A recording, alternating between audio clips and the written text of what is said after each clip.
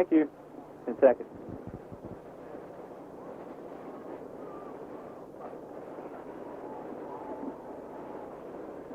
Good evening, everybody. This is Jerry Herring along with Ron Davis coming to you live from Clinton High School, where tonight the Clinton Dark Horses will be playing the East Duplin Panthers in a cross-county rivalry for the Eastern Championship in the 2A classification. It's going to be the night's winner run is going to be playing in Chapel Hill next Saturday at 11 o'clock. That's right, Jerry. When we started the season off this year, we had a pretty good idea that we would be sitting right here, Clinton High School, for the Eastern Championship game.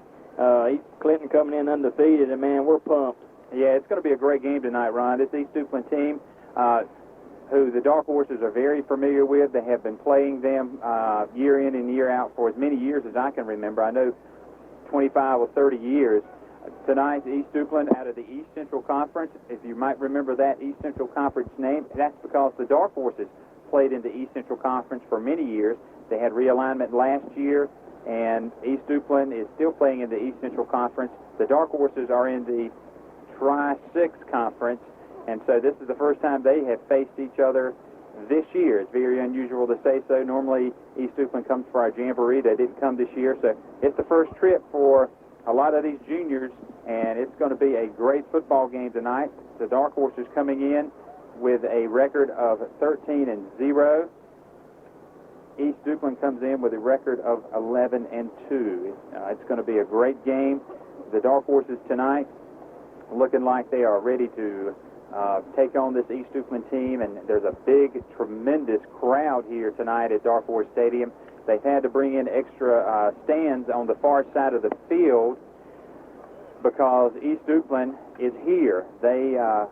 We thought maybe that the Wallace Rose Hill game, Wallace is playing for the Eastern 1A championship tonight, and with East Duplin being in Duplin County, Ron, I thought that maybe take away from some of the crowd here tonight, but look at the crowd here at Dark Horse Stadium on both sides. That's right, Jerry. If you look over here on the home side, we got here about 6:15, 6:30, and the home bleachers were already full. And if you're coming in looking for a seat on the home side, good luck, because there's not any left. It looks like all the places stand along the fence down the left side, close to the concession stand. Those places have already been taken. On the far side where you walk up there, looks like a few spots left to stand because, folks, tonight it is SRO, standing room only.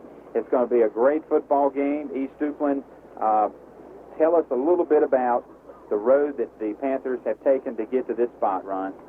Okay, Jerry, tell you a little bit about Bob Lewis real quick. He's been coaching for 14 years at Clinton. And he has a record of 155-27, which is an awesome record. Every year since '91, the 2A champion has played East Duplin along the way, so they have a rich tradition. East Duplin, they're coming to the game at 12-2 tonight. Their only losses are to a very strong Wilmington Laney team, 26-0. They lost, and a very good Richlands team. They lost 21-6. One big key game that they did win was against Wallace Rose Hill. That's right. It was a close game. I think it was 1 point. They're coming in tonight with a 7-game winning streak. Big key here, they have 3 backs for over 3,100 yards and 36 touchdowns. The Panthers have passed during the playoffs, and that's been a big key to East Duplin's victory. That's right. But it's going to be a gregreat game tonight. Coach Archer said the key to the game is have a good first and third quarter. That's right, and they have not lost a road game this year. That is a very big key until tonight, we hope. That's right. Tonight, right now, the Clinton High School Marching Band is on the field, and we are going to be playing the National Anthem, something very special for you folks who will be viewing the game Monday night at 7:30. You'll see something that's very special here. Talked with Mr. Burl Williamson, who is one of our proud sponsors of Williamson LP Gas. He is going to be talking about, that's what he's talking about tonight. They're going to have some pyrotechnics after the national anthem. It's going to be very, very special. Again, the East Duplin Panthers tonight, they have their band here. I see them up in the stands on the far right up there. They're going to be playing the music loud. We've got a lot of horns here tonight. So So it's going to be an exciting football game, to say the least. The Eastern Championship is nothing new to the Clinton Dark Horses. They have marched along the way during the 90s, starting in 1990, won 3 state championships, have been to Chapel Hill 4 times. Last year they fell short in the 3rd round of the Eastern playoffs by losing by 1 point. Tonight they have come to the Eastern Championship. The Dark Horses, even though that these young men have never been to an Eastern Championship, are carrying on a long tradition here at Clinton High School with playing in the playoffs. Coach Bob Lewis, as Ron mentioned, has been at Clinton High School for 14 years with an amazing 85% winning record. But a lot of folks don't realize that Coach Bob Lewis was also at East Bladen High School in the 70s, and he took the East Bladen Cougars, back then they were the Cougars, to a state championship. So Coach Lewis knows how to prepare a team for a situation like this. This is a big game. He tries to keep them as calm as possible, but the other end of the spectrum, he's going to make them very, got to make them intense. But the East Duplin Panthers and the Clinton Dark Horses are no stranger to playing each other over the years, and tonight should be one of those that you could put in the record book, and it's going to be a great football game. You're going to see the Dark Horses hopefully play a good ball game tonight. Let's listen to Mr. Bill Scott. And this be our motto: in God is our trust. And the star-spangled banner in triumph shall wave o'er the land of the free and the home of the brave. Please join me now in saying the Pledge of Allegiance.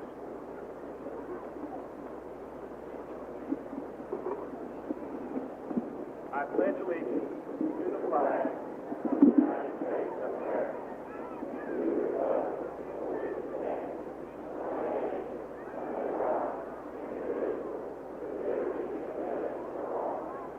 Thank you, and please remain standing now as the Clinton Dark Horse Marching Band honors our great country by the playing of the national anthem.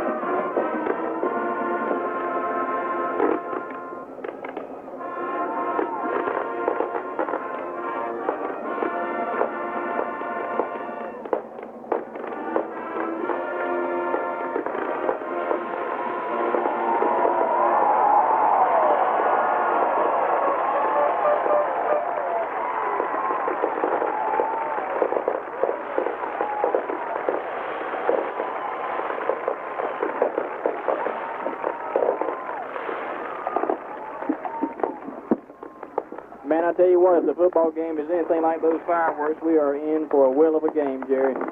Well, the fireworks have already started here at Dark Horse Stadium, and they're still going on right now. Let's take a 2-minute timeout. We'll be right back. Tonight's Eastern Championship game is brought to you by the Marcel Company. They are your Sampson County ATV store. Sessoms Jewelry. Norwood Ford.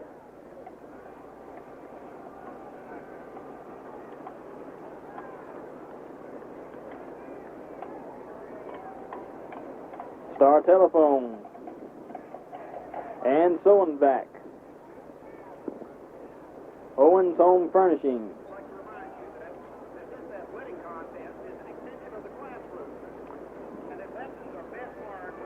Ron, the football game tonight between the Clinton Dark Horses and the East Duplin Panthers should prove to be a tremendous matchup. Tonight, the Dark Horses come in. They are a solid football team. They have been from year to year, year in and year out. Tonight is no exception. The Dark Horses come in tonight with 3 running backs who can break it at any time, led by Herbert Dixon. Also back there for the Dark Horses tonight will be Ricky Warren, who is their speedster in the backfield. And when you need some big yards or you need something in a big, tremendous situation, you give it to Reed Butler. We saw Reed Butler last week for the Dark Horses on 2 key third down situations come out and make the first down for the Dark Horses. The offense, we've got Stephen Horn tonight. Stephen's going to come in. He is going, I'm sure, going to play a well of a ball game. This is the seniors out there, Herbert Dixon, Ricky Warren, and Stephen Horn in the backfield, along with the other seniors. We'll mention them. This will be their last game at Dark Horse Stadium, so they want to go out winners. But they've got to get past the East Duplin Panthers. The East Duplin Panthers out of the East Central Conference ruled the conference this year. They had some big wins. They come in averaging somewhere around, they come in averaging 33 points on offense. They give up around 13 points on the defense. The Dark Horses come in tonight ranked number 3 in the state in all classifications, averaging 45 points a game, and they're averaging giving up only 9.2 points a game on defense. So tonight they've got a big test in that. The East Duplin Panthers coming tonight with 3 backs who can really run the football, Ron. Let's talk a little bit about those 3 backs in the backfield. Okay, Jerry, the first one is Derek Farrier. I'm terrible. That's all right. I did tell you before the game. He's rushed for a little over 1,200 yards, Jerry. He's had 15 touchdowns. He's had 14 receptions for 210 yards and 4 touchdowns for a total of 25 touchdowns. Tyne Powell, he's had a little over 1,000 yards for 8 touchdowns. He's had 405 receiving yards with 4 touchdowns. And if the math looks different, they did score on like punt returns and things like that. Right. So thank you. Jeffrey Hall, he's rushed for a little over 800 yards and 13 touchdowns, Jerry. So coming in with a potent backfield. They do, and they've passed a lot the last few games. And Jake Brinkley, the quarterback, has really put some numbers up, especially in the last 3 games, Ron. Yeah, coming in, he's passed for 789 yards, 45 for 89 for 14 touchdowns, and a big key here, only 2 interceptions. Well, tonight the Dark Horses are going to have to look for those young men. We just talked about that. Their leading receivers are the guys out of the backfield, and they have a little play where they just throw it out of the back. So the Dark Horses are going to have to be careful with that. But one thing that I think the Dark Horses are going to do tonight is, one thing I think is a key, Ron, and we'll get off here, is that they've been there and done that. They've been in numerous championship games, and the coaches for the Clinton Dark Horses know how to handle the kids. That's right. This is just another game for the coaches, Jerry, and when you've got that kind of experience, you couldn't take nothing for it. You sure couldn't. Coach Bob Lewis has been there many times in the big games, and he's prepared his kids well, along with the other coaches for the Clinton Dark Horses, and you cannot leave out those coaches. In fact, I see Coach Jeff Sauvel up here for the Dark Horses, Robert Hill, a mainstay for the Clinton Dark Horses, Lynn Too, Tracy Thornton, Coach Jimmy Rayner, who's been around as long as I have, and that's a long time, folks, Coach Mark Fields, Chris Owens, Kevin Ellis, and Scott Lewis. So they have just a great team of coaches that prepares these young men for situations like this. That's exactly right, and it's going to be real interesting to see how East Duplin comes starting off this game, Jerry, and getting a good feel of this very tough defense that Clinton has. Yeah, and Coach Brian Aldridge said that he took a quote that from Jack Holly, the head coach for the Wallace Rose Hill Bulldogs, and his quote was, "Whoever hits the hardest, the longest, will be the one that's going to win the ball game." And that's pretty well said, and that's kind of in a nutshell, folks. Right now, we're going to take a 2-minute timeout. Come back, give you the starting lineups for the night's football game. Tonight's exciting Eastern 2A final matchup brought to you by great sponsors who have been with us all year long. Marcel Company at 712 Southwest Boulevard. They are your motorcycle and ATV store. They have sales and service for you. Also Star Vision at Highway 421 North. That's cable TV for you. They have pay-per-view and internet. Also Clinton Appliance and Furniture Company at 401 Northeast Boulevard. They have a low price guarantee. They are your neighborhood expert. And this is where the experts roam. Don't want to forget Sessoms Jewelry. Go by and visit Gary Wayne and his fine staff. They help you pick out something special, a special gift, and they have been serving our area for 35 years. They're located at 105 Wall Street. I'm reading Pat Dixon's writing here. Pat, I'm sorry if you're listening, but I'll decipher it. I got a hieroglyphics expert here that's going to help me out, but I think I got that right. Ron, if you would quickly give us the starting defensive players for both teams. Okay, Jerry, for the East Duplin Panthers, their defensive line consists of Jeremy Hall, Jonathan Lamb, I'm not going to try and say the first name, Wilkes, Greg Peterson, linebacker Kyle Hatcher, Chables Williams, Daniel Morphy, Tyan Powell, Britt Scholler, Derek Ferry, and Derek Hall. For Clinton, their defensive line consists of Darrell Steele, Jerome Rayner, Marcus Thompson, Stephen Anders, Rock Wells, Corey Hickman, Herbert Dixon, Stephon Morrissey, Willie Moore, Brian Howard, and Michael Sampson, Jerry. Now, thank you very much. And the fireworks have started on the, if you're watching your TV screen, the fireworks on the left side of it tonight. The Dark Horses have come on the field. You hear the familiar fight song from the Dark Horses, Hail to the Varsity.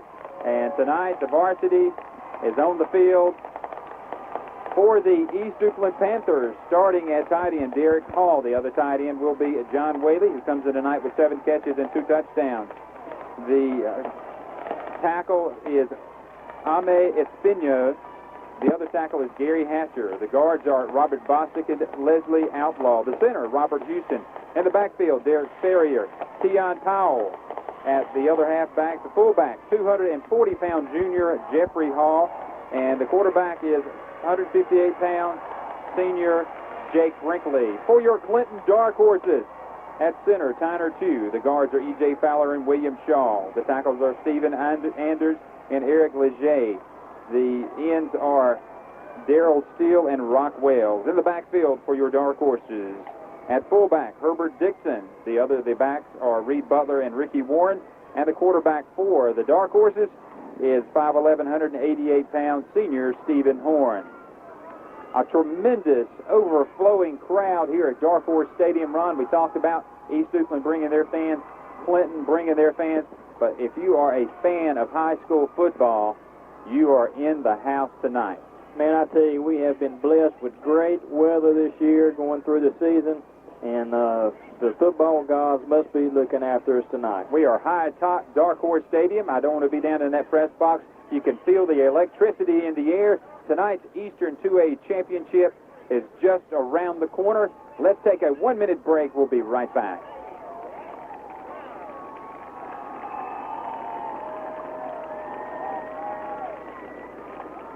Tonight's game is brought to you by Sampson Community College, Highway 24 West, Education for All. Briggs & Son Tire, 1400 Sunset Avenue, Goodyear and Kelly Tires. They are your authorized dealers for those tires. Matthews Drugs, Matthews Cars and Gifts, located in the Jordan Plaza, your hometown pharmacy. Quick keys for the ball game, Ron. We talk about East Duplin. They play tackle to tackle on offense. They're going to run right at you with those 3 backs in the backfield to see if you can stop them. The Dark Horses, for the most part, have done that all year long. And the key for the offense for the Dark Horses is just play smash-mouth football. Run right at them and see if you can stop them. That's exactly right. Keys for the East Duplin defense, they're going to try to stop Herbert Dixon. I saw them during the pregame. They are keying on number 33. So watch tonight for number 7, Ricky Warren, or number 2, Reed Butler, and watch out for the play-action pass on first down because they play a little like East Duplin. They put 9 in the box. What do we mean by that, folks? Tell them, Ron. Basically, Jerry, they put 9 up on the line of scrimmage to try and stop the run and make you pass the ball. That's what they're going to do. And for the Dark Horse offense tonight, I think it's going to run on all cylinders. They, like we said, have been here and done that. And the East Duplin Panthers, last time they were in the playoffs was in 1997. They were undefeated. We the Clinton Dark Horses, played them for the Eastern Championship and beat them 33-0. I hope that that trend continues tonight. The Dark Horses won the toss. They are going to defer, which means they're going to kick off and get the ball to start the second half. So they're going to put the defense on the field first, Ron. Very interesting. Rockwell's going to kick off for Clinton from the 40-yard line at the right hash mark. So the Eastern Championship in the 2A classification coming to you live from Dark Horse Stadium. There goes the whistle, and there goes the kick. It's going to be a short kick. It's going to be out of bounds at the 30-yard line. So the Dark Horses, Rockwell, I'm not sure if he kicked it. I think he miskicked it, Ron, because he kicked off from his 40, and the kicking tee landed all the way down to the other 40-yard line. So he apparently mishit the ball, went out of bounds. It's probably a little nerves, you guess, a little overextended adrenaline. Well, you want to talk about keys to the game. I think that's going to be here in the first 3 minutes of the first quarter. Maybe we'll set the pace of the ball game. So Jake Brinkley, number 2 on the field, quarterback, 1st and 10 for the Panthers at their own 35-yard line. Handoff left side. Dark Horses stop him at the 35. Maybe a loss on the play, Ron. Yeah, nothing doing. Marcus Thompson, Jerry, had an opportunity to talk to him yesterday, and, man, he was key and hyped and thought like he was going to put on a defensive display for us tonight, and he has started it with that first play. You know, you get Stephon Marcy and Marcus Thompson going, watch out, folks, because the defensive ends with Darrell Steele and Rockwell, they pretty much shut down the outside. No gain on the play, 2nd and 10 for the Panthers at their own 35-yard line. We got 2 out to the right, 1 out to the left. Single setback. Quarterback back to pass, throws over the middle. Incomplete, almost intercepted, Ron. Go ahead and say it. Yeah, Jerry, Brian Howard, if he had been looking for that pass, we might have been looking at 6 points right to start with. And even if he would have called it, Ron, I think at most he would have gained a yard on the play. So it's going to be 3rd and 10 for the Panthers at their own 35-yard line. Full house, Dark Horse Stadium. What a beautiful night for football. It's got to be about 60, 65 degrees, Ron. It does not feel like the 7th of December. 3rd down, 10 yards to go for the Panthers at their own 35-yard line. Full house backfield. Handoff straight up the middle. 4-yard gain for the fullback. That's Jeffrey Hall, but stopped for a 4-yard gain. 4th down, 10 yards, 6 yards to go for the Panthers. Yeah, Rockwells was on the play, and Michael Sampson, good job by Michael to come up short. Good job by the defense on a good start. So the Dark Horse faithful are already up, and they are cheering on their Dark Horses. Robert Alphen is the punter, standing at his own 25-yard line. Let's see if the Dark Horses are going to come after it, Ron. They look like they are. They're coming through, and that's a bad punt by Alphen, and we saw it from here. It's going to take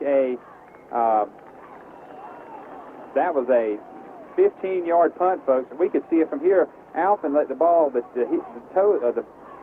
end of the ball hit his foot. And so the Dark Horses are going to take over a good field position, 1st and 10, and they're going to have it at their own 44-yard line. That's right. It's real interesting to see which team settles down the quickest, and that team that settles down the quickest is going to have the upper hand here early. No score, 10:41 first quarter. This is the Dark Horses' first offensive possession from their own 44-yard line. Double tight end set. Handoff. Ricky Warren. Ricky off the left side. Ricky Warren to the 44-yard line of the Panthers.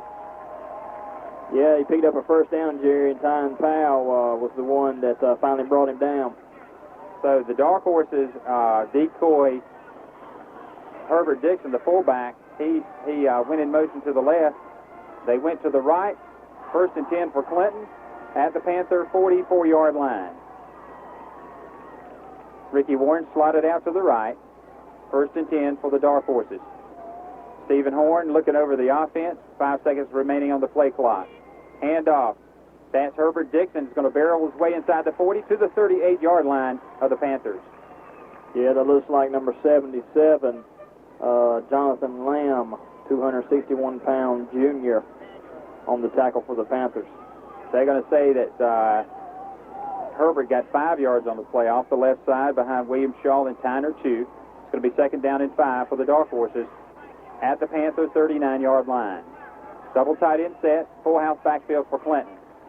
Handoff, left side. Reed Butler is going to almost very close to the Dark Horse first down run. He just barreled his head through there, and you know, he's not that big. He's 5'4", 148 pounds, and if he gets low to the ground, you got to grab about 2 foot of mass of body there. Yeah, he actually ran into Tyner 2, which is 6'4", Jerry, and he almost went up under his legs.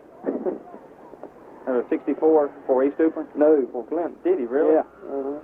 Tyner 2 slowed him down a little bit. Very close to the dark horse first down. Clock's going to stop. They're going to measure it, and the dark horses are going to get a first down. They have used all 3 backs here this first drive, Ron, trying to spread it around a little bit. So the crowd lets you know it's 1st and 10 for Clinton. They have it at the East Duplin 33-yard line. Full house backfield. Handoff right side. Herbert Dixon. Herbert's going to get into the 30 down to the 28-yard line and muscle his way for about 5 yards. Yeah, Jerry, anytime this offense can pick up 4 or 5, 6 yards on the first down, it makes it really tough to stop this offense. Big Jonathan Lamb, a 261-pound junior, was the last one off that pile. So it's going to be 2nd down, 5 yards to go for Clinton. Now inside the 30 at the Panther 29-yard line. Clock running, 8:41 first quarter, no score. Dark Horse is driving. Handoff, Ricky Warren right side. Ricky's going to get 2 yards on the play short of the Dark Horse first down. Yeah, it looks like Ricky Lamb again, along with number 10, Kyle Hatcher, for the Panthers on the tackle. So coming up for the Dark Horses, Eric E.J. Fowler coming up a little slow. Coming in now, Stephon Marcy, Ron, taking the place of E.J. at right guard. E.J. had a nagging injury. I think he did not play in the East Bladen game, the first East Bladen game. Hopefully he didn't re-aggravate that injury. 3rd down and 3 now for Clinton. Handoff. Herbert Dixon. Herbert Dixon running hard. Herbert Dixon all the way to the 15-yard line. Ron, I missed him in the mass of bodies there. He just muscled his way to the 15-yard line. But only thing I saw moving on him was his feet. Yeah, I had an opportunity to talk to Herbert yesterday, Jerry, and he told me he was going to put on an offensive display tonight. So Marcus Thompson told me he was going to put on a defensive display, and Herbert told me he was going to put on an offensive display. Dark Horses get a first down at the Panther 16-yard line. Full house backfield for Clinton. Handoff, Herbert Dixon off the right side. Herbert's going to get caught at about the 13-yard line and brought down. Looks like he was brought down by number 89, John Whaley. Gain of 2 yards on the play for the Dark Horses. They have it 2nd down, 8 yards to go. They have it at the Panther 13.5-yard line. Clock is running with 7 minutes to go in the first quarter. We have no score here at Dark Horse Stadium. Again, double tight end set for Clinton. Full house backfield. Handoff. Ricky Warren left side. Ricky is now inside the 5 down to the 4-yard line. Trap play left side. Fakes it to Herbert. Gave it to Ricky. Yeah, Derek Ferrier, number 3, was the one on the tackle. Saved the touchdown. I saw them practicing this the other day, the offensive line, Ron, and it was very interesting to see how that trap play works out. And it's going to be 1st and goal for Clinton. Now inside the 5 to the 4-yard line of East Duplin. We have no score here. 6:40 to go in the first quarter. Handoff. Dixon in the goal line for the score. So the Dark Horses on the scoreboard, 6-0. That was just smash mouth football all the way down the right side. Herbert Dixon takes it from 4 yards out. They distributed the ball well on that first drive. And so the Dark Horses on the board now, 6-0. The point after try coming for Trent Williamson. Jamie Tilley is the holder. Snap, spot kick is up. It splits the upright. Goes over the Dark Horses, almost hit the track. So the Dark Horses make a statement here. Their first drive, it is 7-0. Clinton on top. Let's take a 2-minute timeout. We'll be right back. Tonight's Eastern Championship game is brought to you by Weekson Associates Insurance Services, 308 Vance Street. They are your hometown faces you've always known. Courteous service you've come to expect. Owens Home Furnishings, 2102 Hopton Highway. They have a best price guarantee and great service. And so in the back, Northside Plaza, home of the Little Pig. Interstar Communications, 102 Sampson Street. Ron, the Dark Horse has made a statement on defense and on offense. Hopefully they'll be able to put statements in the paper that the first 3 minutes of the first quarter is very important to him. If that's the case, the Panthers may be in trouble. But this is the East Duplin Panthers and the Clinton Dark Horses. Anything can happen. Kickoff coming now. Rockwell's going to kick off. Let's see if he can get his foot into it this time. Looked like one of those kicks that Graham kicked a few weeks ago, didn't it? Let's see if he can get his foot into it here. There's the kick. This time he gets a little bit more. It's got a high down at the 8-yard line to the 15 and to the 27-yard line. Return man for the Panthers takes it.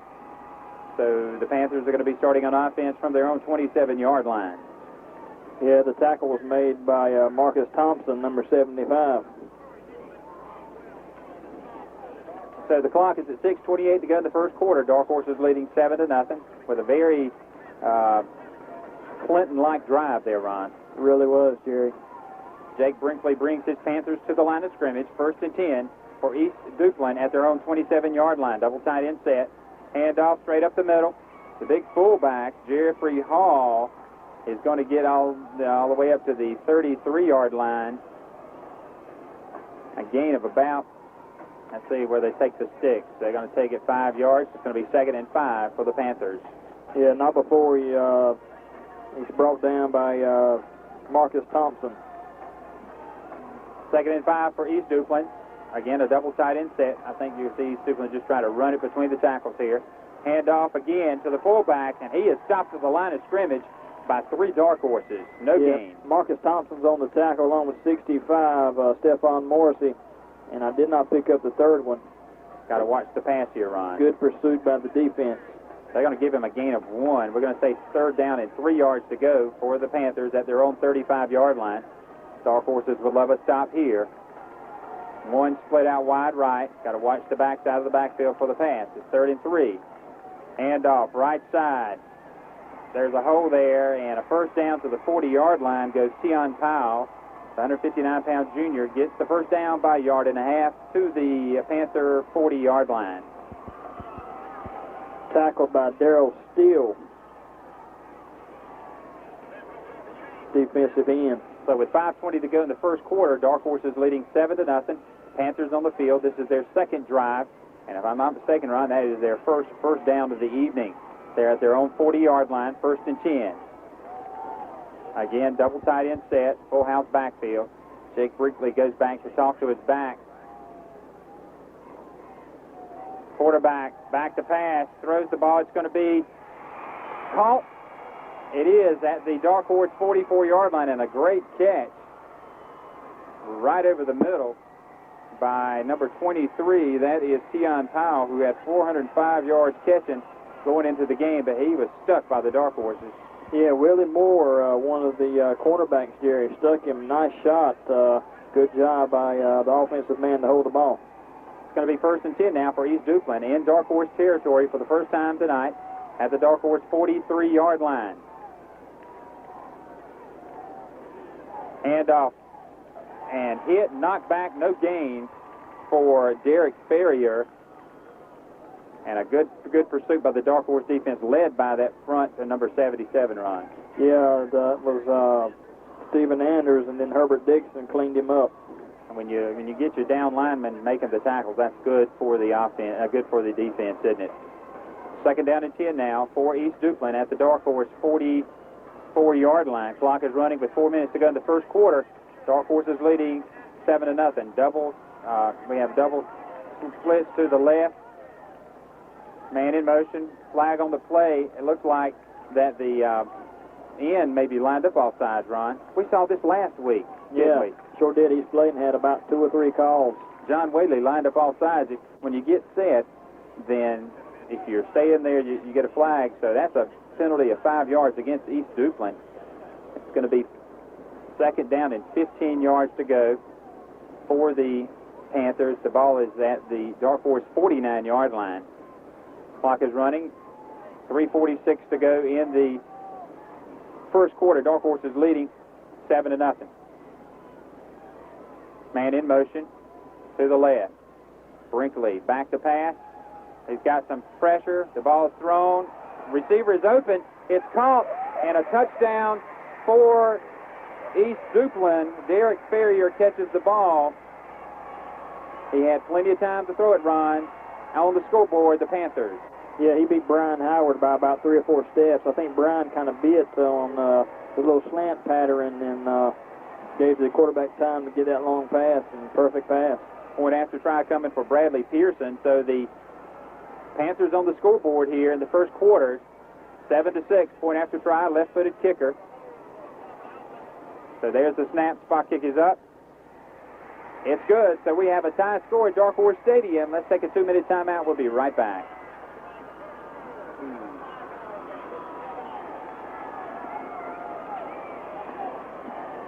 Tonight's game is brought to you by Piggly Wiggly, your hometown grocery store. Down home, down the street. Williamson LP Gas, 820 West Elizabeth Street. They have a drive-through service and refills from 8 a.m. to 12 p.m. on Saturdays. S&S Auto Sales, 1780 Hopton Highway in Clinton, where quality and service still matter. Sessoms Jewelry, they're proud to bring you high school football. Stop by and see Gary Wayne and let him help you pick out some special gifts for Christmas. Ron, East Duplin lit it up with a pass. It worked for them. Touchdown. Derek Ferrier gets the score off a good pass by Jake Brinkley. And we have a 7-7 tie here with 3 minutes and 25 seconds remaining in the first quarter. Real quick, just wanted to point out we got a new cameraman tonight. Chris Davis is helping us out.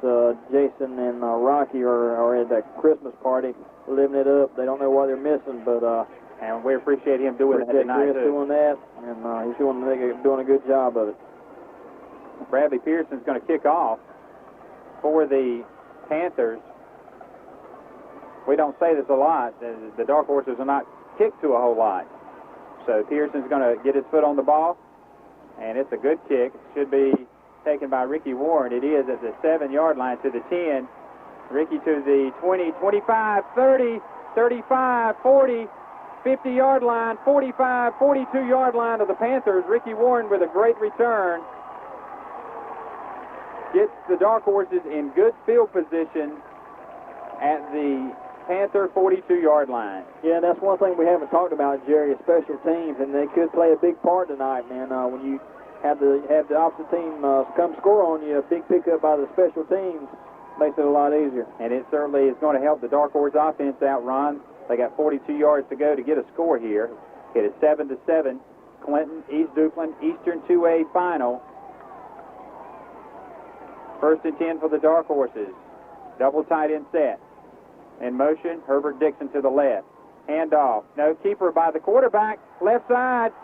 Horn fumbles the ball. It's in the air. Who's got it? He fumbles it out of bounds, Ron. What a great break for the Dark Horses. Stephen Horn kept the football, went down the left sideline, got to about the 15-yard line. I think he was stripped of the ball. Somebody came up behind him, and fortunately he was close enough to the sideline that the ball went out of bounds, and the Dark Horses have it first and 10 after it's all said and done at the Panther 14-yard line. Yeah, the ball just went right straight up in the air, Jerry, and Stephen got his hand on it, but didn't quite get a hand on it. We were lucky. I'm glad he didn't get a hand on it. Yeah. I'm glad it went out of bounds. So a break for the Dark Horses there after a good run by Stephen Horn. Clinton's got it now first and 10 at the Panther 13-yard line. Double tight end set for the Dark Horses. Handoff. Herbert Dixon, right side. Herbert Dixon still on his feet. Herbert Dixon running hard down to the 11-yard line. Gain of a couple of yards on the play. Good defense by the Panthers. Jerry, you can see the defensive men trying to strip that ball from Herbert, but I guarantee you that's like trying to take a bone from a mad bulldog that hadn't eaten for a couple of weeks. Gain of 2 yards. That was a good one there, Ron. I like that. Gain of 2 yards for the Dark Horses. Maybe 3. Second down and 7 now for Clinton. Dark Horses have it at the East Duplin 11-yard line. Clock is at 2:31 in the first quarter. We're tied up 7-7 here at Dark Horse Stadium. In motion, Herbert Dixon. Handoff. Pitch out to Reed Butler. Reed is going to be hitting his own backfield, and an ill-advised pitch by Stephen Horn because Reed Butler had nowhere to go, Ron. Yeah, Brett Schroller done a good job at reading the options there, Jerry, and stayed with the running back. When he pitched it, he was right there.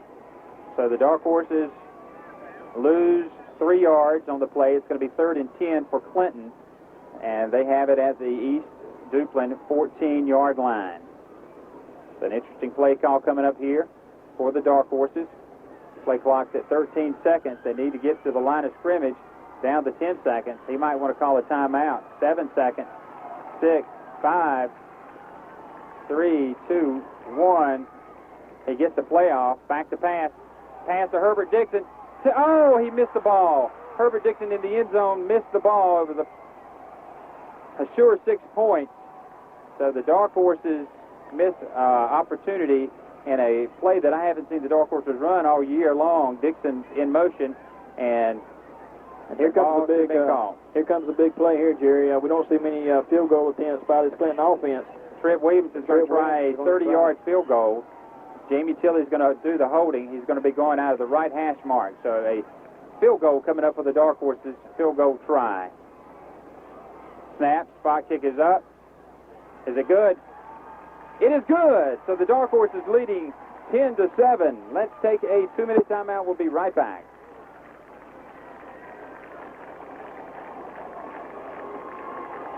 Tonight's exciting football game brought to you by Sampson Bladen Oil and LP Gas Company at Highway 421 North. They have a 24-hour service. They are your licensed heating and air conditioning dealer. Also, Go Automotive, Chevrolet Buick, Toyota at Highway 24 West. They have been voted the best place to buy a new or used vehicle for the past 3 years. Handy Hugo's, visit them. They have 3 convenient locations to choose from. There's one on your way home. Ron, the Dark Horses did a good thing there, kicking a 30-yard field goal because it was 3rd down and 10, and they needed to put some points on the board. They did. They're on top 10-7. That's right. We've seen Trip Williamson kick pregame for about 3 or 4 games now, and he's got as good as his leg as anybody we've seen this year, and that just shows the confidence that Coach Lewis has in him. And that also shows the confidence that Coach Lewis has in his offense, because we missed the 6 points there, came back and got 3, and so the Dark Horses have been running pretty good on this East Duplin defense here in the first quarter. Rockwell's going to kick off for Clinton. Let's see if he gets his foot into it.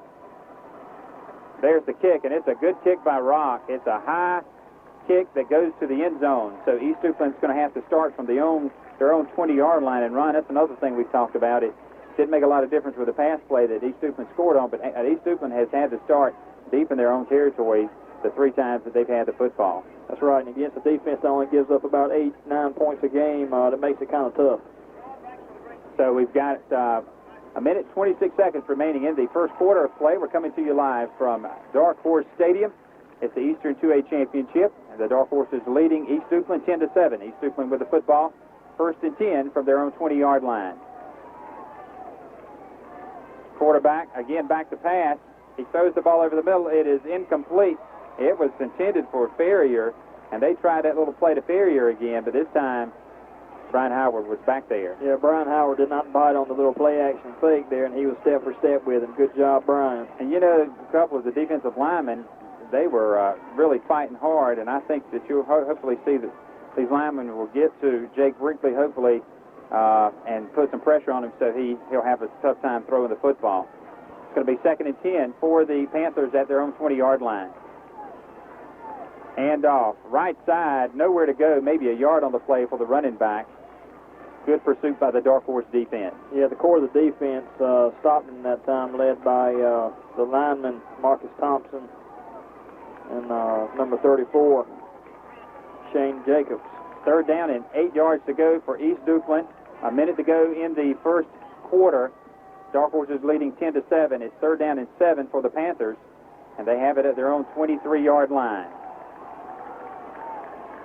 Double wide out to the right, single to the left, single setback. Man in motion. That's that pass play. He's got some pressure.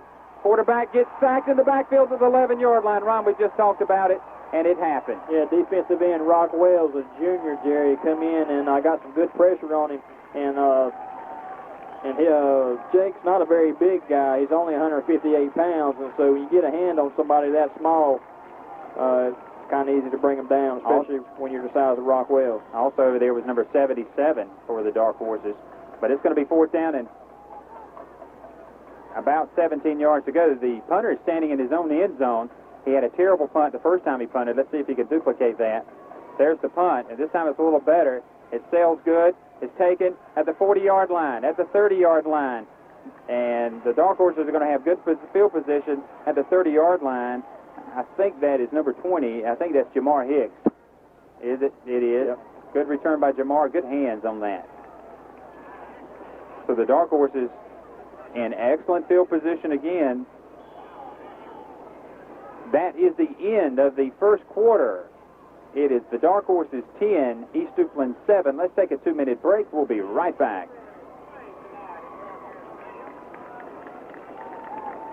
Tonight's football game brought to you by Clinton Drug Company at 307 Demon Street, your low-price pharmacy. They have a convenient drive-through window just for you and you and you. S&S Auto Sales at 1780 Hobson Highway in Clinton. They still believe that quality and service still matter. Visit LP Gas. Williams and LP Gas Incorporated at 820 West Elizabeth Street. Our convenient drive-through service, as Mr. Burrell and his staff have, and they have refills from 8 a.m. to 12 p.m. on Saturdays. And he is also, if you ever need someone to do your fireworks, Mr. Burrell Williamson is the man. He told me last week, and I think I said this on the air, Ron. He said when he comes back, if there is reincarnation, he wants to be a pyrotechnic engineer. That means he wants to play with fire and bombs. That's what it means, folks. But tonight he put on he called it a 2-fire engine display tonight. We've got another 12 minutes to go here in the first half. We're just starting the second quarter of play. The Dark Horses leading 10-7 over the East Duplin Panthers out of the East Central 2A Conference. Dark Horses have great field position after holding the Panthers, and a good return by Jamar Hicks. And the Dark Horses have it first and 10 at the East Duplin 34-yard line. Full house backfield. Quarterback hands off to Reed Butler off the right side. Reed is going to get a couple of yards on the play, maybe 3 yards. Good pursuit by the defense. Yeah, he's finally brought down by number 20, Jeremy Hall.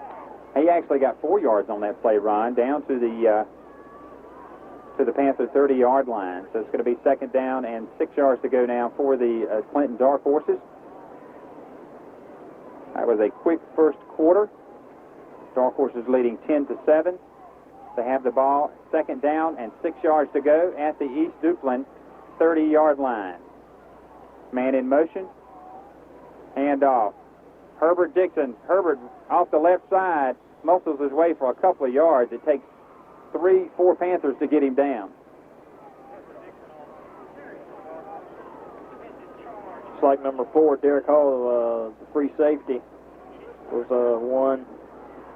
Along with number 77, tackle Jonathan Lamb. After all that is said and done, they're going to give his forward progress down to the East Duplin 27-yard line. It's going to be third down and 4 now for Clinton. Again, a double tight end set. Full house backfield for the Dark Horses. Hand off. Left side, Ricky Warren. Ricky's trying to get outside. Ricky down to the 19-yard line. Very close to the Dark Horse. First down, Ron. Depends on where his knee went down. Looks like from here he's got it, though. It's very close. He does, so the Dark Horses get a first down. Ricky Warren off the left side. He was one player from breaking it. So they have really distributed this ball well to all 3 of the backs. Actually 4 if you count Stephen Horn. Stephen had a big run there in the first quarter. So it's going to be first and 10 for Clinton at the East Duplin 18-yard line. Hand off. Right up the middle to Herbert Dixon, and they are keying on Herbert tonight. It's like number 77, tackle Jonathan Lamb again. He's a 261-pound junior. He got a couple yards on the play. Again, the Dark Horses trying to make sure the Panthers are honest, playing inside and outside. It's going to be second down and 8 for the Dark Horses at the Panther 16-yard line. Quarterback down the line, pitches out to the left side, and Reed Butler is not going to get, in fact, he might get back to the original line of scrimmage, but they say he's going to lose a couple. That play has been tried twice, and it's not worked twice, Ron. Yeah, cornerback Brick Scholler was there on the stop, and then number 77, Jonathan Lamb, come in and put a nice hit on Reed. They are really playing the outside well. Let's see what they do here on 3rd and 10. Loss of 3 yards on the play. We got a timeout on the field. Dark Horses leading 10-7. Let's take a 1-minute timeout. We'll be right back.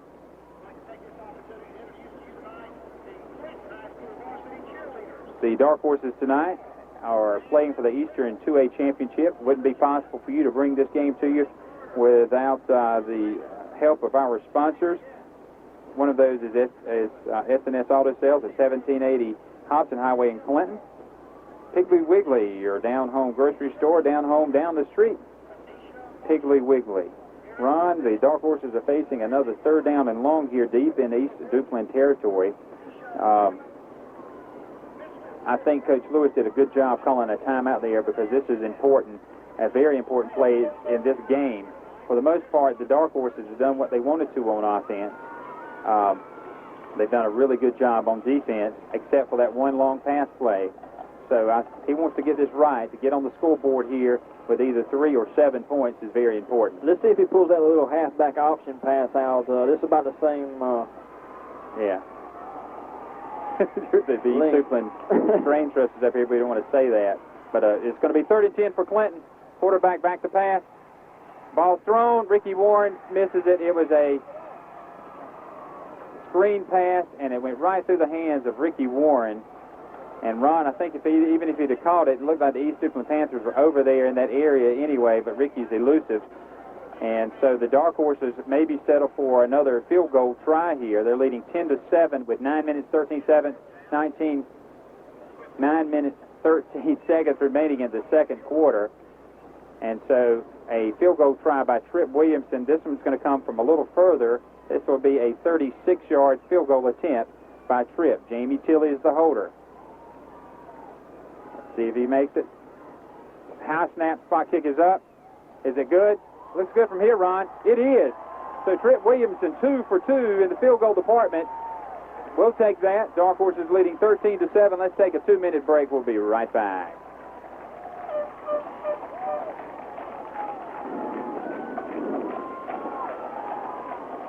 Tonight's game is brought to you by Owens Home Furnishings, 2102 Hobson Highway. They have a best price guarantee and great service. Weeks and Associates Insurance Services, 308 Vance Street.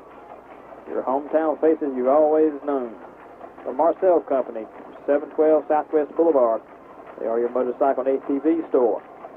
Star Vision, Highway 421 North. Sessoms Jewelry. They're proud to bring you high school football. Stop by and see Gary Wayne and let him help pick you out that special gift for that special someone. That's very good, Ron. Well, the Dark Horses have had it 3 times on offense. They've scored 3 times. One by the way of the touchdown, the extra point, and 2 more times by the way of the foot of Trip Williamson. So the score is 13-7. The Dark Horses are on top with 9 minutes to go in the 9 minutes and 9 seconds to go in the second quarter of play. Rock Wales is going to kick off for the Dark Horses. And a tremendous overflow crowd here tonight at Dark Horse Stadium. Hope you're enjoying the game wherever you are. There's the kick. A good kick by Rock. That ball is going to land in the end zone and out of the end zone. And, folks, we don't even have any wind tonight. We have had wind the last couple of weeks we've been here. But tonight the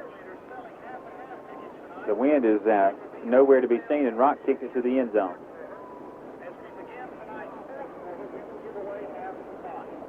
So the East Duplin Panthers, starting from their 20-yard line. See if the Dark Horses can hold them here on 3 and out. Nice to get a little fumble here, an interception, Ron. It's going to be 1st and 10, the Panthers with the football. Jank Brickley with the ball. He is the quarterback. Quarterback hands off, keeps the ball up the middle and gets about 7 yards on the play. Ron, I don't know if it was a broken play or a set play, but the quarterback kept it, went off the right side and got about 8 yards on the play. Yeah, the left linebacker, Corey Higman, was on the tackle along with Rock Wells, defensive end. 2nd down and 2 yards to go now for the Panthers. They have it at their own 28-yard line. Clock is running, 8:41 remaining second quarter. Dark Horses leading 13-7. Full house backfield. Handoff. Left side up over the 30 to the 31-yard line. The big fullback, Jeffrey Hall, is going to get a 1st down for East Duplin.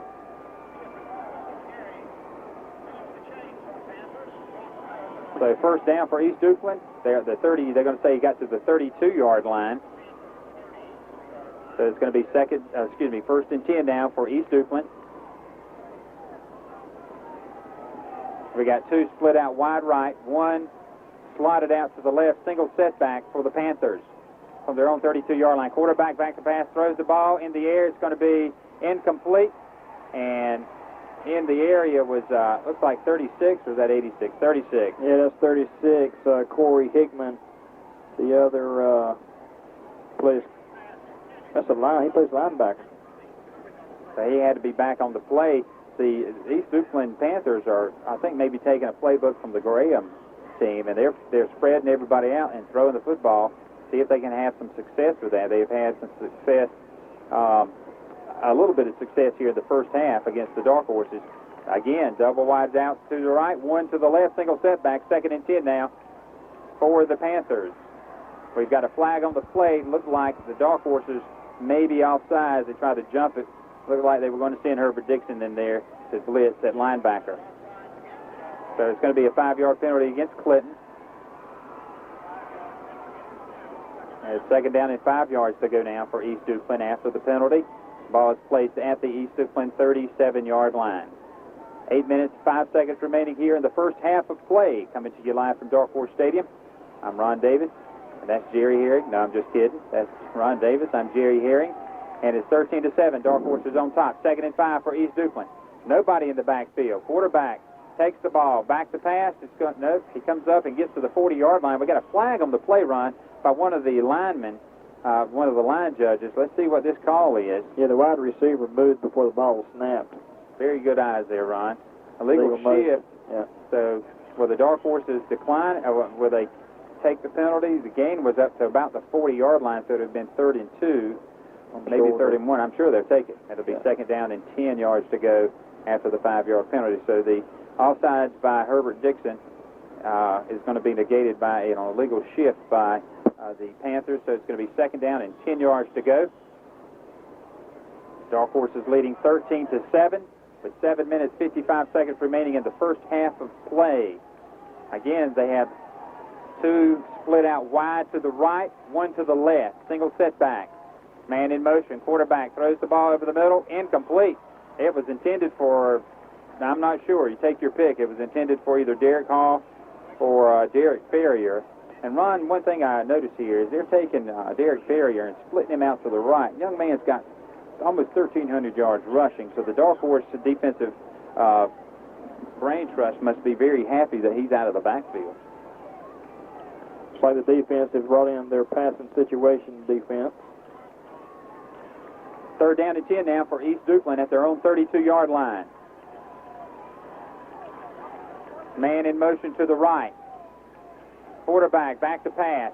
Got some pressure, throws the ball. It's going to be intercepted by Brian Howard at the Dark Horse 29-yard line. What a great catch by Brian Howard. Ron, that ball looked like it had Tion Powell's name all over it, but you got to remember that Brian Howard is also 6'2", and he is one of the ends that come in whenever there's a passing situation, and I hope he's a basketball player, because that meant he got up and really skied that time. So the Dark Horse stopped the pass. Yeah, he's got up. He got up. I've learned that. That's pretty good. 13-7, Dark Horse is leading with 7:32 remaining in the first half. Clinton has it now in their worst field position of the night. They're starting from their own 28-yard line. In motion, Herbert Dixon to the left. And handoff and a trap play, nowhere to go. Ricky Warren, they had that smelled out, Ron. I think they knew it was coming. Yeah, number 51, Cedro Wilkes. He must be the linebacker because he was there all over that play. The loss of a yard on the play for the Dark Horse is 2nd and 11 for Clinton at their own 26-yard line. Let's see Herbert break one right here. Brian Howard split out wide right now for the Dark Horses. 2nd down and 11 for Clinton from their own 27-yard line. Dixon in motion to the right. Quarterback throws the ball. It's caught by Howard off the right side. Brian Howard breaks to the open to the 50. Brian Howard to the 40. Brian Howard down to the 30-yard line of the East Duplin Panthers. That play took a precision pass from Stephen Horn because Brian Howard had a man on him. Folks, you can't see it until you watch it Monday night at 7:30, right on Star Vision 16:33. But Brian had someone on him, didn't he, Ron? He sure did. Came back one step, bullet pass. Brian caught it. He's caught 2 passes in the last. Lewis calls it game speed. He's got the game speed. Dark Horses 1st and 10 at the Panther 30-yard line. Long count. Hand off. Herbert Dixon up the middle. Herbert Dixon in the open to the 25 to the 24-yard line.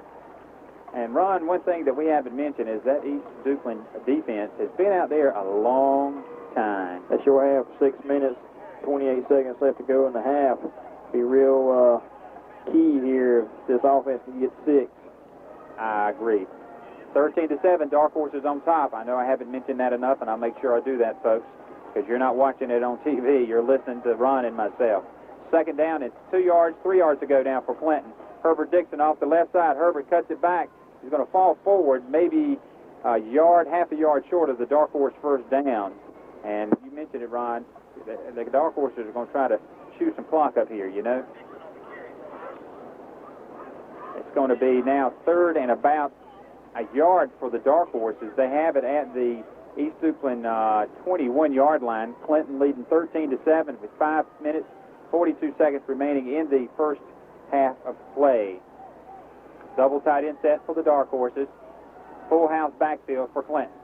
And a quarterback keeper for Stephen. Looks like he's got the 1st down by a couple of yards. Quick count by the Dark Horses, and Stephen is going to pick up the Dark Horse 1st down. Jerry, the East Duplin coaches have got to be scratching their head because, you know, they come into this game wanting to stop the run. And Clinton has done exactly what they wanted to do, is run the ball. You know, they've run it well, Ron. Every drive they have done what they wanted to do. You might think that 2 field goals is not a lot, but it really adds up if the Dark Horses just continue to churn it out. 13-7, Dark Horses on top, 1st and 10 for Clinton at the 19-yard line. And we have flags everywhere by all 3 officials. Yeah, I believe the offense, there was a couple players that jumped a little early. A legal procedure against Clinton. And down this deep inside the red zone, which is inside the 20-yard line, those 5 precious yards could mean a lot. But you know, one thing we haven't seen is that Ricky Warren breaking it out. You know, they have been running between the tackles, have the Dark Horses pretty much here in this ball game. And don't be surprised to see a little pitch out to Ricky Warren with Herbert Dixon going in motion here. Normally you see it down here. It's going to be 1st and 15 now for Clinton. They have it at the East Duplin 24-yard line. Handoff. Ricky Warren left side. Ricky's going to cut it up. Ricky Warren still running the inside to the 15 to the 14-yard line. So a good run by Warren is going to get back the yards that the Dark Horses need, plus another 5 yards. So it's going to be 2nd and 5 now for the Dark Horses at the East Duplin 14-yard line. That was number 10, Kyle Hatcher, linebacker for the Panthers. Got to see if the Dark Horses can get into this red zone and get 7 points, Ron, because last week they had a couple of times where they were in this situation, couldn't get it in, decided to go for it instead of kick a field goal. And tonight, let's see if they can get it in here. It's going to be 2nd and 5 for Clinton at the East Duplin 14-yard line. In motion, Herbert Dixon. What is that? Play clock has run out? Looks like that's what happened. The play clock is, they said, ran out. Ron, it looked like to me they got the play off. So they're shooting themselves in the foot here. The Dark Horses with 2 penalties here in the red zone, a delay of game. And you know they're trying to milk the clock for all they can, because the longer you do that, you got 30 seconds, or is it 35? I'm not sure. I never really look at the play clock. That's right. 25 seconds, I'm sorry, folks, to get the play off after they set the ball down. That's right. And with the area that they've got these play clocks placed, you should know. That's right. It's going to be 2nd down and 10 yards to go for Clinton. Handoff. Ricky Warren, left side. Pass. It's going to be caught. Right side. Fumble on the play. And East Duplin's going to pick it up and run out of bounds with it. There was a pass. It was caught. And East Duplin's going to get the ball back. Yeah, that pass was the number 50, Tyner 2. He's the center, Ron. It was, you're right. It looked like Tyner 2 had the ball. That was a play I haven't seen. It was a trick play. It worked. Tyner had the ball, but the ball was knocked out of his hand. So East Duplin's going to take over 1st and 10. They're going to have it at their own 14-yard line with 3:52 to go in the first half, the Dark Horses leading 13-7. Let's see if the Dark Horses can turn around and get a stop right here, get the ball back with some time left on the clock. Handoff. The quarterback, handoff left side to Derek Ferrier. And Derek's going to get about 5, maybe 6 yards on the play up to the East Duplin 17-yard line. Michael Sampson was on the tackle. So the clock is running with 3:33 remaining in the first half. Dark Horses leading 13-7. And Herbert Dixon now coming off for the Dark Horses to get a little rest. East Duplin has it at their own 18-yard line. Second down, 5 yards to go for the Panthers. Long count, handoff, left side. Dark Horses good pursuit. Maybe a yard gain to the 20-yard line. Let's see if the Dark Horses call a timeout here, Ron. With 3 minutes to go, I know they've used one timeout here in the game. It's third down and about 4 for East Duplin at their own 20-yard line. And you got to think about if the Dark Horses hold them, where they come after the punt, but that's looking ahead. We can't do that because it's 3rd and 3. 3rd and 4 now for East Duplin at their own 20-yard line. Let's see if the Dark Horses can hold the Panthers here with 2:39 to go in the first half. Handoff, left side, big hole. Ferrier with the football and the first down up to the 29-yard line. So East Duplin gets the first down up to the 30-yard line. And a good individual tackle by one of the Dark Horses, Ron. Yeah, Brian Howard, running back, had one player to beat Brian Howard, and nice job by Howard to stop him. So the clock is running with 2:27 remaining in the first half. Dark Horses leading 13-7. And East Duplin facing a 1st and 10. Quarterback. Hands off, and there's a big pile up. Let's see, they need to blow the whistle. I mean, the guy was down, and they had holding him. So, who was that was carrying the ball, Ron? I think that was number 30.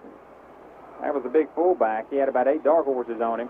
Gained about 7 yards on the play. 6 yards, 2nd down and 4. And I think the Dark Horses were waiting for him to stop, to blow the whistle, but they never did. Clock is running with 1:40 remaining first half. East Duplin with the football. 2nd down and 3 at their own 36-yard line. Quarterback runs off the left side and gets hit and short of the first down. Looks like by about a yard or so. So it's going to be 3rd down and, let's say, about a yard to go. Maybe a little less for East Duplin. But the clock is running, folks. And the Dark Horses leading 13-7 here in the first half. You would think the score would be higher than that for the Dark Horses, but East Duplin, with a couple of big breaks for them in the first half, holding the Dark Horses to 2 field goals and then a fumble on the last drive for Clinton. It's going to be 3rd down and short now for East Duplin inside a minute to go in the first half. Handoff straight up the middle, and the Panthers are going to get a first down with 51 seconds remaining, Ron. I don't know why the Panthers don't use a timeout here. They got 2 remaining, and they have it at their own 42-yard line. Watch out for the surprise play, though. Dark Horses leading 13-7 with 40 seconds remaining in the first half.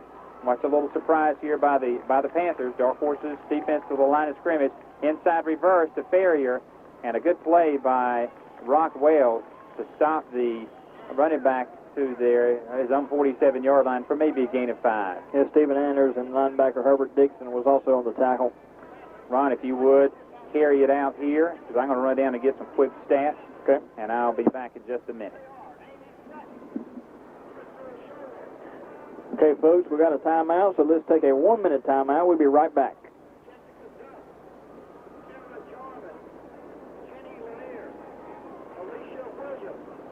Tonight's exciting football game is brought to you by Briggs & Son Tire, located at 1400 Sunset Avenue. They are your authorized dealers for Goodyear and Kelly Tires.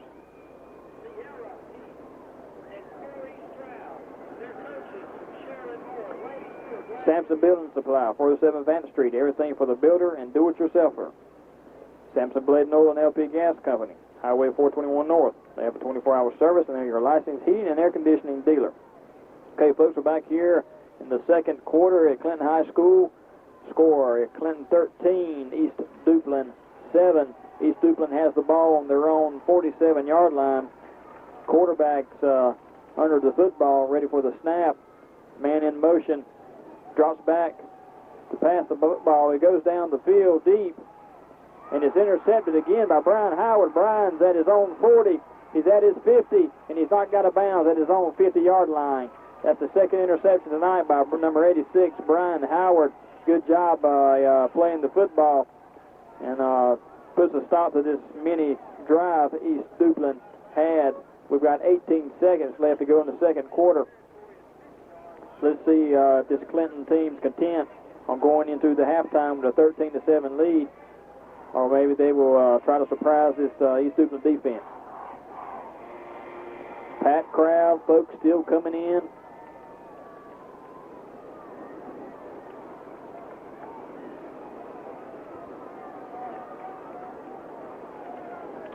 Here's the pass. He's back to pass long. Brian Howard caught the football. Holy cow, folks, if you could just see this catch.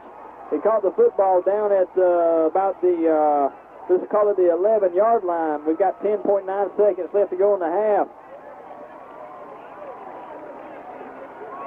Stephen Hoare just dropped back. They had one man going out on the left-hand side. Brian Howard just going straight down the field.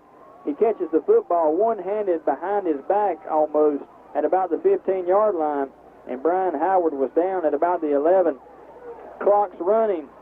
7. Back to pass. Touchdown, folks. 0.0 seconds left to go in the half. There's a flag on the play. Let's see what it's called.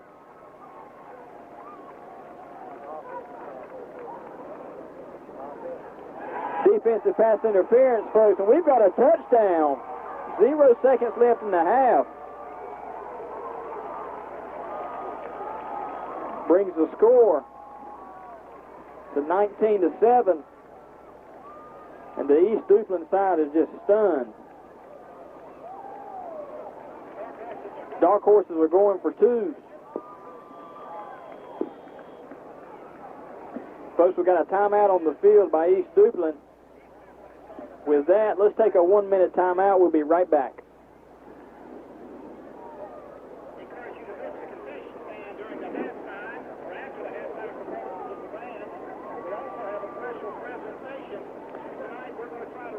Tonight's game is brought to you by Norwood Ford, 213 Southeast Boulevard.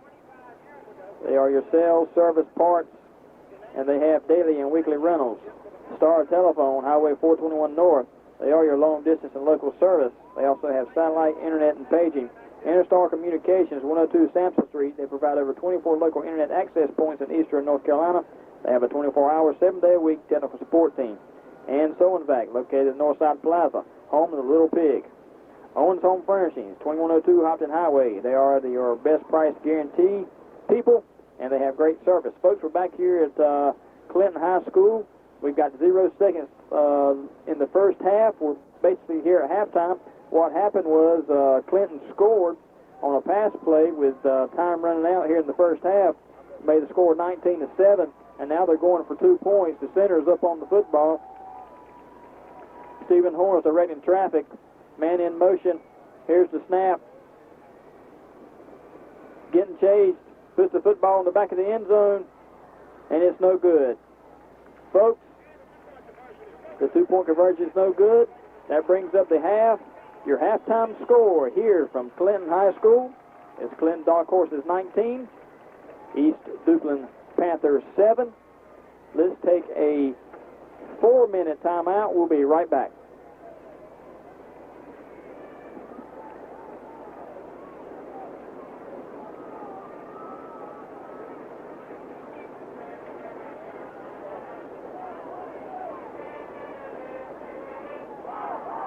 Tonight's game is brought to you by Sesam's Jewelry. They're proud to bring you high school football. Go by and see Gary Wayne and let him help you pick out something for that loved one for Christmas. They've been serving our area for 35 years. They're located at 105 Wall Street.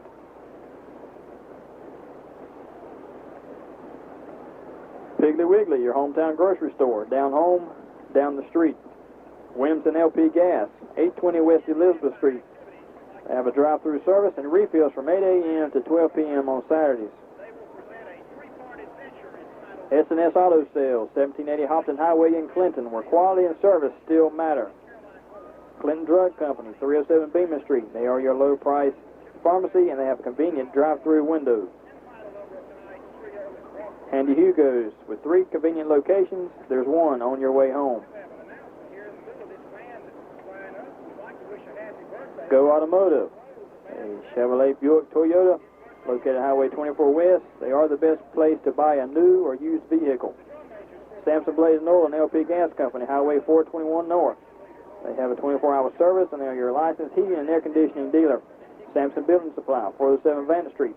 Everything for the builder and do-it-yourselfer.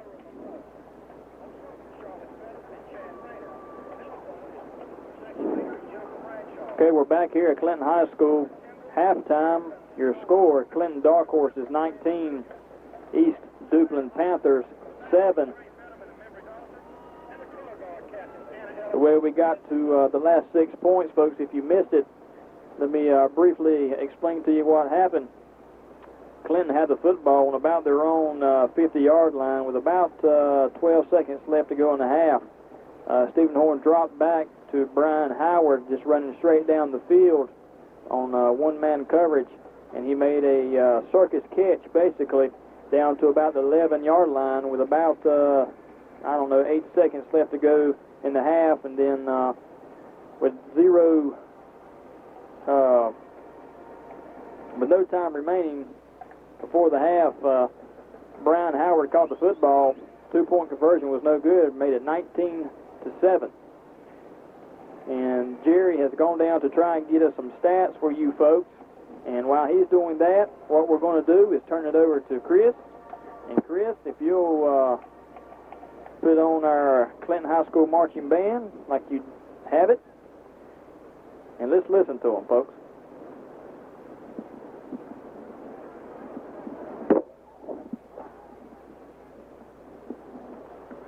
Ladies and gentlemen, I see drum makers Kristen Jones and Aaron Carter.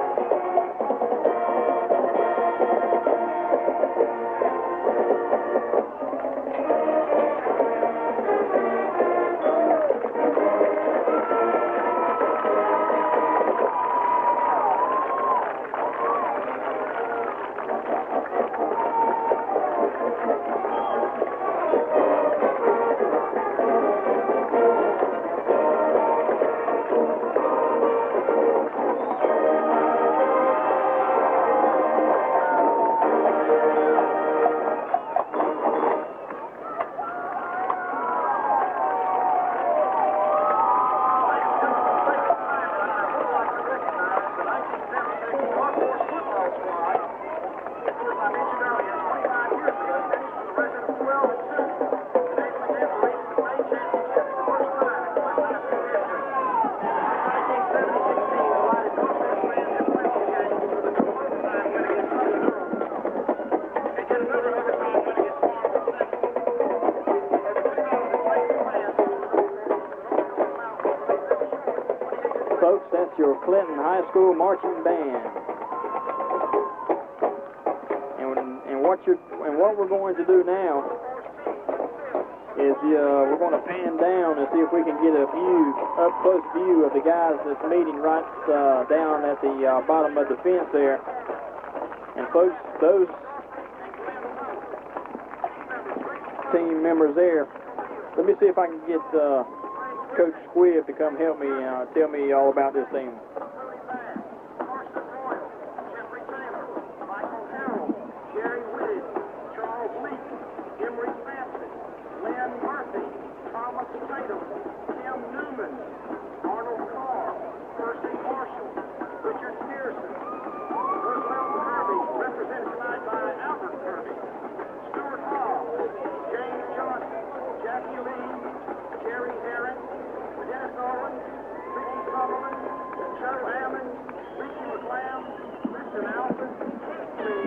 Okay, folks, this here is the class of '76.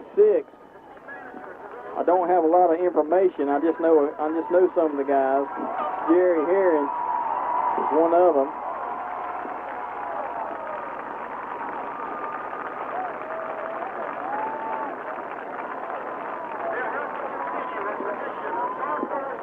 If I'm not mistaken, they were the first team to win a state championship game for Clinton. And with that, folks, let's take a 4-minute timeout. We'll be right back.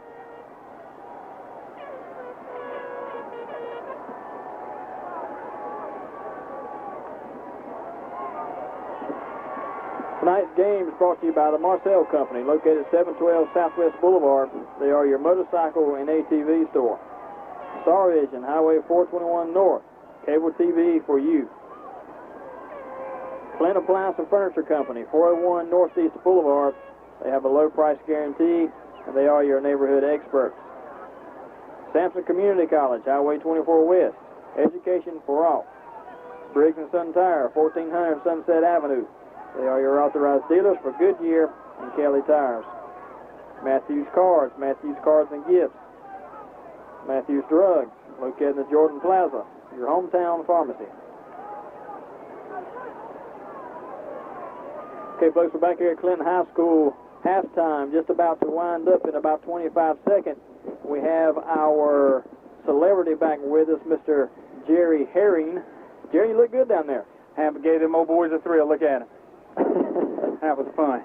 A lot of those guys, and Jerry, did you tell them what was going on? No, I want to apologize to you because I did not have a lot of information about the exact group, and I did not know that we had a paper up All right, here. well, I'm sorry. So fill me in real quick. 25 years ago tonight, the Clinton Dark Horses 76-77 squad won their way to the state championship game. It was the first time in the history, long tradition of the Dark Horses to make the state championship game. On Tuesday, I got to thinking about this thing. About 22 of them showed up tonight. A lot of guys I haven't seen in 15, 17 years. And it was just a tremendous feeling out there. And, you know, when they started cheering, I thought it was for us. And the Dark Horses were coming on the field. So I think it was a little mixture, Ron. But that was a great team. And it was coached by Coach Bobby Robinson. And he's out there talking to some of the guys right now. And so it was just a great feeling. And I'll talk about this later on after we win the game. Okay, folks, we're getting ready for the second half. East Duplin is going to be kicking off to Clinton.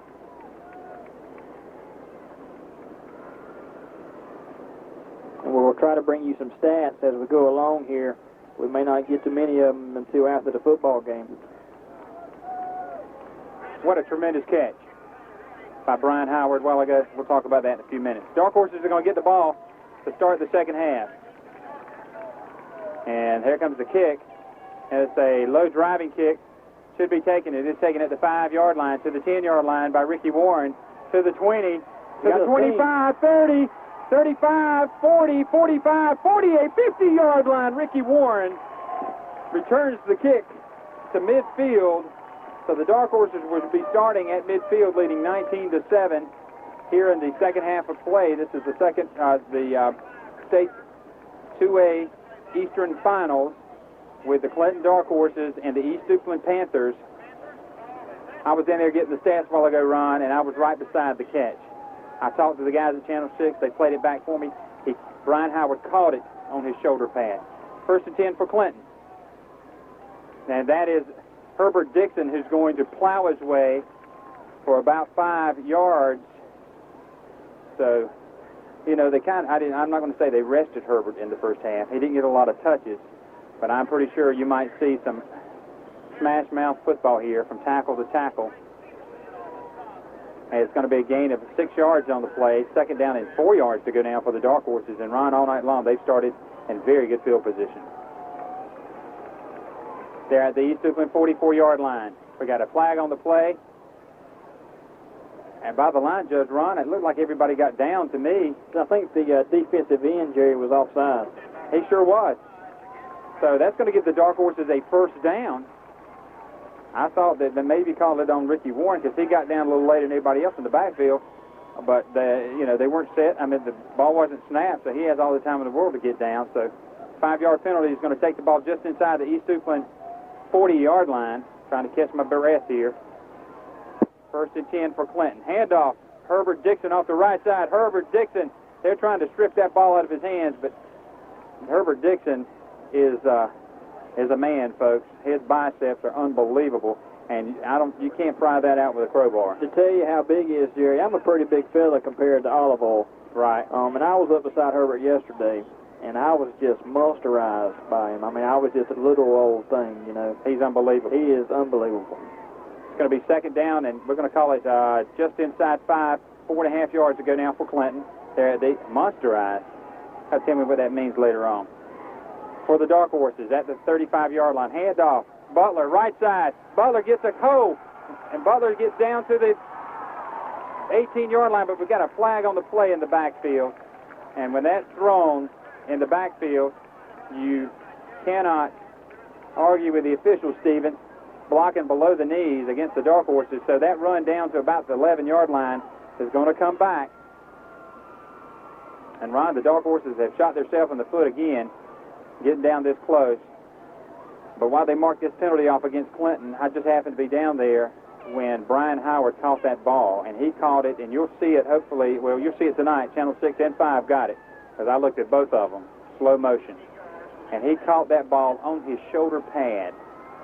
I haven't seen a catch like that. Yeah, I don't think he knew he had the ball, Jerry. I asked Leonard Henry, who's on the sidelines, the East Carolina star, what he thought of that catch. I said, you need to tell the coaches at East Carolina this young man can play some. He's got some up, and he's only a junior. 2nd down for the Dark Horses and long, about 20 yards to go. Handoff. Herbert Dixon, left side. Herbert Dixon is going to get 10 yards of that back down to the 40-yard line. When you need a big play, Herbert Dixon will give it to you, and they're going to say he got down to the 40-yard line of East Duplin. So it's going to be 3rd down and 10 yards to go for the Dark Horses, leading 19-7 with 9:50 remaining in the 3rd quarter of play. So we have a halftime score. It's Burlington Cummings 7 and Lincolnton 7. If we win, I really don't care who it is. 3rd down and 10 now for Clinton at the East Duplin 40-yard line. Back to pass the quarterback, throws the ball. It's going to be thrown out of bounds, and a good decision by Stephen Horn, because double coverage on the receiver, Warren. So it's going to be now 4th down and 10 for Clinton.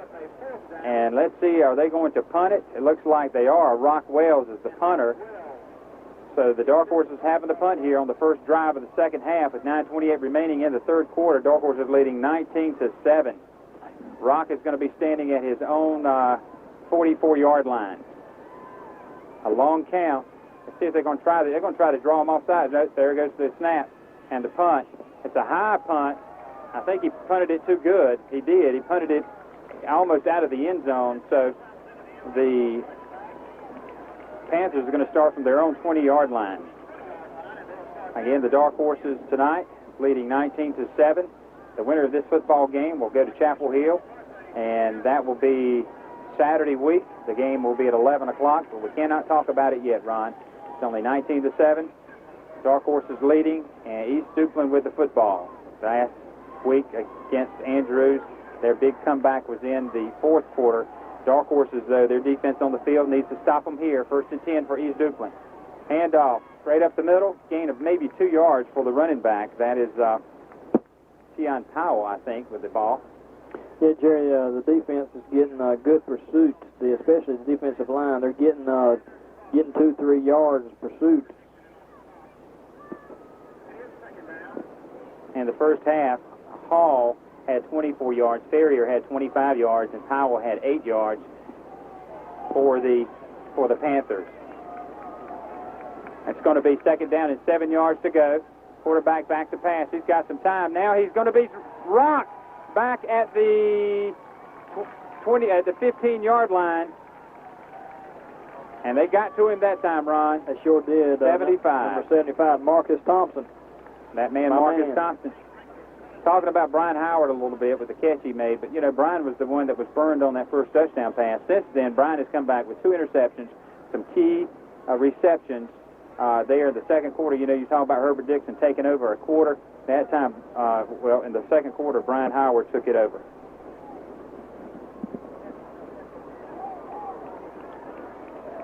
It's going to be 3rd down, 11 yards to go now for East Duplin.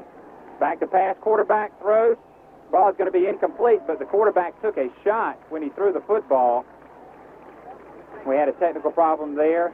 It's not that the fog bank rolled in, folks. It's just we had a little technical problem. I think we're back, but what you missed was Jake Brinkley getting smothered by the Dark Horse defense. Had to throw the ball sooner than he wanted to. So East Duplin's going to have to punt the ball. They're at their 18-yard line, and the punter, Robert Alphin, is going to be standing at his own 5-yard line.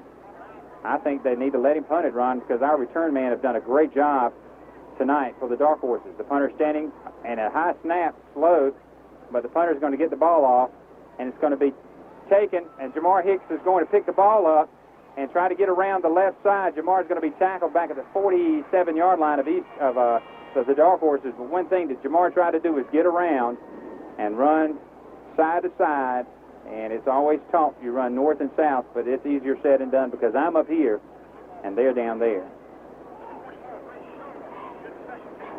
Dark Horses leading 19-7 with 7 minutes 45 seconds remaining in the third quarter. Dark Horses had a golden opportunity on their first drive to get it down there and score, but a penalty brought them back, and the Dark Horses were held, so they have it 1st and 10 with good field position again at their own 47-yard line. Handoff, Herbert Dixon. Herbert Dixon off the left side gets inside East Duplin territory at the Panther 46-yard line. So a host of Panthers on the play. And Herbert got 6 or 7 yards on that play, carrying a couple of Panthers with him. Good job by Herbert pawing his way through these Panthers. Pretty good there. You set up last night thinking of these things? You did. I know you did. The 2nd down and 4 yards to go for the Dark Horses at the Panther 46-yard line. Handoff, Ricky Warren. Ricky's going to be stopped at the line of scrimmage, maybe a yard for Ricky. Good defensive stop by the Panthers, and Ricky gets to the 45-yard line, 2 yards short of the Dark Horse 1st down. Yeah, Jonathan Lamb and Kyle Hatcher brought him down, tackle and linebacker.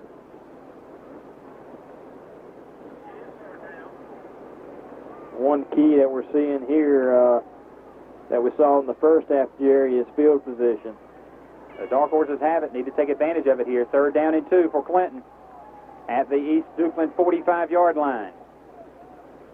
Handoff, Dixon, Herbert Dixon will not be denied, very close to the Dark Horse 1st down. You kind of knew he was going to get it that time, didn't you, Ron? That's right. It looks like that he's going to get it. The head umpire wants to make the indication, and he does. He looks at the side judge, so the Dark Horses keep the drive alive. Be nice to get a nice ball-controlled 6-minute drive here, Ron. They're at the Panthers' 42-yard line, but I'll take a one-play, 42-yard touchdown anytime. So the Dark Horses have the football at the Panther 42-yard line. 1st and 10 for Clinton, leading 19-7 over East Duplin with 6 minutes to go in the third quarter. Handoff again up the middle, and Herbert Dixon is going to get inside the 40 to the 39-yard line of the Panthers, where he's taken down. And Ron, you said it when he first carried the ball, they are trying to strip it from him every single play. It was number 56 linebacker Daniel Morphis. Gain of about 3 yards for Herbert. 2nd down and 7 yards to go for Clinton. The Panther 39-yard line. Dark Horses leading 19-7. And looking at it, 2nd down and 7. Handoff. Reed Butler right side. Reed looking for a block. Reed to the 30. Reed still on his feet. Reed Butler running hard down to the 21-yard line of the Panthers. What a great play. Good play call there by the Dark Horse Brain Trust. And Reed Butler with the Dark Horse first down takes it to the Panther 21-yard line. And Clinton, let's see if we can get into the end zone here at the Panther 21-yard line with 5:18 remaining in the third quarter. Dark Horse is leading 19-7. We got a score from the PA announcer, Bill Scott, that it was all tied up Lincolnton and Cummings. That's the Western Championship. 1st and 10 for Clinton. Handoff Dixon right side, pops out to the right. Herbert Dixon is tackled, and he gets maybe a yard on the play. Good defensive stop by the East Duplin Panthers on Herbert Dixon. Yeah, it was cornerback Tyon Powell. You know, it looks like from here that Herbert didn't maybe get a yard on the play. He actually got 4 yards on that play. It's going to be 2nd and 6 now for the Dark Horses inside the 20-yard line. This has been a nemesis for the Dark Horses tonight, getting inside the 20, trying to punch it in. Let's see if they can do it here on this drive. They've completely controlled this football game, but have 19 points to show for it. But the defense coming up strong, allowing only 7. And we have a flag on the play. A legal procedure against the Dark Horses. Ron, this has happened every time they get down inside the 20. A penalty just takes them back. And that just can't happen with a game this close. Dark Horses leading 19-7 with 4:21 remaining in the third quarter of play. So the down remains the same. It's going to be 2nd and 11 now for the Dark Horses. After the 5-yard penalty is assessed, it's at the East Duplin 23-yard line. Double tight end set for Clinton. Everyone in tight. Quarterback back to pass. He's got an open receiver. Reed Butler. Oh, he misses the ball. Reed Butler was wide open, and the ball has bounced off his shoulder pads at the 1-yard line. That happened to Herbert Dixon in the first half also, that same play where they do a play action run, and Reed Butler was just too wide open that time. You know, will they come back with the same play? It's worked both times, but missed by both receivers. That's okay, though. 3rd down and 11 for Clinton. Dark Horses leading 19-7. They're at the East Duplin 23-yard line. Clock is stopped with 4 minutes and 2 seconds remaining in the third quarter. Quarterback, hands off, draw play. Herbert Dixon to the 20-yard line. Herbert Dixon down to the 10-yard line, and Ron, it looks like he's very close to the Dark Horse first down. They're going to give it at just outside the 10, and I think he got it from here, Ron. Is there a flag on the play? Is there a flag? Clipping against the Horses. And that is a clipping penalty, Ron. Let me tell you something there, fella. Anytime the Dark Horses get inside the 20-yard line, these flags have flown. And the Dark Horses now facing a 3rd down, which depends on where the spot of the penalty was. Don't they do it from the spot? They do. So it's back to the East Duplin 28-yard line. But more important than that is 3rd down and about 15 yards to go. Is this in the territory of Trip Williamson if they don't get it? But Brian Howard is split out wide left. Again, everyone in tight, but Brian split out wide left on 3rd down and about 15. Herbert Dixon now in motion to the left. Quarterback back to pass. Throws the ball. It is going to be caught by Herbert Dixon down at the 17-yard line. It's going to be short of the Dark Horse first down. They got to get down to the 10. They're 7 yards short. So I think we probably see Trip Williamson on the field again trying a field goal, which is going to be about a 35-yard field goal. Tripp is going to be kicking from the left hash mark. So it's 19-7. Dark Horses on top with 3:22 to go in the third quarter. And Tripp Williamson trying to go 3 for 3 on the field goals. Snap, snot, kick is up. Let's see, is it good? Looks good from here. It is! It is barely good off the left upright. Didn't hit it. But that is an important 3 points for the Dark Horses because now the score is 22-7. Dark Horses leading with 3 minutes to go in the third quarter. Let's take a 1-minute timeout. We'll be right back.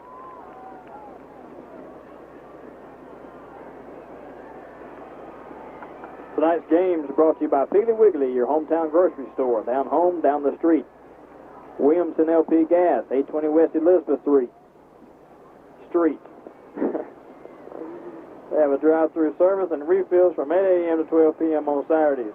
S&S Auto Sales, 1780 Hopton Highway in Clinton, where quality and service still matters.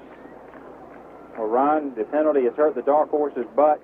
They have come up with 9 big points from Tripp Williamson tonight. 3 field goals in this football game. I have never seen 3 field goals by a Dark Horse team ever in any football game. That's right, Jerry. And the biggest key so far in this football game is that the East Duplin offense just hasn't been able to get on the football field. Except for one play. Oh, well, that's right. They haven't been able to get on the field. Here's the kick by Rock Wells. Rock gets his foot into it. It's a high, deep kick, and it's going to bounce, and they're going to pick it up, and it's going to go out to about the 5-yard line. The return man thought the ball was going to go to the end zone, and we thought about this the other day, last week. If these guys let this thing go, it might backspin, and it did backspin at the 1-yard line. And East Duplin gets it now in terrible field position at their own 7. The Dark Horses have had the field position just about every time they've had the ball, Ron, except for an intercepted pass. 3 minutes, 5 seconds remaining in the third quarter. Dark Horses leading 22-7. Need to have a big stop here on this drive. Handoff to the fullback. Fullback's going to get maybe 3 yards on the play, up over the 10 to the 11-yard line. That is Jeffrey Hall. Yeah, I see Stephon Morrissey on the play. First time we called his name. Gain of, they say, 4 yards on the play. Second down and 6 yards to go for the Panthers at the Panther 12-yard line. Full house backfield. Again, everyone in tight for East Duplin from their own 12. Handoff again to the fullback. Nowhere to go. And he is not going to go down, but the Dark Horses hold him maybe a yard gain. Herbert Dixon coming back on the field for Clinton.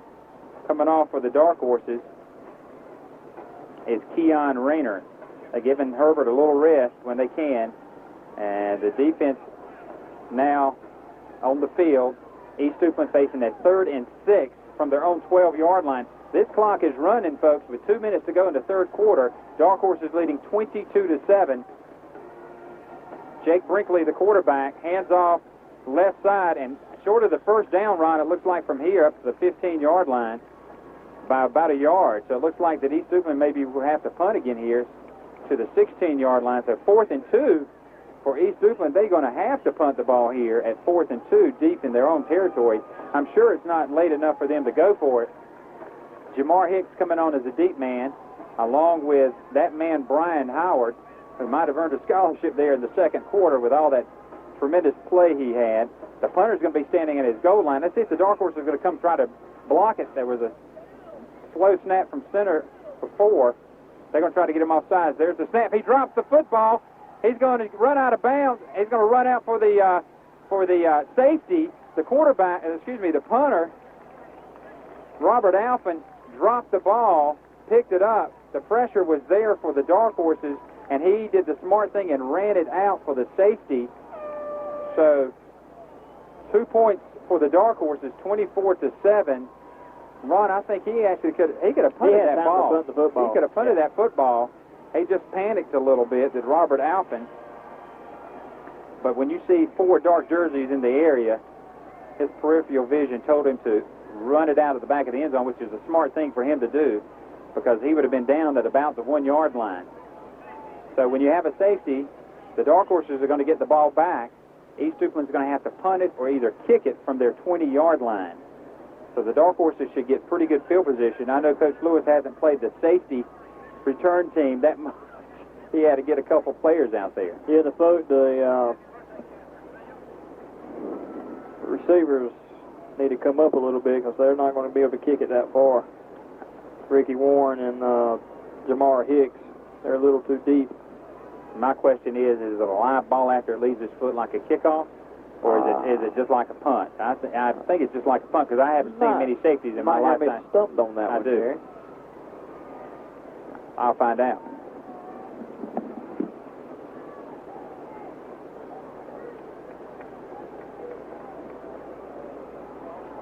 East Duplin's going to be kicking from their own 20. Mark Fields, we're high top Dark Horse Stadium, and the brain trust for the Dark Horses up here. And Ron, it is a live ball. So it's just like a kickoff, and he's going to be kicking it off from his 20-yard line. Dark Horse is leading now 24-7 with 1:11 to go in the third quarter. I don't think he can kick an onside kick, can he? There's the kick. It's a low driving kick, should be returnable. It's picked up by Jamar Hicks at the 30-yard line. Jamar looking for some blockers. Jamar cuts it up. Jamar Hicks with some good yards to the 47-yard line. The Dark Horse 47-yard line. That time Jamar didn't run side to side. He found his blocking wall and got to the 47-yard line.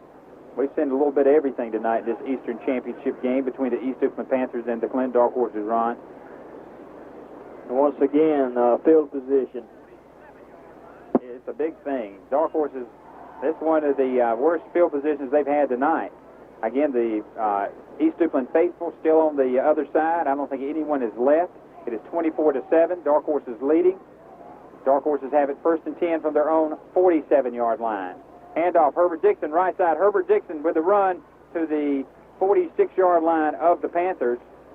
And the Dark Horse is content to keep it between the tackles and let that clock run. Second down and 3 yards to go for Clinton. 7-yard carry by Herbert, who got 46 yards in the first half. Ricky Warren got 41 yards, and Reed Butler with 3 yards, and Stephen Horn has 31 yards in the first half. Second down and 3 now for the Dark Horses. Handoff, Ricky Warren left side. Ricky trying to get around, and he fumbles the football. Looks like the Dark Horses have recovered their own fumble. Let's see. The ball's on the ground. Let's see who's got it. I think the Dark Horses are going to recover. That was very close to being a fumble. They tried to stripe it from Ricky. I'll take a loss on the play of 2 yards versus a fumble because, folks, we've got 7 seconds remaining in the third quarter. That will be the last play of the third quarter. So the Dark Horse is leading 24-7. We're going to start the fourth quarter in just a moment. Let's take a 2.5-minute timeout. We'll be right back.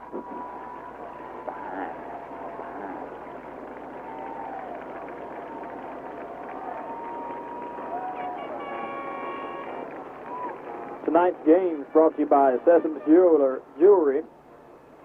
They're proud to bring you high school football. They're located at 105 Wall Street. Go by and see the nice people with Sesame Jewelry. And they'll help you out, pick out something really nice. That's where I'm going to buy Jerry's gift from this year. Where's that? Sesame Jewelry. Jerry Wayne. Yep. Flies that flag all the time. Doesn't care what. Gary Wayne was flying the flag before anybody else was flying that flag. That's right. Norwood Ford, 213 Southeast Boulevard. Sales, service, parts, and daily and weekly rentals. Star Telephone, Highway 421 North. Your own distance and local service. Airstar Communications, 102 Sampson Street. They provide over 24 local internet access points in eastern North Carolina. They have a 24-hour, 7-day-a-week technical support team. The Dark Horse is on the field, Ron. Third down and 5 yards to go for Clinton. They have it at the East Duplin 47-yard line. Dark Horse is leading 24-7. We're just starting the fourth quarter of play. Stephen Horn on the field. Hands off to Reed Butler off the right side. Reed's going to get the yards. Reed Butler still on his feet. Reed Butler down the right sideline. Reed Butler pops out. Reed Butler is down to the 13-yard line. Reed Butler, but hold everything, folks, another flag on the play. And it was from like the 30 or the 29-yard line, Ron. So if they're going to call the penalty from the 29-yard line, the Dark Horses still are going to be close to the first down if it's a 10 or 15-yarder. Unbelievable. Clifton against Clinton. So it's going to be close to the Dark Horse first down after they mark it off. Going to bring up third and about, say, 1. 3rd and 1 because the down does not move. So the great run by Reed Butler is taken away. He got all the way down to the 10. And these bad plays are going to have to leave us here because that has really been the story of this ball game, folks. Dark Horses are leading 24-7 with 11:49 remaining in the fourth quarter. It's 3rd down and 2 yards to go for Clinton after the penalty. Handoff. Ricky Warren left side. Ricky's going to break it out. Ricky Warren down to the 32-yard line, 33-yard line, and hold everything. Are there any flags? No, there are no flags on the play. Yep, brought down by 23, Tyan Powell. But I think the more flags that are thrown, the matter it is making the Dark Horses run because they have really executed well tonight. Haven't seen flags like this thrown against Clinton in a long time, especially inside the 30-yard line or 20-yard line. 1st and 10 for the Dark Horses at the East Duplin 33-yard line. Clinton leading 24-7. Handoff. Herbert Dixon. Herbert over the left side plows his way to the 30, 28, 27-yard line of the Panthers. Brought down by a host of Panthers. Gain of about 5 yards on the play for Herbert. Ball is at the Panther 27-yard line. Clock is running now at 10:58 remaining in the ball game, and Clinton leading 24-7. The winner of this game goes to Chapel Hill a week from Saturday. Dark Horses now 2nd down. They're going to call it 4 yards to go for Clinton. Handoff. Ricky Warren, left side. Ricky Warren breaks the tackle. Ricky to the 10, 5, touchdown. Dark Horses, Ricky Warren breaks the 2 tackles, and no flags on the play. I know you guys were holding your breath for that because the Dark Horses had it inside the 30, but Ricky Warren breaks on the scoreboard, and it is 30-7 now. Clinton on top. And so Ricky Warren, did you see how they tried to strip the ball there from him? Ricky held on to it. Point after try coming from Tripp Williamson. This should be nothing for Tripp with the 3 field goals he's had tonight. And we've got a flag on the play at the line of scrimmage, Ron. It's going to be offside against the Panthers. It is 30-7. Dark Horses leading. So half the distance to the goal line. It might be too close for Tripp to kick this thing. Let's see if he kicks it over the fence out. I saw him actually kick one in the road a few weeks ago. Point after try coming. Jamie Tilley, the holder. Tyner to the snapper. High snap. Spot kick is up. And the kick is good. So the Dark Horses now leading with 10:36 remaining in the football game. 31-7. Let's take a 3-minute timeout. We'll be right back. Get there. We're there. Tonight's football game brought to you by Sampson Blade and Oil and LP Gas Company at Highway 421 North. They have 24-hour service, licensed, and they are your licensed heating and air conditioning dealer. Go Automotive at Chevrolet Buick Toyota at Highway 24 West, voted the best place to buy a new or used car in the past 3 years. I was listening, and they have $2,000 in the half and half tonight. Are you there, Ron? Did you get one? Huh? Can I get one of yours? I'll buy it for $5. I'm just kidding.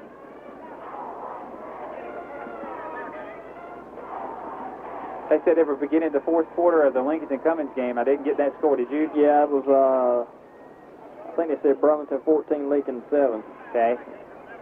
Kickoff now coming for the Dark Horses. Rock Wells, let's see if he can do a little chip shot at the 1-yard line again like he did a few moments ago. He's been putting his foot in the ball very well. There's the kick, and this one's a little shorter. It's going to be going out of bounds. So East Duplin actually going to get pretty good field position compared to what they've been getting tonight, Ron. They'll be starting from their own 35-yard line. Dark Horses leading 31-7 with 10:36 remaining in the fourth quarter of play. So, Ron, what do you think here with 10:37 to go? I think you're going to see a lot of passing going on. I think you're right. I think Brian Howard should be back there. He is. Let's see who else is back there. Number 10.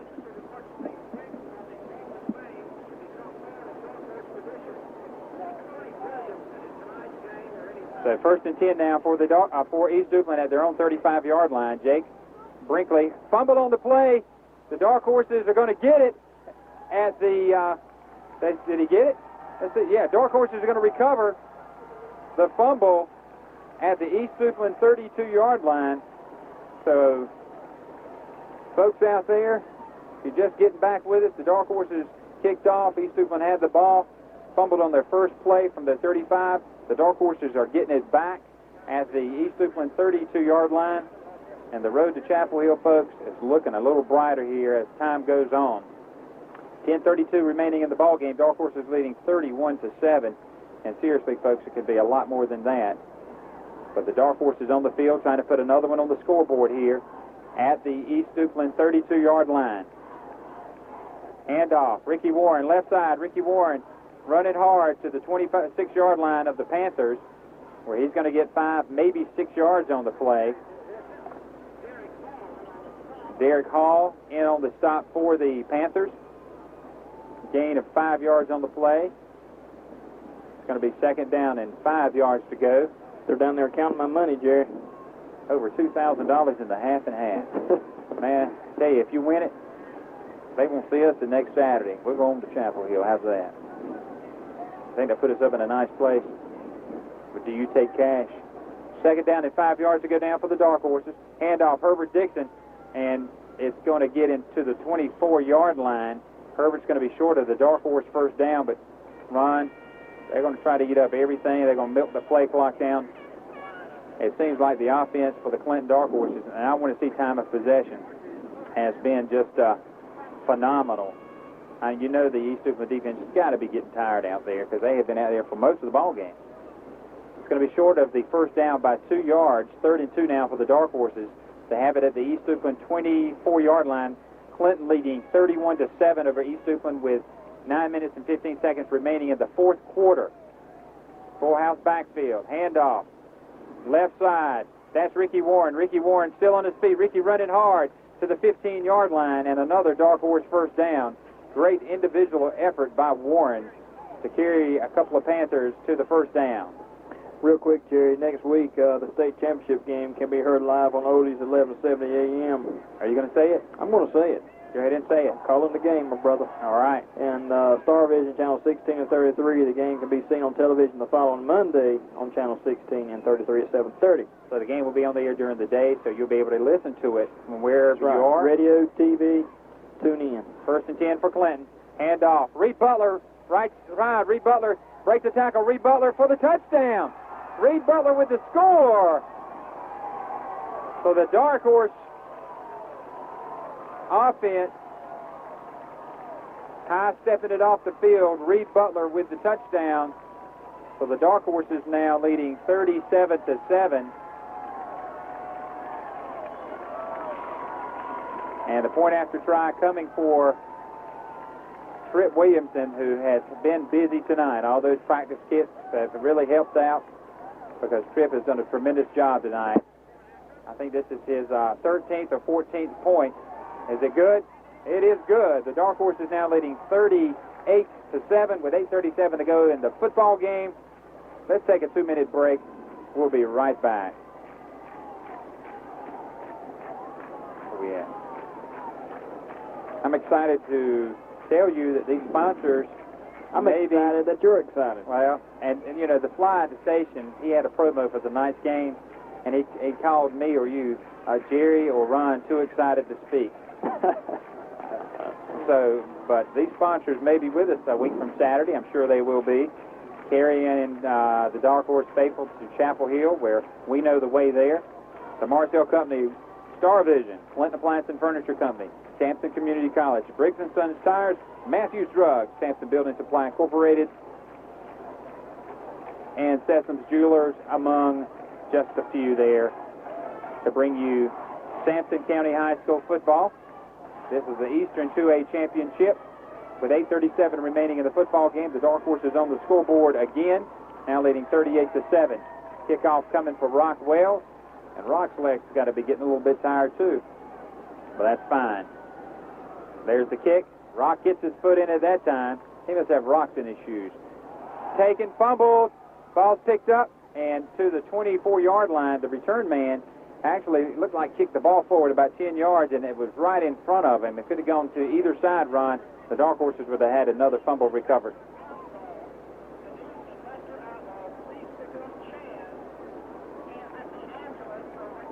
Okay, so we have a lost child. It looks like we've got about 5,000 people here or more tonight, Ron. Not sure what it was, but it looks like that the stands on the far side are getting a little thin over there. East Duplin with the football, trailing 38-7 with 8:32 remaining in the ball game. And East Duplin with the ball, 1st and 10 at their own 23-yard line, and a flag on the play. And the left guard looks like he is offsides, Ron. Well, have you ever been up there to Chapel Hill, Ron? I have been to Chapel Hill many times in the past 2 months. You know what's going to be fun? Taking that elevator up.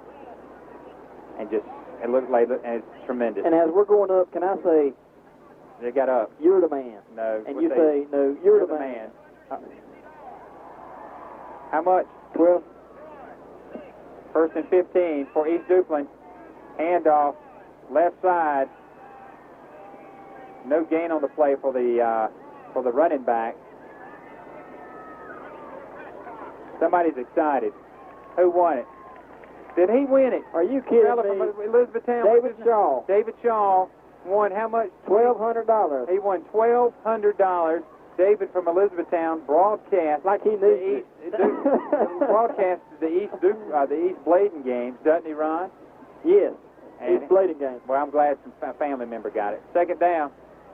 Quarterback handoff left side up to about the 23-yard line. How far off were you, Chris? Chris was 2 numbers off from ridding $1,200. And if Chris would have won it, again, we want to thank Chris Davis for doing such a great job in the camera work. I put it on Chris a while ago when I came up here after halftime. I said, "Did you get the catch? Did you get the catch?" He said, "I don't know if I did or not." But that's all right, Chris. You're doing a good job. We appreciate it. 3rd down now for East Duplin. 7 yards to go. Dark Horses leading 38-7. East Duplin has it at their own 26-yard line. Man in motion, obvious passing situation.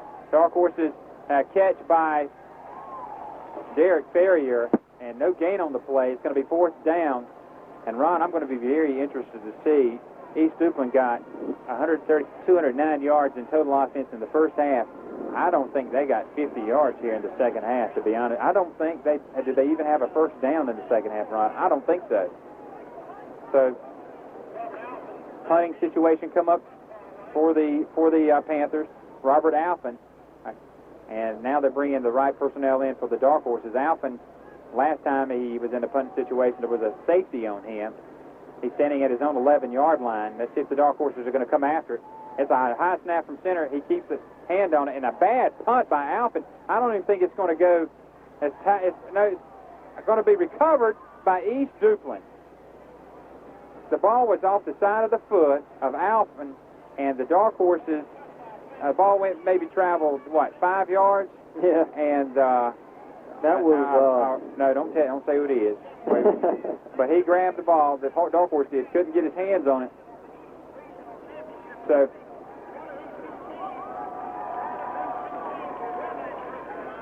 the Dark Horses on the field on defense again. I don't think East Duplin knows what to do. They haven't been on the field this long on offense. Dark Horses leading 38-7, Ron, with 23 remaining in the football game. And the Eastern Championship trophy will be handed out tonight. But that's not the trophy Dark Horses want. Man in motion. East Duplin from their own 27-yard line. Back to pass, quarterback.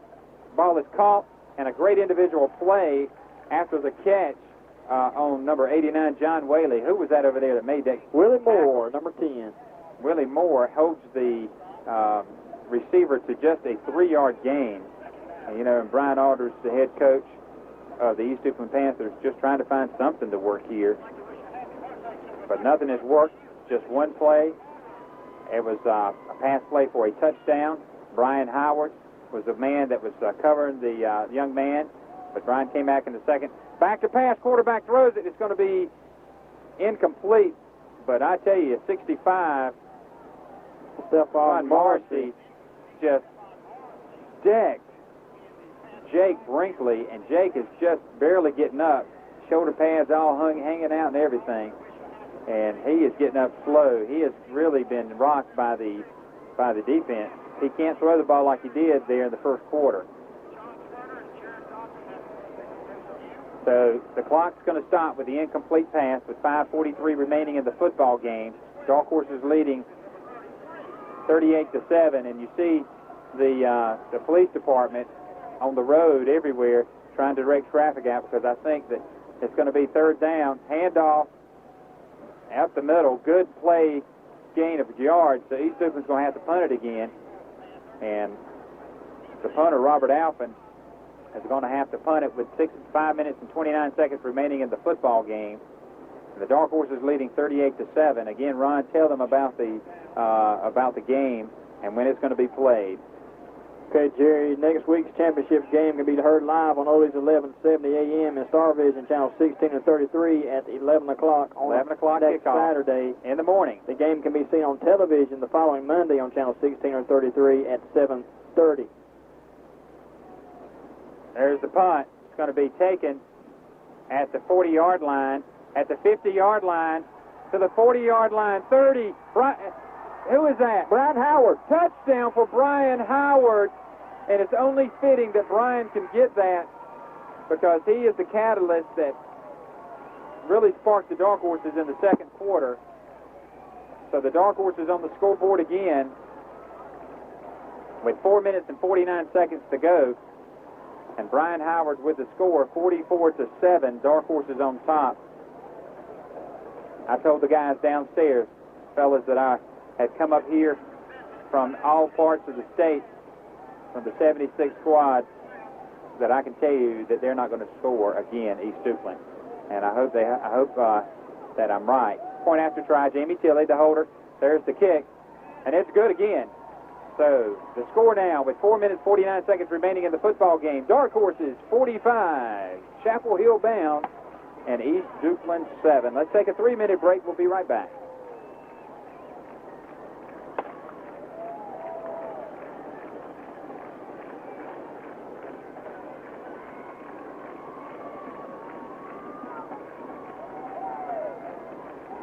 It's been a whale of a ball game tonight. The Dark Horses will travel again to Chapel Hill. They have been there many times in the 1990s. The Dark Horses are looking to get their 4th state championship trophy. They started it in 1990, and so we're so excited for Clinton and this fine crowd. And Ron, one thing I've enjoyed is that the crowd tonight has been on their feet cheering from the first quarter to the very end. I'm proud of the Dark Horse faithful. And when you have, I'm sorry, I don't mean to jump on. Well, let's get this play in first. Okay. Rockwell's kicking off again. Dark Horse is leading 45-7. And there's the kick by Wells. It's a high kick. It's going to be taken at the 7-yard line, and the return man drops at the 7-yard line. Ron, they have had terrible field position all night long. But tell us what you were going to tell us. I was just going to say, when you get used to the success of a program like this Clinton High School team, sometimes you can get settled into your pew. And it's good to see that the folks come tonight getting real loud and cheerful. Well, they've had their game face on, Ron. And so the Dark Horses tonight doing a good job. 45-7, 1st and 10, handoff, and that is to the 12-yard line, where it's going to be 2nd down and about 6 yards to go. Ron, what I'm going to do real quick is I'm going to run down there and get some statistics. Okay, my man. You do that. Say goodbye to a couple of friends of mine who have to go back. They have their children with them. And I'll be back up in just a few minutes. Okay.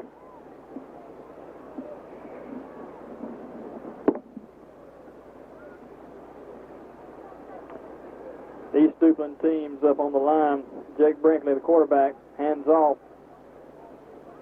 There's a fumble on the play. Let's see who has the football.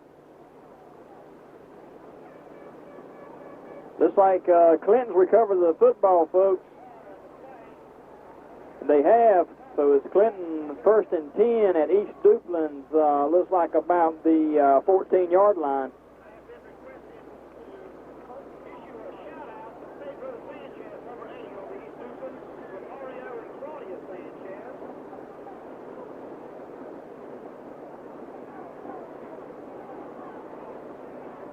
So Clinton's football on East Duplin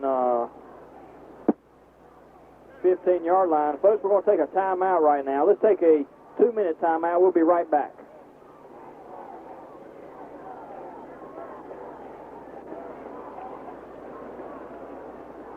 Tonight's game is brought to you by the Marcel Company, located at 712 Southwest Boulevard. Star Vision, Highway 421 North.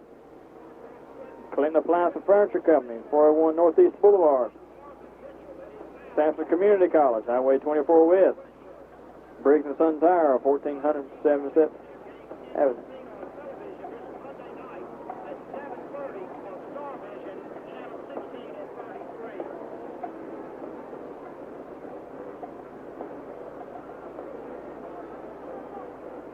Okay, folks, we're back here at Clinton High School to score 45-7.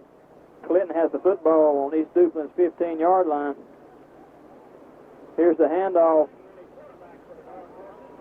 Got a new quarterback in the game. That's Whit Newton. John Crawford on the carry. It's going to bring up second down.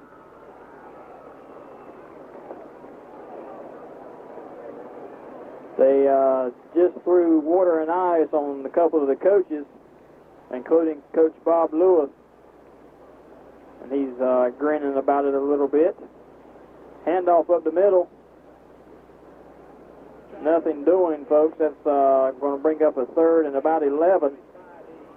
3 minutes, 20 seconds left to go in the game.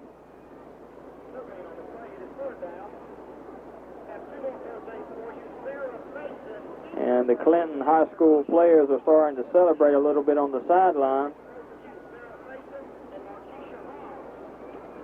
Whit Newton on the football. Here's the snap. Here's the handoff. Handoff is to number 20, Jamar Hicks. Nice run by Jamar. Picks up about 6 yards. It's going to bring up a fourth down and about 5 with the ball at East Duplin's 9-yard line. Whit Newton calls the play in the huddle. Huddle breaks. 2:20 left on the clock. Folks are beginning to pile out of here. Here's the snap. Handoff is to Jamar Hicks again. And he's well short of the first down. It's going to bring up a first and 10 for East Duplin with 2 minutes, 8 seconds left to go in the game. So they'll take over on downs with a score of 45-7, folks. It's all elementary from here.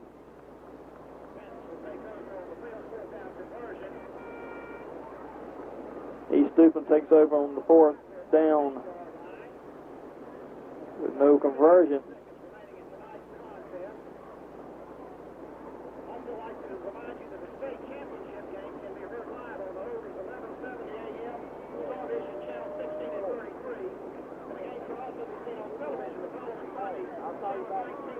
Brings up first and 10. Here's the handoff straight up the middle.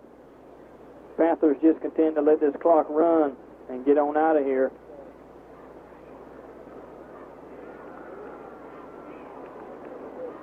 Cheerleaders were chanting Chapel Hill, Chapel Hill, Chapel Hill.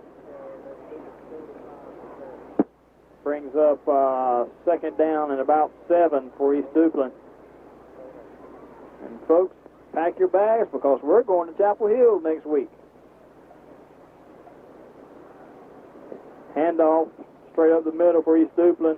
Gain of about 3 yards is going to bring up about a third and about 3 yards. 1 minute, 20 seconds left to go in the game.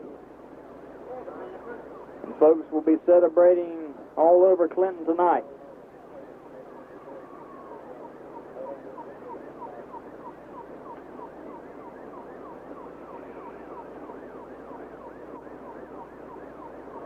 Here's the handoff straight up the middle. It's going to pick up a first down for East Duplin. 57 seconds left to go in the game.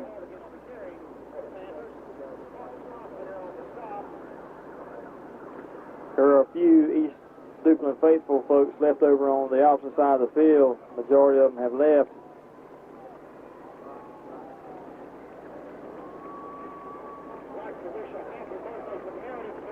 Folks are up cheering. Band's cheering. Coach Gribb, take care, buddy.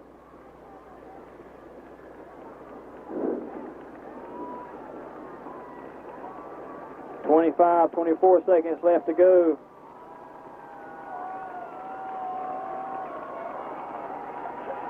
And folks, we're getting close. 10 seconds left to go. Players are jumping around Bob Lewis. 7, 5, 4, 3, 2, 1.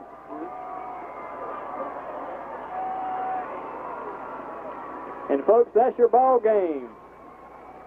Your 2001 Eastern 2A champions, Clinton Dark Horses. The final score, 45 for Clinton, 7 for for East Duplin. Coaches shaking hands, players shaking hands, fans are celebrating. They got a cannon going off somewhere. I'm not quite sure where that's at. I'm ducking a little bit.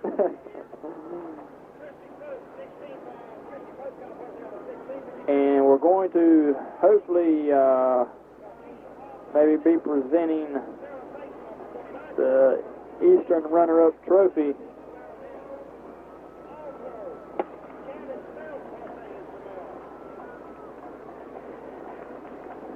Folks, let's take a 3-minute timeout. We'll be right back.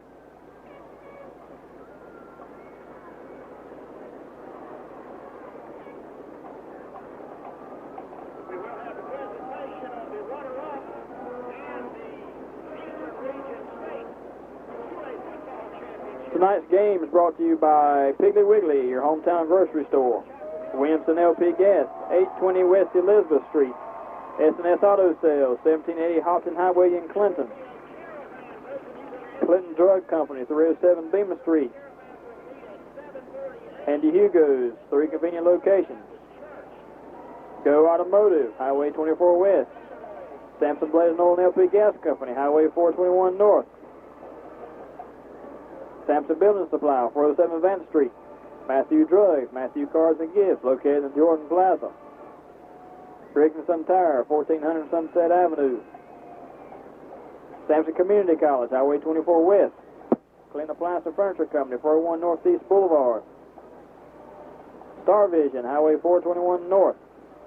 The Marcel Company, 712 Southwest Boulevard.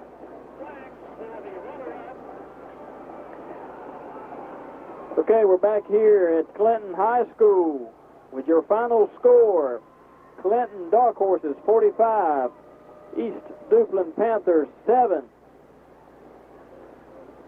Clinton will go on to play in the 2A state championship game. We do have a score for you, folks. Burlington Cummings 14, Lincoln 14. We will play the winner of that football game next week for the 2A state championship. And Jerry should be coming back up. I see him coming right now with some stats. And, you know, he's kind of old, so it takes him a little time to get up them steps there. I see, there's some people helping him get up the steps. But as you can see, Bob Lewis holding the trophy plaque up, going into the crowd of players. The 2A Eastern Championship plaque. And folks, there's your 2001 Eastern champions. Now we're going to have a little firework display, folks, celebrating tonight's victory.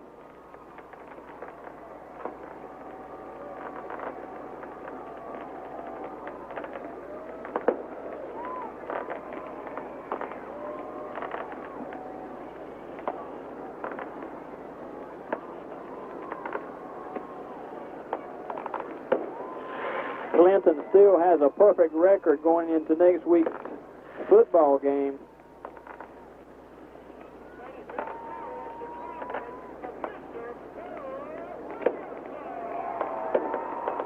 The fireworks are compliments tonight of Williamson LP Gas.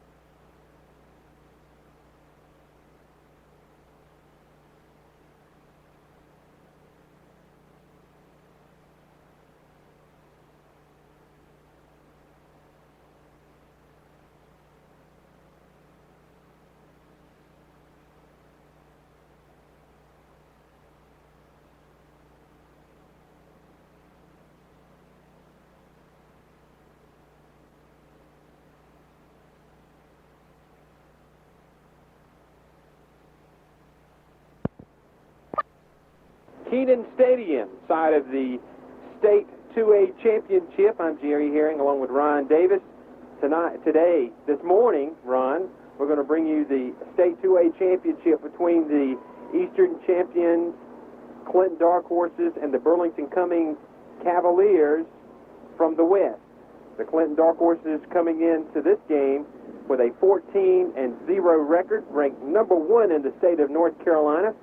Burlington Cummings coming in to this football game with a record of 14-1, and they're ranked number 2 in the state of North Carolina. Ron, we couldn't have picked a better matchup for today's championship. These two teams deserve to be here. They sure do, Jerry. We've got the best two teams in North Carolina going to fight it out here in Chapel Hill, folks. I tell you what, you better get you some iced tea and some cookies because we're in for a will of a game. We certainly are. Get your game face on. If you got some chalk or some magic markers, put it up under your eyes there, because this is going to be a dog fight. It's going to be a contrast in styles of football. We'll tell you a little bit about that in just a moment. But Ron, let's talk about the fans. When we got here this morning, the fans on the Clinton side were filling up the stadium more than the Burlington side. Burlington's 45 minutes away, and Clinton's about an hour and a half away, and the Clinton fans are really waiting for a great football game. Yeah, if you're back in Clinton, folks, today would be a good time to go shopping around the Clinton area, because I believe everybody in Clinton's here this morning.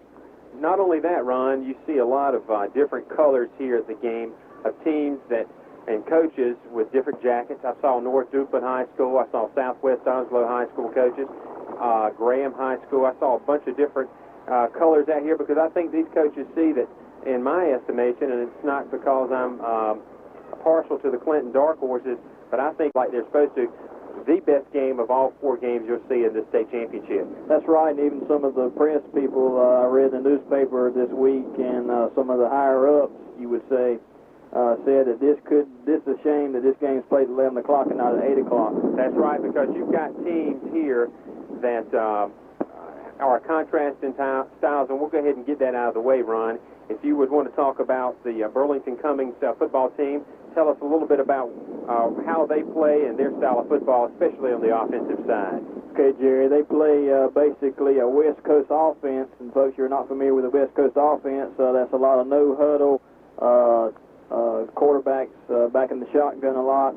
The quarterback has passed for just right at 4,000 yards with 40 touchdowns and only 10 interceptions.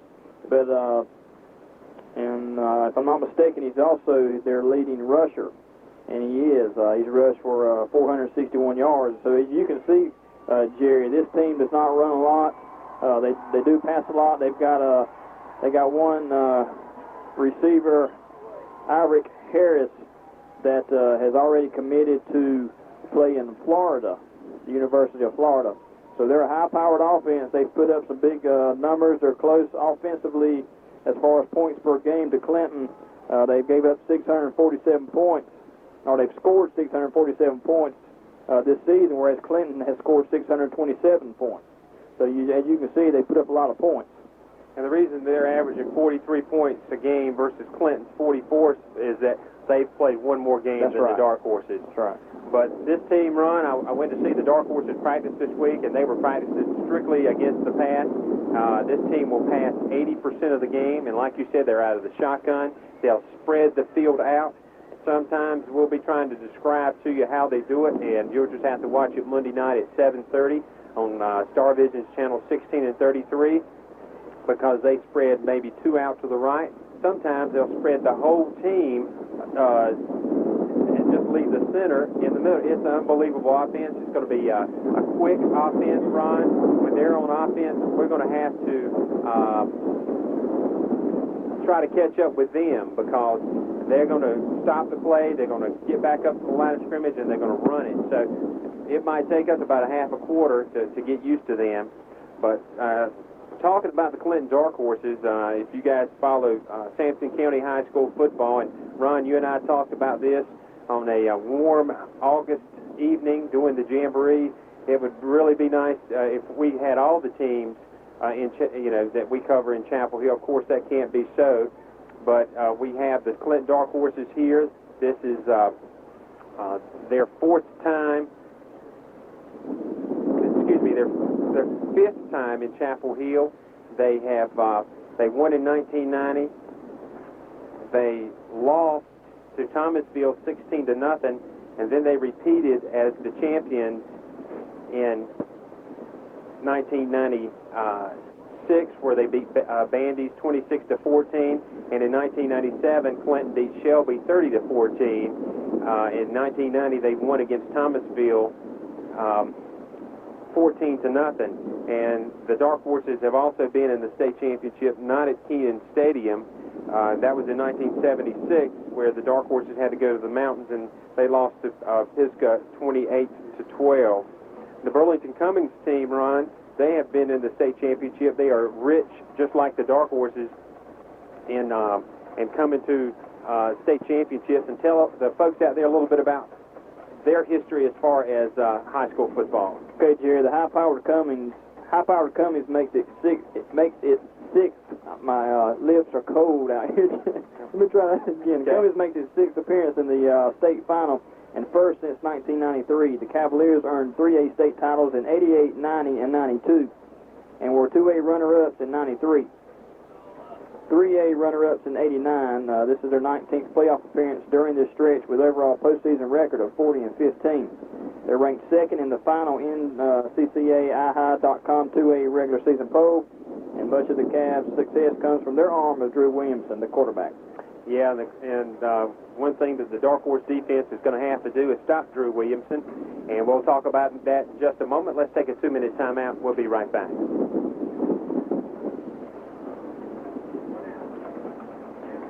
Okay, folks, today's state championship game is brought to you by the Marcel Company, located 712 Southwest Boulevard. They are your motorcycle and ATV store. Star Vision, Highway 421 North, cable TV for you.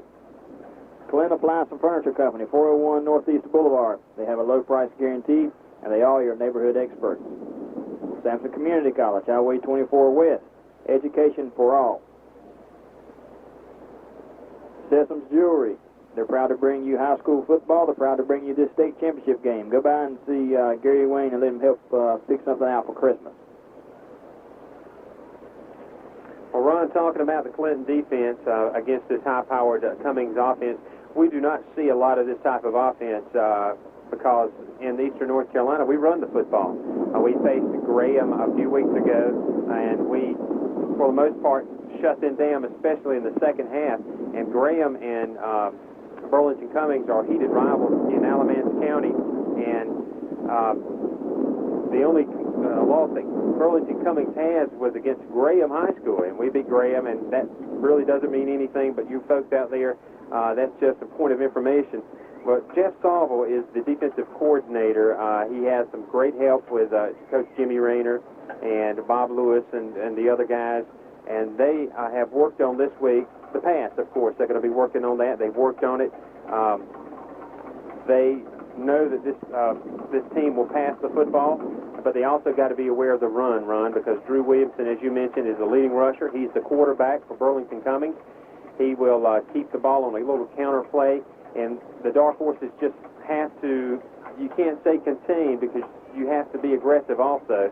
And I think defensive ends Darrell Steele and Rock Wells are going to play a big part in this football game as far as shutting down this Burlington Cummings offense. They sure are, Jerry. If you look at this Clinton defense, they're only giving up 9.1 points per game, and so their opposing defense are led by their star, Herbert Dixon. Personal quote from Herbert this morning in the locker room, folks, he stated that no one on this field will stop him today unless they are unhuman. Wow. So if the Martians land, we got a problem, but other than that, we don't have a problem. And one thing about Herbert, and I'm going to pass this along because I will not forget, I'll forget it as the game goes on, but I was talking to Mr. Gerald Johnson. He's the principal at Salemburg Elementary School, and his wife, Miss Ina, was Herbert's second or third grade teacher. And one thing that he told me that was really touching that is that Herbert sends a Christmas card to his third grade teacher every year. And he wrote on the card this year is that every time I do my homework, I think of you.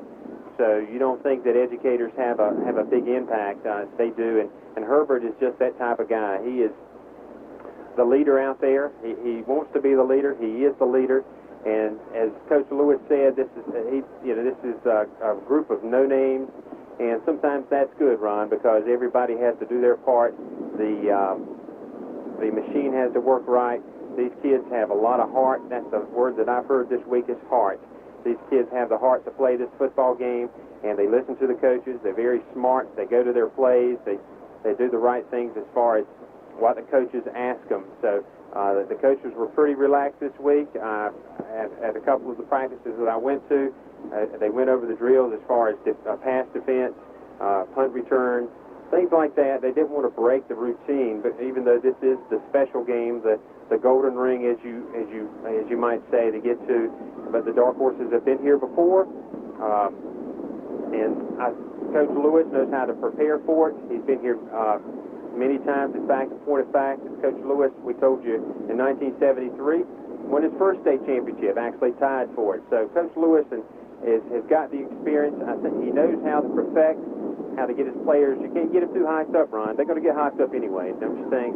They really are, Jerry. It was real interesting to see how much sleep these young kids actually got last night, because you know that the adrenaline was already pumping even last night. And so it's going to be real interesting to see how both teams get off to a quick start. And I think the team that does is probably going to be the team that comes on top. Now, I'm not sure, Ron, but I know that the Dark Horses played the first game in 1990, whether that was at 11 or 12. I think it was at 12 o'clock. So the Dark Horses have played an early game before. This is a different bunch of kids, and we want to let you folks know if you hear something in the background that sounds like a tornado. We are actually where the cameras, the TV cameras, broadcast the game up there in the press box where the radio stations are. We were between two Burlington radio stations, and I had to get away from there because we're on the outside, and you folks are really going to have a treat today. In fact, Ron, we've got the best seat in the house. We're right in the smack dab middle of the 50-yard line. That's right, and luckily, me being a young kid that I am, I'm going to have to look out for your eyes because I know it's pretty far for you to see. So, well, thank you. I appreciate that. All I want to see is blue and gold streaking down the field. I don't care the number. Right now, let's take a 2-minute timeout. We'll get the timeout with the lineup for you. We'll be right back.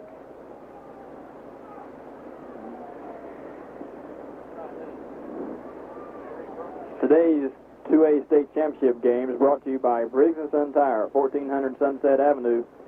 They are your authorized dealers for Goodyear and Kelly Tires. Matthew Drugs, Matthew Cards and Gifts, located in the Jordan Plaza. They are your hometown pharmacy. Sampson Building Supply, 407 Vance Street. Everything for the builder and do-it-yourselfer. And they also have tools for tomorrow. Sampson Blade and Oil and LP Gas Company, Highway 421 North. They are your 24-hour service, and they are a licensed heating and air conditioning dealer. Go Automotive, Chevrolet, Buick, Toyota, Highway 24 West. They are the best place to buy a new or used vehicle for the past 3 years. Ron, the Dark Horses today are going to be the visitors. If you're not familiar with Kenan Stadium, or if you are familiar with Kenan Stadium, the Carolina Tar Heels actually stand on the visitor side when they have their games, unless they've changed it since the last time I was here. But we have a good vantage point here. The press boxes are on the visitor side. That's where we are. The Cummings football team are on the far side of the field, and if they have one positive thing, it's they got the sunshine. Yeah, but the temperature is supposed to be nice. And one thing that you mentioned a while ago, and we talked about, is the wind. How will it affect the passing game of a team like Burlington Cummings? We don't know. I've never seen Drew Williamson pass the football. I know that one thing that Jeff Sawville said is that they don't pass, over 25 or 30 yards a lot. They do a little slant pattern, 5, 6, 7 yards. He said the key to this, one of the keys to this football game, Jerry, he said, is to stop them after they catch it. He said, because that is the big thing. Stop them after they catch it. And so I hope that they have practiced that, and I'm sure they have this week. Yeah, one thing we haven't talked about, Jerry, is Cummings' defense. Cummings' defense is giving up 15.2 points per game, so they do give up some points. And another thing, Ron, too, is I don't want to walk all over you here. That's okay. But their playoff average points is 22.3. How will that play? With the Dark Horse football team, we've covered 6 of their games. I think Cummings is going to have their hands full with the Dark Horse defense, because conversely, the Dark Horse defense has not seen the pass. The Cummings defense hasn't seen the run, because they're in the middle part of the state, and everyone passes there. So, as we told you at the start of the broadcast, folks, this is a contrast in styles. It's whose style is going to prevail. And to prevail, Ron, Coach Jack Holly, who is coach of the Wallace Rose Hill Bulldogs, he's not a man of many words. In fact, he's going to play in the state 1A championship at 3:30 against Albemarle. He said this in the paper, quote, "The team that hits the hardest, the longest, is going to win the game." And that's what's going to happen. We're going to see which team hits the hardest, the longest, and that's going to be, the factor in this ball game. A lot of analyzing can go on, Ron, a lot of preparation, which is very important. But the team with the heart and that stays with it the longest will be the key to this game. That's right. Head coach for Cummings, Steve Johnson, quoted on the offense for Clinton was that they have never ran against an offense like Clinton has with a double tight end set. And so he's real worried about his defense, how they're going to react to the traps and all the special things that Clinton does. And one thing that we haven't talked about, some folks might be tuning in for the very first time to listen to a Clinton high school football team, a football game. Clinton runs what we call a double tight end set, which means they have, we lost our advertisers, a double tight end set, which means that they have 2 tight ends. A lot of teams have ends, and then they have 3 backs. They're going to run the ball 90% of the time, and they're going to dare you to stop them. And that's going to be a very important thing for the Cummings football team to have to try to master. And one thing that we talked about on the way up here, I might have been talking to my son Benjamin about it, or I might have talked to you about it. One thing is that the Clinton players, when they practice during the week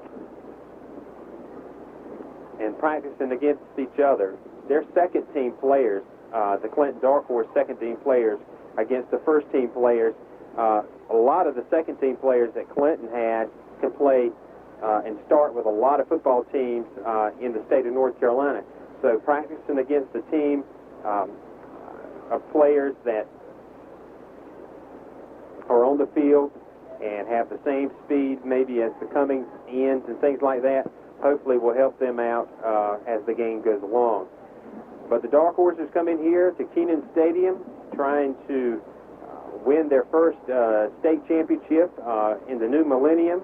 There's a lot of great fans here from Dark Horse country in Clinton and the surrounding area, and we certainly hope that the Clinton Dark Horses will bring a championship ring home.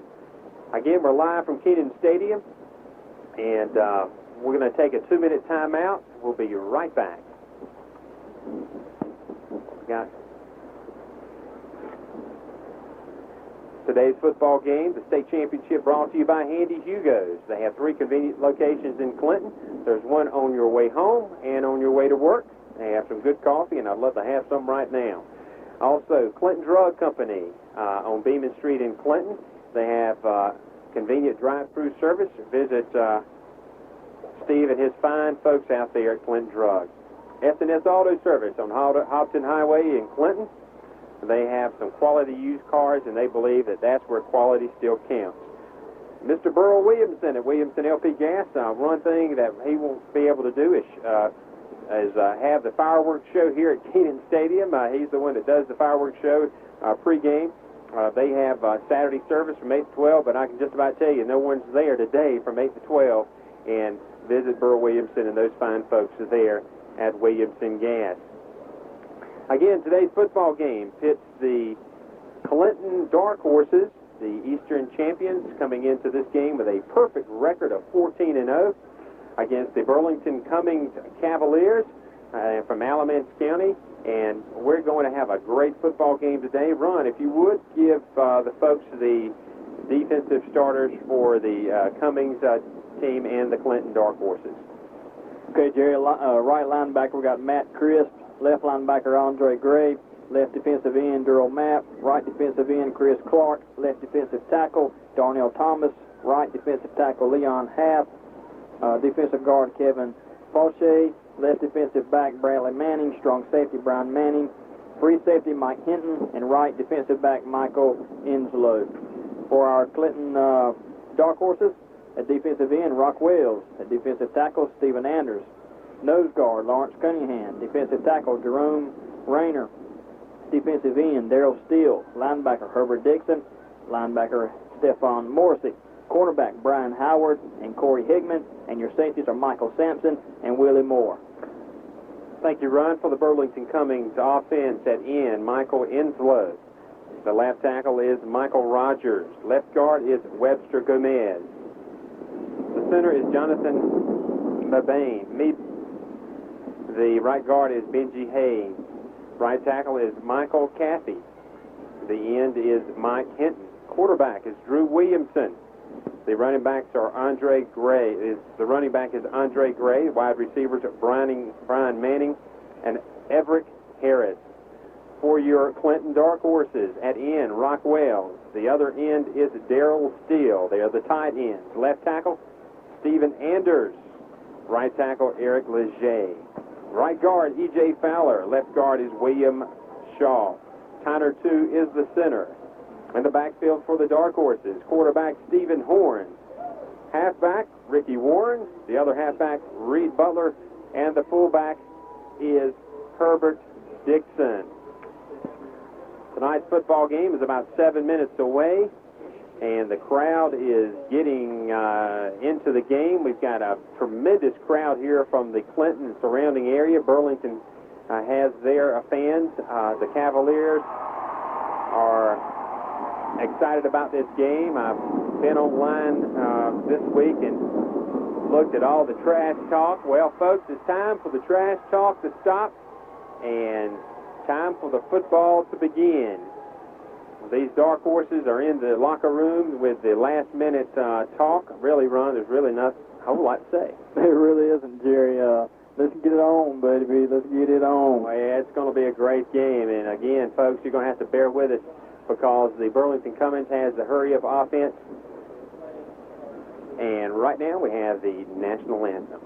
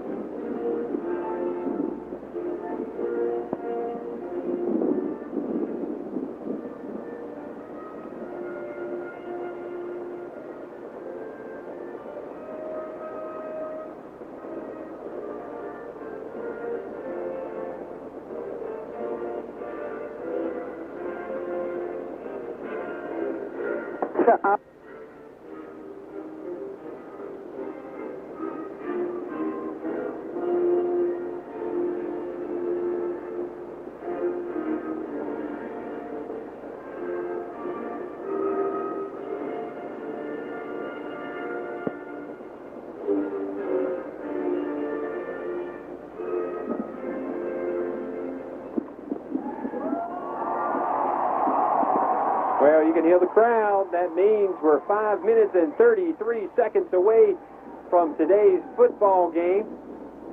Let's take a 1-minute timeout back at the station pan. We'll be right back.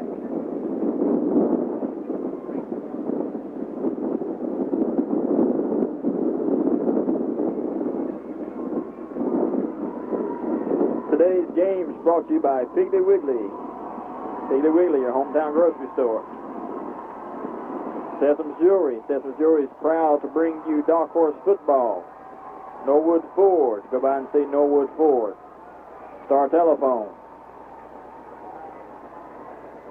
Well, Ron, today's football game, one thing that's really special is that the three captains out there, here come your Dark Horses on the field.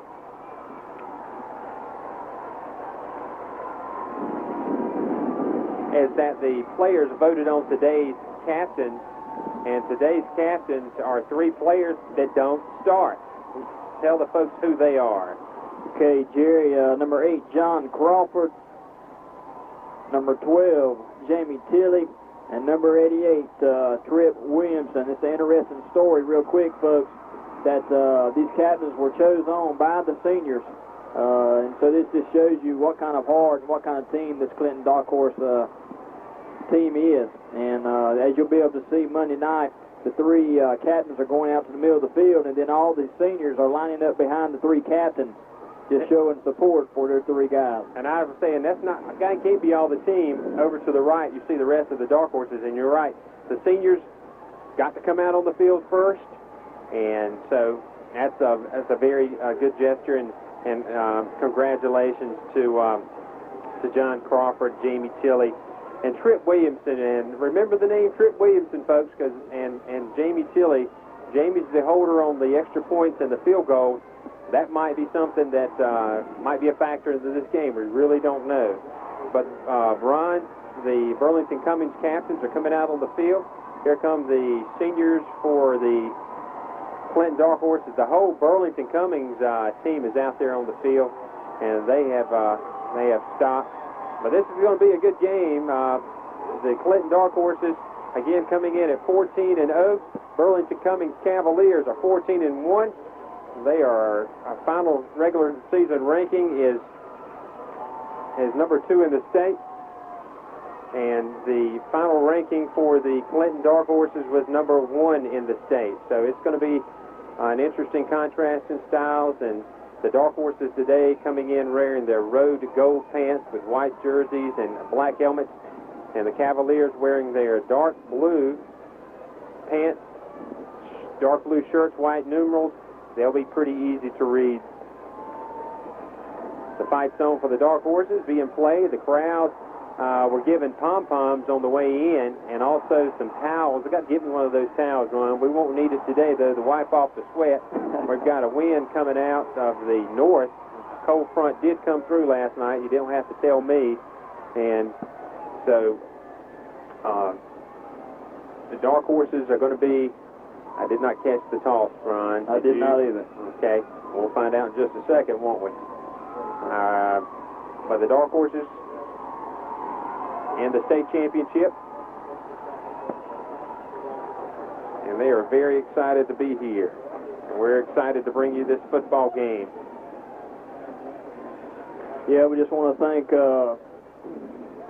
Rocky for doing our video today. He's swinging it by himself, so he's going to be a busy man for us. And folks, you'll be able to tune in Monday night on Star Vision, channel 16 or 33 at 7:30 and catch this football game if you weren't able to make the trip up today. And so put that on your calendars, folks, because it will be one you want to set the record button on. It looks like to me, Ron, that the Cavaliers are going to kick the football off, so the Dark Horse offense will be on the field first.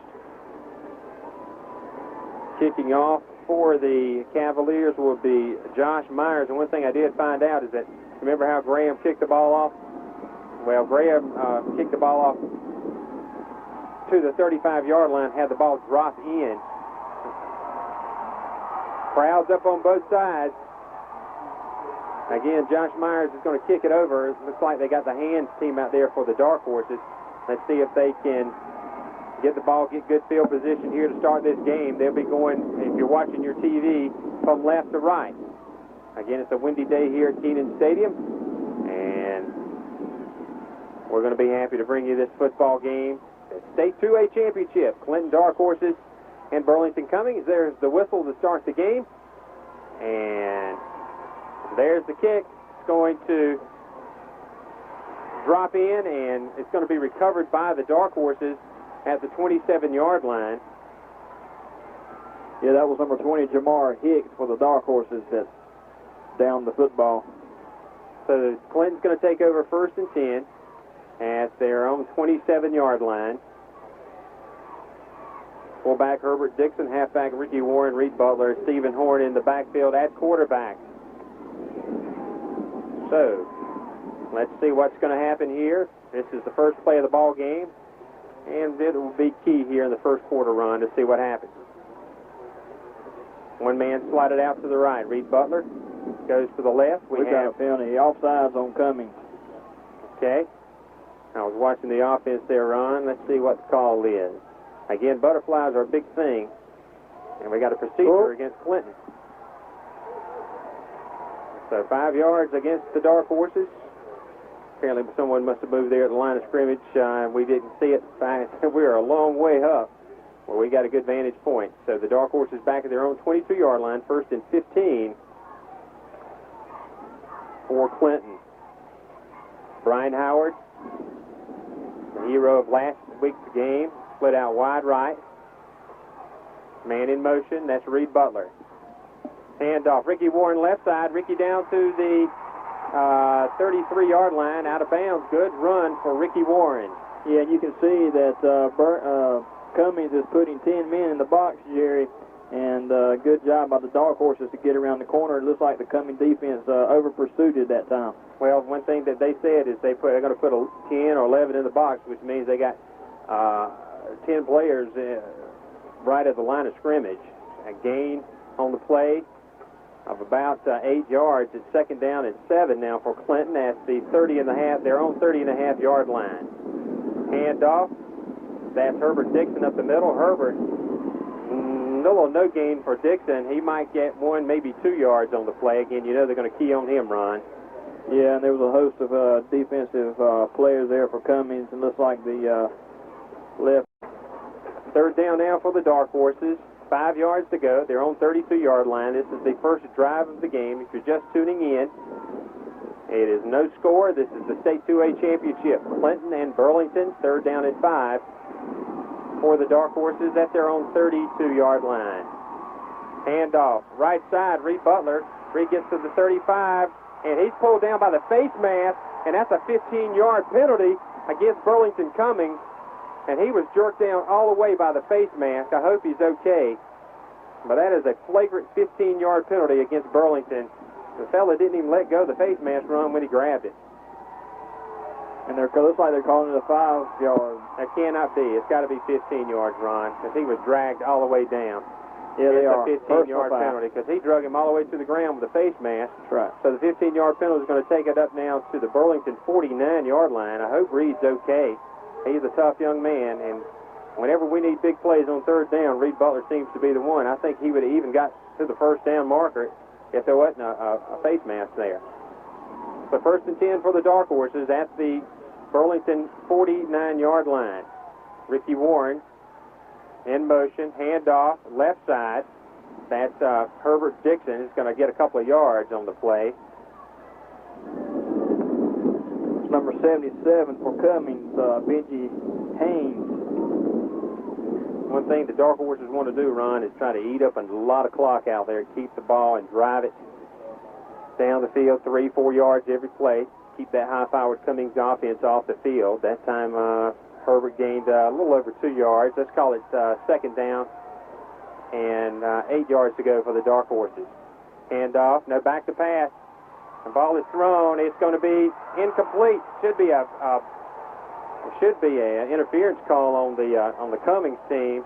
That ball was intended for Ricky Warren down the right side, Ron, and it was just over the outstretched hands of Warren. I think Ricky might could have caught that ball. Yeah, covered by the strong safety of Brian Manning, number 5. Brian, for Cummings, has earned a scholarship to the University of Florida, and so he is a Division I prospect. So third down now for the Dark Horses, 8 yards to go at the Cummings 47-yard line. No score. Back to pass, quick count. Ball is thrown over the middle. It's going to be incomplete. Ball was intended for Ricky Warren, and Ricky could have caught that football run. It was right in his hand. So it's going to be 4th and 7 for the Dark Horses.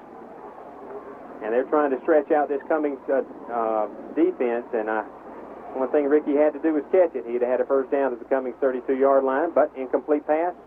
And Rockwells is going to punt for Clinton. It's number 5, Brian Manning, for Cummings to receive the punt. Rockwell standing at his own 37-yard line.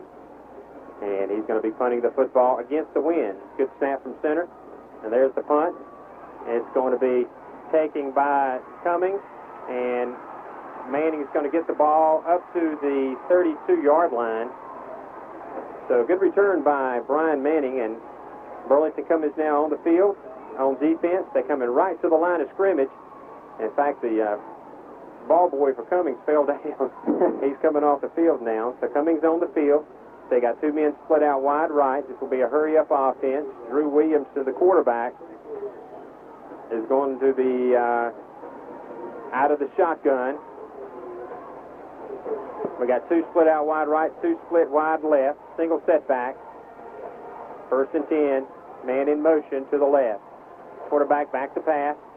He's got some time. He throws the football, and it's caught at the 37-yard line, out of bounds. And quarterback had some pressure on him that time, Ron. Yeah.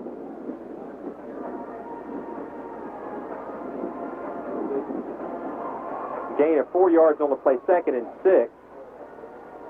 For Burlington at their own 36-yard line. No score, 9:47 to go first quarter. Dark Horses in Burlington. Burlington with the ball, 2nd down, 6 yards to go, their own 36-yard line. Out of the shotgun, hurry-up offense. Pass on the play, ball is thrown in the air. It's going to be incomplete. Ball was intended for number 20, Michael Inslow, but Ron, the wind played a factor that time, and also somebody hit the quarterback and really jarred him. Yeah, I was trying to pick the number up, Jerry, and could not pick it up. It looked like it might have been coming from the linebacker position, so it was probably the Herbert Dixon or Stephon Morrissey. I'm sorry, the ball hung up in the air. It could have been easily intercepted that time. That's right. Corey Hickman was on the coverage. It's going to be 3rd down and 6 now for Cummings at their own 36-yard line. Again, out of the shotgun. Drew Williamson rolls out to his left. He's going to throw the ball. It's going to be caught at the 47-yard line for the first down. That is Iverick Harris, the tight end, a wide receiver, catches the ball. And one thing that the quarterback is doing, Ron, is he's rolling out every play, giving him some time to throw the football. The 1st and 10 for Cummings at their own 47-yard line. No score. We have 9:32 remaining in the first quarter of play, coming to you live from Kenan Stadium. Williamson out of the shotgun from their own 47-yard line. Back to pass. Ball thrown, and it's batted at the line of scrimmage, and a lot of pressure on the quarterback. And he is rocked by Rockwells, Ron. Yeah, that was number 82, Darrell Steele, Jerry, the one that tipped the football. Darrell Steele, folks, a couple days ago touched the red light that is behind the basketball goal in the gym. And so he's got some ups. He does. But they've hit the quarterback twice when he's thrown the football, Ron. So maybe Dark Horses can get to him. No incomplete pass, 2nd down and 10. Quarterback rolls out to the right. Tries to find a receiver. He throws. The ball is caught. And he's still on his feet down the right sideline. 1st and 10. Caught by is that number 20 or number 80? Play number 20. Okay, thank you, Ron. Michael Inslow catches the ball. down to the dark horse 36-yard line. So 1st and 10 for Cummings at the dark horse 36-yard line with 9:11 go in the first quarter. Drew Williamson out of the shotgun. Man in motion, single setback. We've got a flag on the play called by the line judge. I think it's going to be against Burlington, Ron, for offsides legal procedure. Let's see. Offsides against Burlington. We've seen that call a lot. When the end gets set, he can't move, and he was offside, so a 5-yard penalty against Burlington. It's going to be 1st and 15 now for the Cavaliers at the dark horse 41-yard line. Again, out of the shotgun, Williamson. We have an official timeout. The head umpire now gets the clock started back. Williamson, a quarterback, out of the shotgun, man in motion. Back to pass.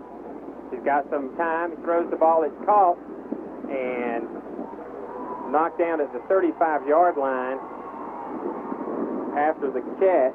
That's number 5, Brian Manning, who catches it and gets to the dark horse 35-yard line. Looks like that was Herbert Dixon on the stop.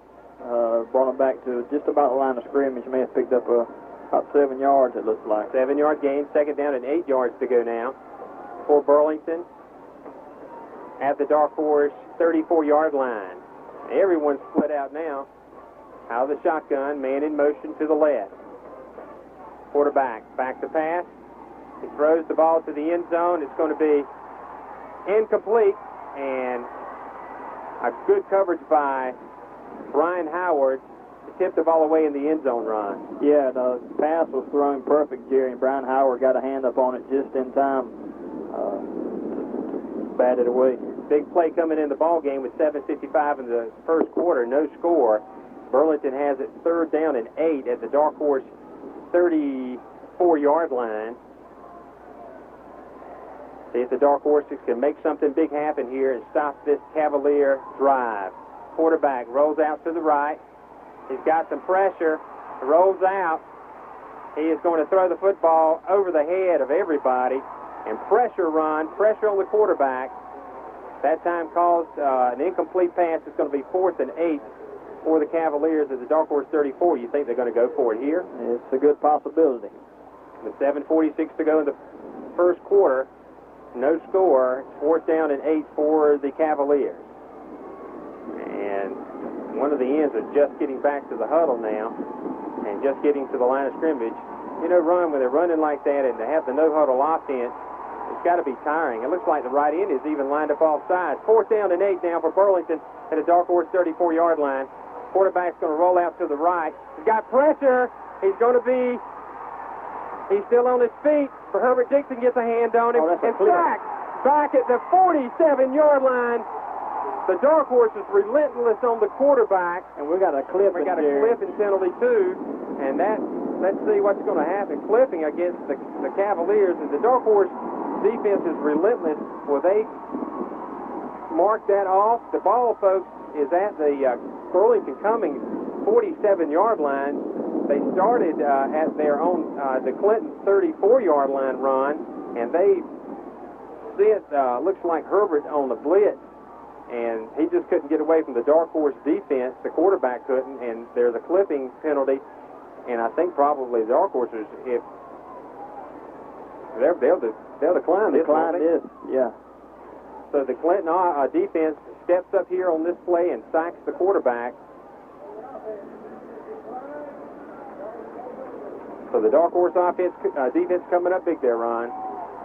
Yeah, Jerry, and I don't know why the Cummings quarterback just didn't throw the ball away and go ahead and let his defense sit up down here in Clinton's own territory. One statistic that I have failed to look with all the things that I have seen is how many times he's been sacked this year.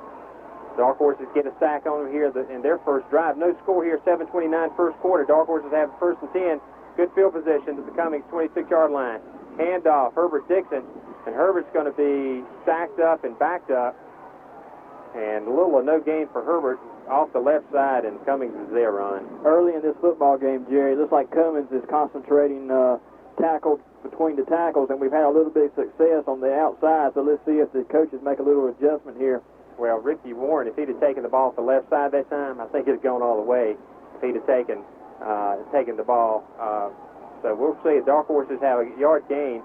Second down, pitch out right side to Ricky Warren, and 2-yard gain for Ricky to the Cummings 46-yard line. Looked like Cummings knew the play was coming that time, Ron. Really did. Looks like number 43 for Cummings, Durrell Mapp, defensive end, was on the tackle. Gain of maybe a yard on the play. Let's call it 3rd down and 7 now for the Dark Horses. And they have pretty good field position, really good field position at the Cummings 42.5-yard line. We have no score with 6:26 to go here in the first quarter of play. The state championship game from Kenan Stadium. Back to pass, Stephen Horn. Got some pressure. Ball thrown over the middle. It's caught. And first down for Clinton at the Cummings 32-yard line. Ricky Warren with the catch. Yes, sir. They came back to that play that Ricky missed on the first drive. That time, Ricky got the ball and got the first down for the Dark Horses. Good job by Stephen Horn that time to stay in the pocket, Jerry. He knew the pressure was coming, and just as he released the football, he got hit. But good job by staying in the pocket. So the Dark Horses have it 1st and 10 at the Cummings 32-yard line. Dark Horses need to get to the line of scrimmage. 13 seconds remaining on the play clock. Dark Horses have it 1st and 10 at the Cummings 32-yard line. I think they'll get the play off. Double tight end set, 1st and 10. Handoff. Herbert Dixon. Herbert down to the Cummings 24-yard line. We got a flag on the play in the middle of the pile run. Let's see what the call might be. Herbert got it to the 26-yard line, holding against Clinton. So that's going to negate that play. It was actually a gain of about 6 yards for Herbert, his best run of the day, but a holding is going to take the ball back to the Cummings 40-yard line. So it's going to be 1st and 20 now for the Dark Horses with 5:44 to go in the first quarter of play. And we have no score here at Dark Horse Stadium, at Kenan Stadium. It's a little bigger than Dark Horse Stadium. Again, double tight end set for the Dark Horses. 1st and 20 after the holding penalty. Quarterback back to pass, throws over the middle, open receiver. Rockwell catches it down to the 20-yard line, and a first down for the Dark Horses. That's right, Jerry. Haven't seen that tight end play this year, Ron. We sure haven't. You know, Cummings has talked all about how they're going to stop the running plays for this Clinton offense, but guess what? We're passing the football. That's right, and that's one of the things that Coach Lewis and his staff are going to try to exploit the pass, because like we said, they put 10 in the box, which means they have 10 players within about 3 yards of the line of scrimmage to try to stop the pass. First down for Clinton after the catch by Rockwell at the Cummings 20-yard line. Offsides against Cummings. They move. So that's going to take it 5 yards closer to the goal line. And one thing I like that Clinton's doing, Ron, is they're chewing a lot of clock up here in the first quarter. What have we got? I think the referee, he said offsides on Clinton first, but then he rearranged himself and said offsides on Burlington. Well, I heard the crowd on this side kind of moan. I didn't know what it was. I wasn't looking down there. I knew that was an obvious offsides against Burlington. So it's going to be 1st and 5 for the Dark Horses at the Cummings 15-yard line. Double tight end set. Ricky Warren, right side. Ricky running hard down to the 10, down to the 9-yard line of the Cavaliers, and it looks like another first down for the Dark Horses. Going off that right side. That's E.J. Fowler and Eric Leger over there. So down to the Cummings 9-yard line. 1st and goal now for the Dark Horses. With 4:36 remaining in the first quarter of play, we have no score here at Kenan Stadium.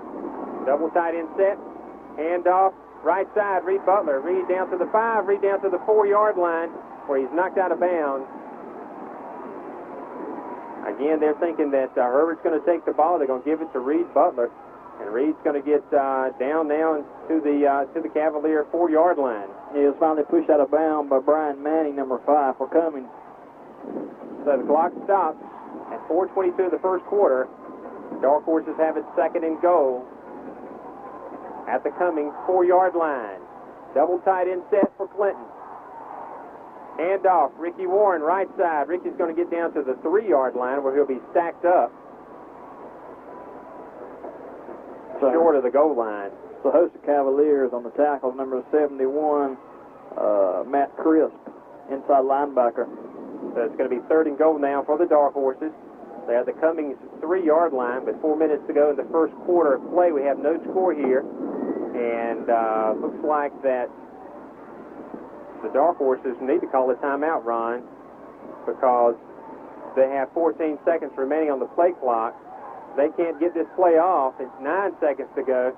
They need to call a timeout, and they do, because there were 6 seconds on the play clock, and the Dark Horses have it 3rd and goal from the Cavalier 3-yard line. There was a little mix-up out there. I don't know what Stephen was doing, but what we're going to do right now is take a 1-minute timeout. We'll be right back. Today's state championship game is brought to you by Wixon Associates Insurance Services, Owens Home Furnishing, and Solonvac, Interstar, Star Telephone, Norwood Ford, Sessoms Jewelry. Ron, I'll tell you what, Coach Lewis called a timeout and talked to the head referee about something. Not sure what it was. Really don't know. But he called a timeout. Dark Horse is back on the field. Coaches leave the field. 3rd down and goal now for Clint at the Cummings 3-yard line.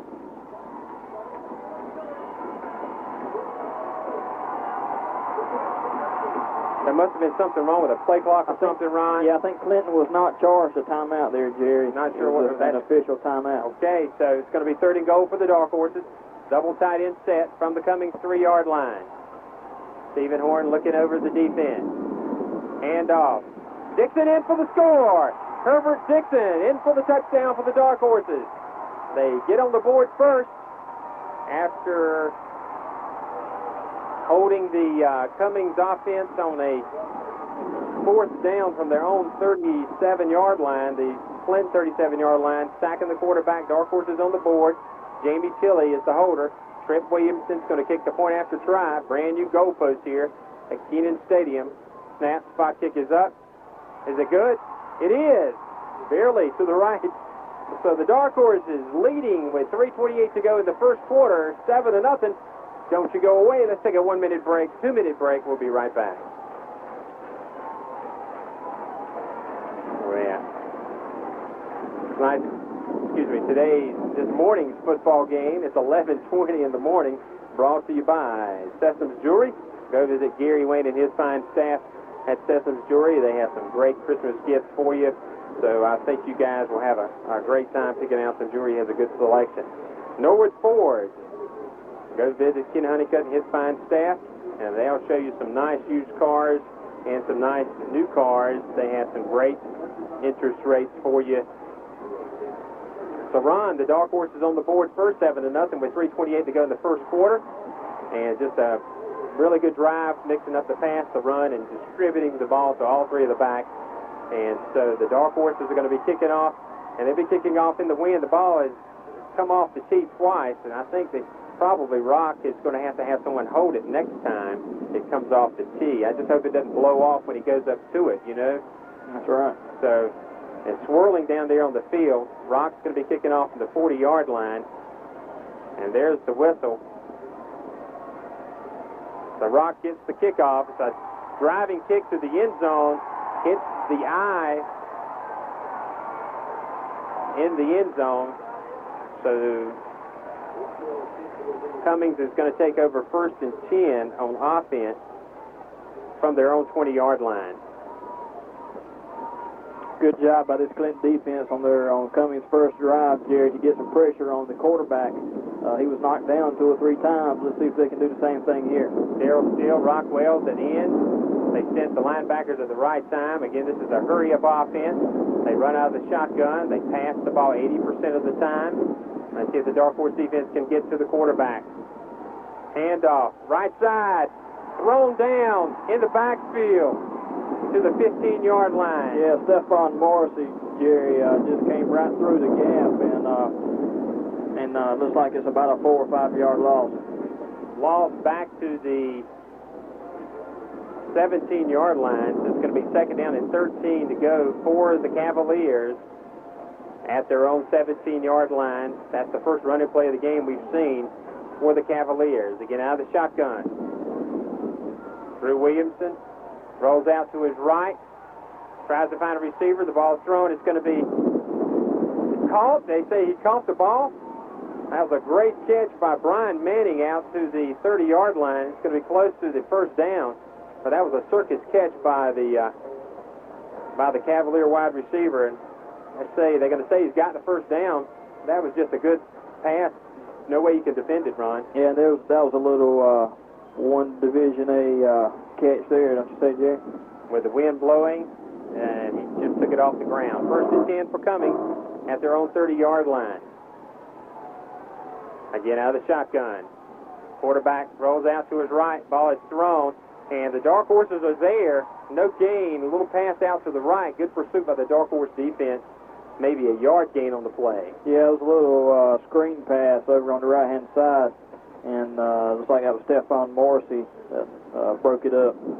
All right, with the catch, there's a yard gain, second down at 9 now for Burlington at their own 31-yard line. 2 minutes to go in the first quarter. Dark Horse is leading 7-0, and the wind is blowing here at Kenan Stadium. Again, out of the shotgun, second down. Quarterback rolls out to his right, wide open receiver to the 40-yard line, to the 50, down to the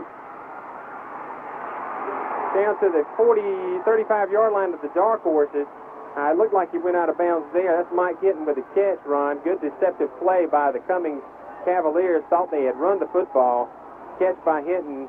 Going to get all the way down to the to the Dark Horse 35-yard line. Will it be first and 10 for the Cavaliers at that point? They got three split out wide right, three split out wide left. Quarterback back to pass, throws the ball. It's going to be hit. The ball is going to be incomplete, and a great play by the Dark Horse defensive back there. Looks like that might have been Brian Howard. And again, the quarterback was rocked when he threw the ball. Did you see that, Ron? No, incomplete pass. Second down and 10 for Cummings at the Dark Horse 35-yard line. Looks like the mix-up back there. Let's see what they're going to call. The quarterback is waiting for the play. So they're calling the play. Three split out wide right, one wide left. Second down and 10 for Cummings at the Dark Horse 35-yard line. Man in motion. Ball is thrown over the middle. It's going to be caught and stopped. And a good defensive play by the Dark Horses. Or maybe a yard gain, Ron. Yeah, minimal gain there. That was number 10 for the Dark Horses, Willie Moore. It's going to be a gain of 1. So 3rd and 8 now for the Cavaliers at the Dark Horse 34-yard line. Again, looks like a mix-up. I'm not sure what's going on out there. The quarterback's waiting for the play. Play clock's down to 15 seconds. One man split out wide right, two wide left. Let's see if the Dark Horses can get to the quarterback here on this play.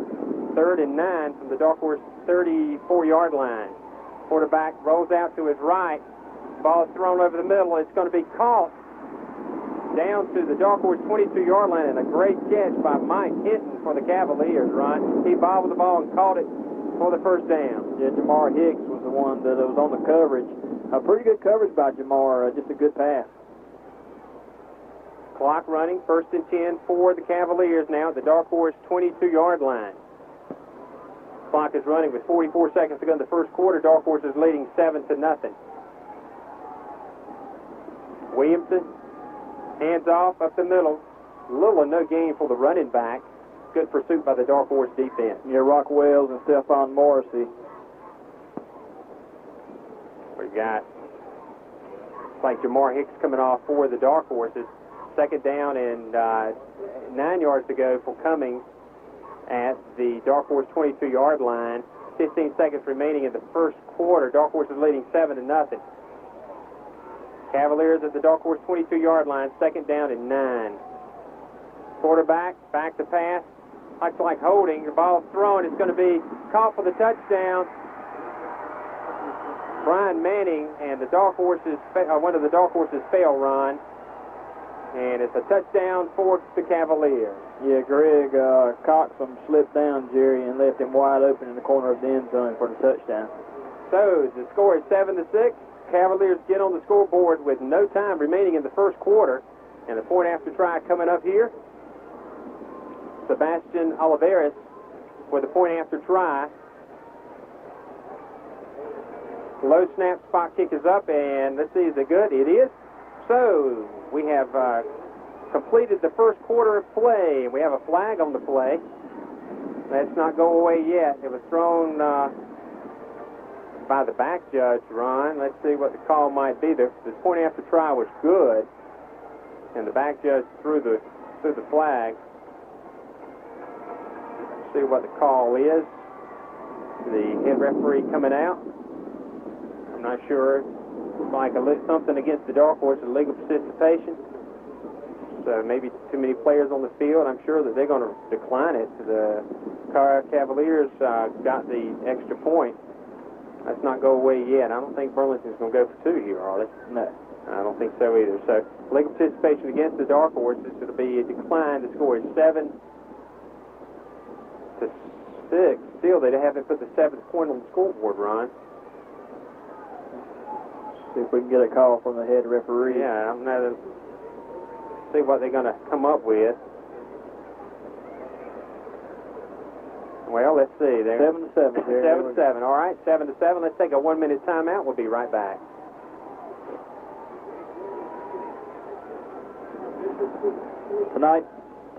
Today's championship games brought to you by Clinton Drug Company, S&S Auto Service, Williamson Gas, Piggly Wiggly, Sethem's Jewelry, Norwood Ford, Handy Hugo's, Sampson Blade and Oil, Sampson Building Supply, Matthews Drug, Briggs & Sons. Well, Ron, looks like the illegal participation penalty will be marked off, and the Cavaliers are going to actually kick from the Dark Horse 45-yard line. And they've got that short type of kick there where they're going to try to kick it down to about the 20 or 25-yard line. So it's going to be an interesting to see. The wind's going to be actually at the back of the kicker for Cummings. Dark Horses have been practicing this. Graham used this same type of kick. See their quick players down there. They kick a very high kick. The kick's going to be by Josh Myers. Again, the wind will be at Josh's back. So here comes the kick, and it's going to be a kick down to the 22-yard line. A fair catch caught. And Corey Hickman. Corey, thank you, Ron. I didn't see his number. Corey Hickman called the fair catch. So the Dark Horses are going to get it from their own 22-yard line. Again, Cummings scoring at the end of the first quarter to tie things up here at Keenan Stadium. 7-7. So let's listen to the game on the radio. First and 10 for the Dark Horses at their own 22-yard line. Handoff. Left side. There's a hole there for Ricky Ward to the 27-yard line. Ricky will be tackled after a pretty good gain of about 5 yards. Looks like number 71 for Cummings, Matt Crisp, inside linebacker on the tackle. Gain of about 4 on the play for Ricky. It's going to be second down and 6 yards to go now for the Dark Horses. They have it at their own 26-yard line. Again, tied up 7-7 here at Keenan Stadium. Double tight end set. Handoff to Herbert Dixon, and Herbert's going to be hit and knocked down right at the line of scrimmage. No gain for the Dark Horses. Yeah, Darnell Thomas, defensive lineman, the one that tackled him. It's going to be a gain of, say, 1 yard on the play for Clinton. It's going to be third down and 5 now for the Dark Horses. They have it at their own 27-yard line. We're just starting the second quarter of play. It is tied 7-7 with 10 minutes and 57 seconds remaining in the second quarter. Stephen Horn over the football. And back to pass. Throws the ball. It's going to be incomplete. Stephen Horn looks like he might have hit his player when he was throwing the ball. So it's going to be an incomplete pass, and the Dark Horses are going to have to punt the football run. And the wind's going to be blowing in the face of the punter, Rock Wales. Rock will be standing at his own 15-yard line, it looks like. And we know Rock can punt the football. So the punting team on the field. Rock standing at about his own 14-yard line.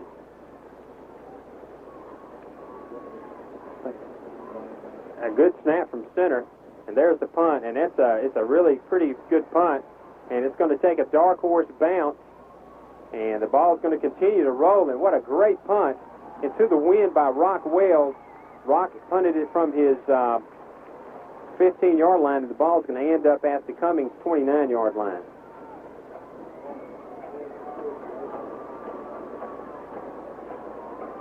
So we have a tie score of 7-7 here at at Kenan Stadium. I said it so many times. Evenly matched game between two teams that have contrasting styles. Let's see if the Dark Horses can stop Cummings here on offense. Cavaliers have it at their own 29.5-yard line, tied up 7-7 here. One split out wide left, two wide right now. Out of the shotgun, Drew Williamson. Back to pass. He's got some pressure. He throws the football. It's going to be almost intercepted. Yeah, and it is intercepted by the Dark Horses. Good block. And knocked down after the interception. Ron, that Corey Hickman intercepts the football.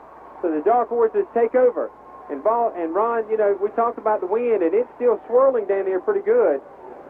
And yeah, he's throwing them lollipops up there too, Jerry. You throw them lollipops like that. That wind just holds it up and gives the defensive man time to get under it. And Drew Williamson got rocked again when he threw the football, Ron. So he's being popped pretty hard out there.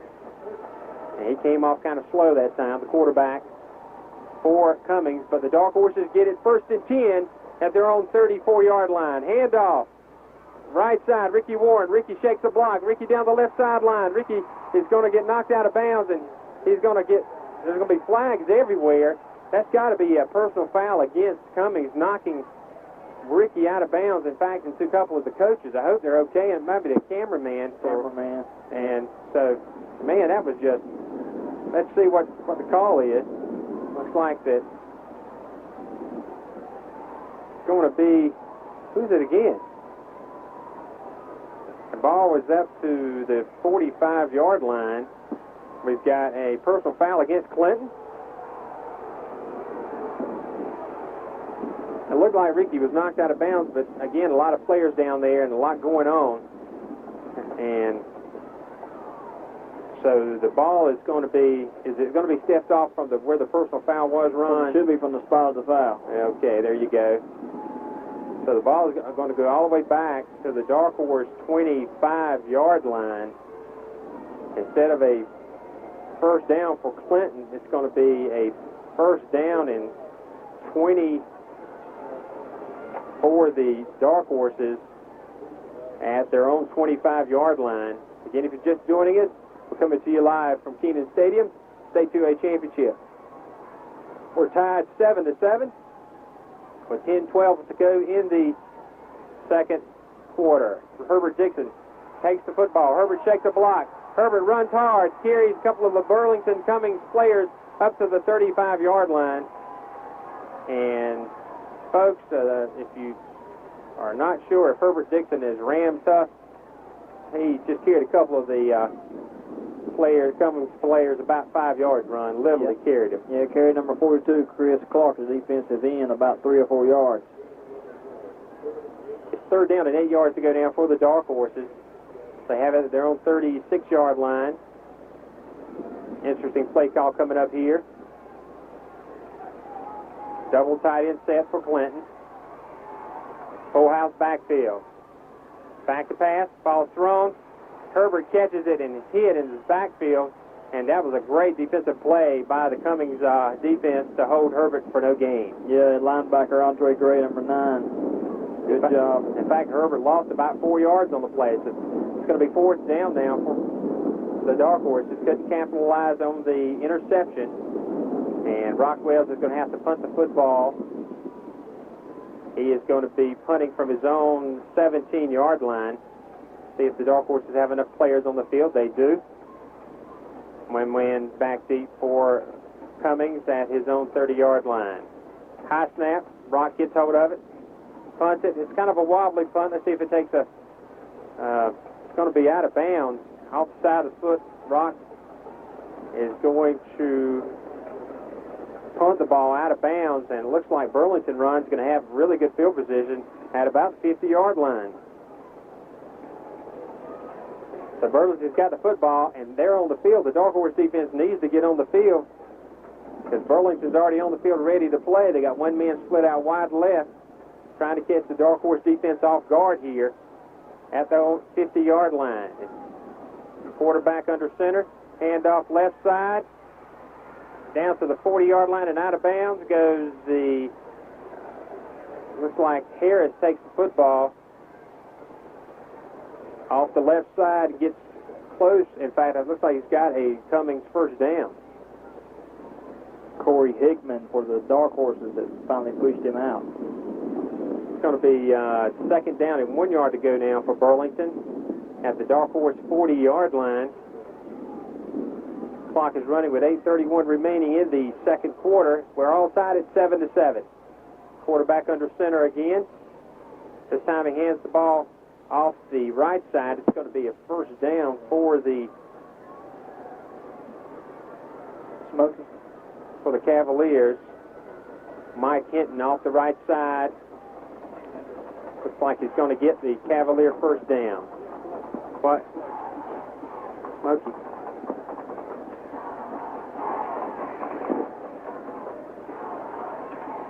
He's upstairs. First and 10 now for the Cavaliers at the Dark Horse 39-yard line with 8 minutes to go in the second quarter. All tied 7-7. Dark Horse defense needs to do something here. Sacked in the backfield. That's Stephon Marcy, Ron. Came right through. Quarterback had nowhere to go. Yeah, they tried to fake a little run play there, and the quarterback, he hadn't even turned around yet, and Stephon was there. 7-yard loss on the play. In fact, more than that, Ron. Looks like about 8 yards. It's going to be second down and 18 yards to go now for Cummings at the Dark Horse 47-yard line. Out of the shotgun. Williamson had been under center the last 3 plays. Now he's out of the shotgun. Second down, 18 yards to go for Cummings at the Dark Horse 47-yard line. Quarterback back to pass, got some pressure, ball thrown. And it looks like it might be intercepted. No, it's not, but it went off the foot of the receiver. But the pressure was there on the quarterback. Incomplete pass. It's going to be third down, 18 yards to go for Cummings. 7:20 to go in the second quarter. We're all tied 7-7. Burlington has the football. Third down, 17 at the Dark Horse 46-yard line. Again out of the shotgun. Drew Williamson has had a lot of pressure on him. We've got a timeout on the field. We're all tied at 7-7. Let's take a 1-minute break. We'll be right back. Today's state championship football game brought to you by Star Telephone, Highway 421, Interstar Communications, downtown Clinton, and So in Fact at the Northside Plaza, Owens Home Furnishing on Hobson Highway, and Weeks of Associates Insurance Services in Clinton. Ron, do you know who got charged the timeout that time? Clinton. Okay, they wanted to make sure they got their defenses set up right. We're all tied at 7-7 here with 7 minutes and 20 seconds to go in the first half of play. And Ron, quickly, can you give us a few stats in the first quarter? They gave us those stats here a few moments ago. Yeah, real quickly. First downs, Cummings had 6, Clinton 4. Total yards, Cummings had 99, Clinton had 66. Okay, third down, 17 yards to go for Burlington. At the Dark Horse 46-yard line, out of the shotgun, double split left and right. Quarterback back to pass. He's got some time to throw, got some pressure. He stacked it at the 40-yard line. Rock Wells. Big sack on the play for the Dark Horses.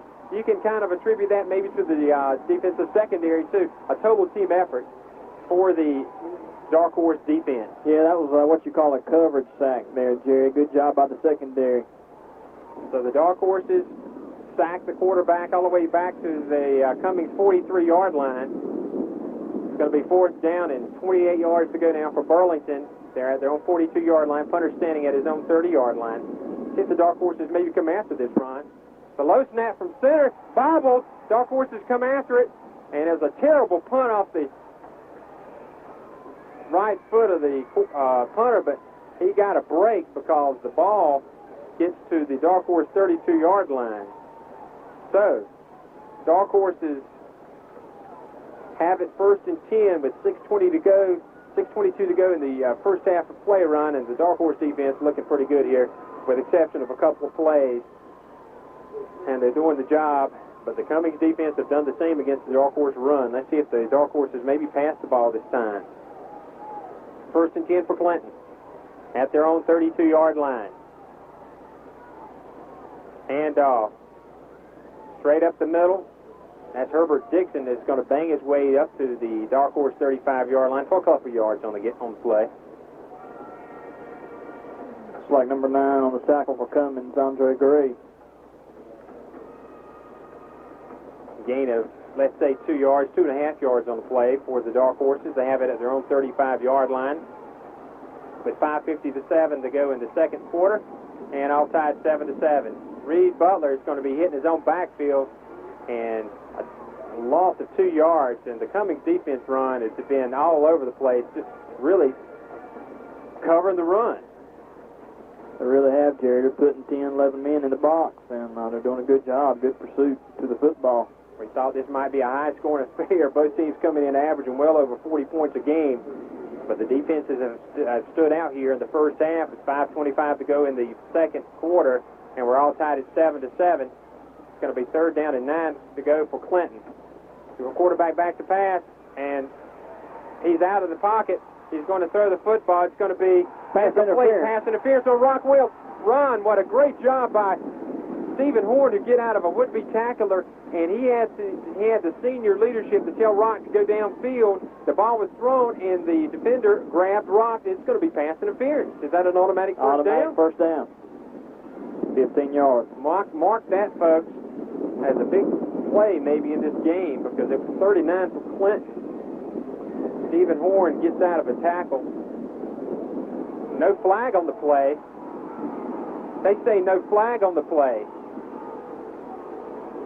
I would want to get an explanation for that. So if that's the case, it's going to be fourth down for the Dark Horses and 9 yards to go. If I was Coach Lewis, I'd get out on the field and I would I'd get an explanation, because Rockwell's going to have to come on and punt the ball run.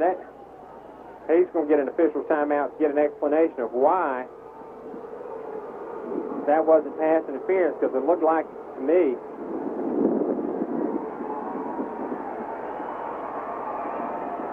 so gets the explanation. Dark Horses are going to have to punt the football from their own 33-yard line. It's tied at 7-7 with 5 minutes to go in the second quarter of play. Coming to you live from Kenan Stadium. And Rockwell is going to punt the football from his own 20-yard line. Deep man standing at his own 35. For Cummings. Good snap from center. They're coming. The low driving punt, and a good punt for Rock is going to be taken. And up to the 32-yard line. Good pursuit by the punting team to hold Brian Manning to maybe, a 2-yard return. And Brian's coming up a little limp in there, Ron. Did you see that? Yes, he is. So, Cummings is going to have the football first and 10 with 4:56 remaining in the first half. It's all tied at 7-7. And I need to call Annie in because I think the tornado is coming. Drew Williamson at quarterback, out of the shotgun. He rolls out to the right. Pursuit. Ball is thrown. It's going to be incomplete. Better not throw that flag because Manning fell down and the quarterback is getting up slow. Drew Williamson was rocked by Stephon Marcy, and Williamson is hurt, Ron. The quarterback is hurt, and it is his throwing arm, and I think they're going to have to call an official timeout.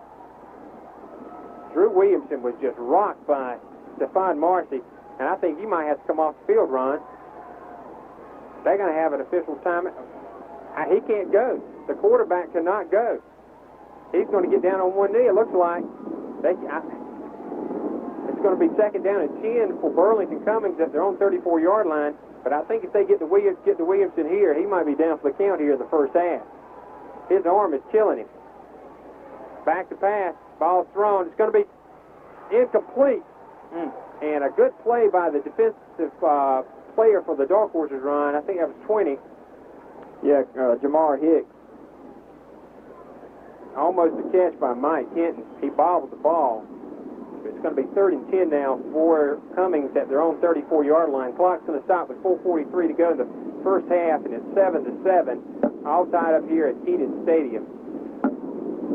I think Williamson is just looking to get a little time. Quarterback was hit by Stephon Marcy 2 plays ago. 3rd down and 10 now for Burlington at their own 32-yard line. Quarterback back to pass. He's going to be hit when he throws the ball, but it's going to be caught down the right side, and it's going to be to the 48-yard line, and it's like a first down for Burlington. It is, but Williamson was hit again as he threw the football. But a catch up for the Cavaliers, and it's going to be 1st and 10 for the Cavaliers at their own 48-yard line. Again, Drew Williamson, the quarterback for the Cavaliers, is hurt. Got a timeout. And we got a timeout on the field. Score tied 7-7. Let's take a 1-minute break. We'll be right back.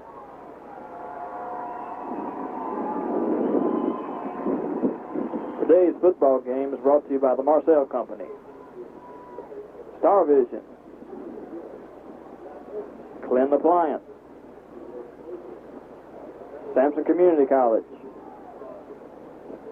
Briggs & Son Tire, Matthew Drug, Sampson Building, Sampson Blade and Oil, Go Automotive, Andy Hugo's, and Clinton Drug. Ron, the timeout on the field, I think, called by Burlington Cummings. They're surrounding their quarterback, Drew Williamson, who's been hit numerous times here in the first half. Stephon Marcy put a hit on him about 3 plays ago, and Williamson came up holding his right arm. That is his throwing arm. And it's going to be a 1st and 10 for Cummings at their own 48-yard line. After the timeout, 4:29 to go in the first half, 7-7, all tied up. Burlington now out of the shotgun. Williamson throws out to his right. Shuttle pass. It's going to be up down to the 41-yard line of the Dark Horses, and a first down. And a good run by Andre Gray to get the Cavalier first down at the Dark Horse 41-yard line with 4:20 to go in the first half. We're all tied at 7-7. Cavaliers have it now at the Dark Horse 41-yard line. Quarterback looking for the play from his coach. We have 3 split out to the right, 1 out to the left. Missed his feet out of the shotgun. Quarterback's going to keep it left side. Williamson's going to take it, and he's going to be slammed down at about the 32-yard line, the Dark Horse 32-yard line. Looks like he might be just short of the first down. And that tells you how tough Drew Williamson is, Ron, because he kept the football and got very close to the first down. Clock is running at 3:36 to go in the first half. 7-7. Clinton and Cummings. Cummings with the football now at the Dark Horse 30.5-yard line. Are they going to measure it? Looks like they are, because the clock had stopped at 3:31 to go in the first half of play. Brian Howard now coming in for the Dark Horses. And Ron, really, I wish this wind would stop blowing, because it is blowing around like you wouldn't believe. It's going to be a first down for the Cavaliers after the run by the quarterback. Drew Williamson Williamson now out of the shotgun. 1st and 10 now for Burlington at the Dark Horse 31-yard line. Williamson now under center. Man in motion. Williamson goes out to the left. He's got some pressure, throws the ball to the ground, incomplete pass. And again, pressure on the quarterback, and he is hit and knocked down out of bounds. If he threw that football, Ron, he threw it over the line of scrimmage, didn't he? He was real close, but I think that they're going to say it was an incomplete pass. And good pressure on the quarterback. 2nd and 10 now for the Cavaliers at the Dark Horse 31-yard line. Clock stopped at 3:14 to go in the first half, and we're tied at 7-7. See if the Dark Horse defense can stand up here against this Cavalier offense. Man in motion. 2nd and 10. Quarterback down the line of scrimmage, pitches the ball out, and still on his feet, and down to the 22-yard line. A good run by Mike Hinton, short of the Cavalier first down. Looks like he gets down to the Dark Horse 22, 23-yard line, so it's going to be 3rd down and 2 yards to go for the Cavaliers with 2 minutes and 47 seconds remaining in the first half. We're tied 7-7. Cavaliers looks like resorting to the run here on this drive. So it's 3rd down and 2 now for Burlington at the Dark Horse 22-yard line. Quarterback down the line of scrimmage, keeps the football. He's going to get to the 21-yard line. Looks like he's going to get the first down off the left side. He does. So they're going to move the chains again. With 2:22 to go here in the first half of play. We're all tied at 7-7 here at Kenan Stadium. The Cavaliers now with the football with 2:19 remaining. See if the Dark Horse defense can maybe come up with a turnover, force a fumble here in the closing minutes of the first half of play. The Cavaliers from the Dark Horse 21-yard line. Out of the shotgun. Man in motion to the left. Cavaliers back to pass. Ball thrown. It's going to be caught. Right side. Looks like touchdown. Touchdown for the Cavaliers. That's Michael Inslow with the catch off the right side. So Drew Williamson, who was hurt early in the drive, comes up big for the Cavaliers. And they have their first lead of the day, 13-7. Thomas. 13-7 with a minute and 50 seconds to go here in the first half of play. The point after try coming up. Flag on the play. Let's see what the call is. The line judge is going to indicate that it's offsides against the Dark Horses. So they're going to mark it 1.5 yards closer to the goal line. Looks like the Cavaliers are still going to kick the point after try. 13-7, Cavaliers on top.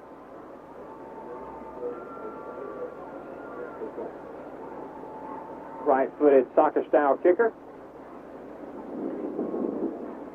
There's a low snap out of the right side, and he gets in for the 2-point conversion. Broken play, and the quarterback took it to the end zone. Drew Williamson, and so the 2-point conversion makes it 15-7.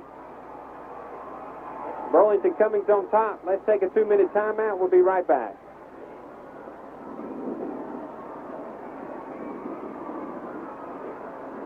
Today's football game brought to you by the Marcel Company, Star Vision, Clinton Appliance and Furniture Company, Sampson Community College, Briggs & Son Tire Company, and Matthews Drugs. We really appreciated these sponsors who have stuck with us all year long. And Ron, Cavaliers on the scoreboard here at the end of the closing minutes of the second quarter. Let's see if the Dark Horses can maybe answer back here. Drew Williamson did a great job on that last drive, especially after getting banged up.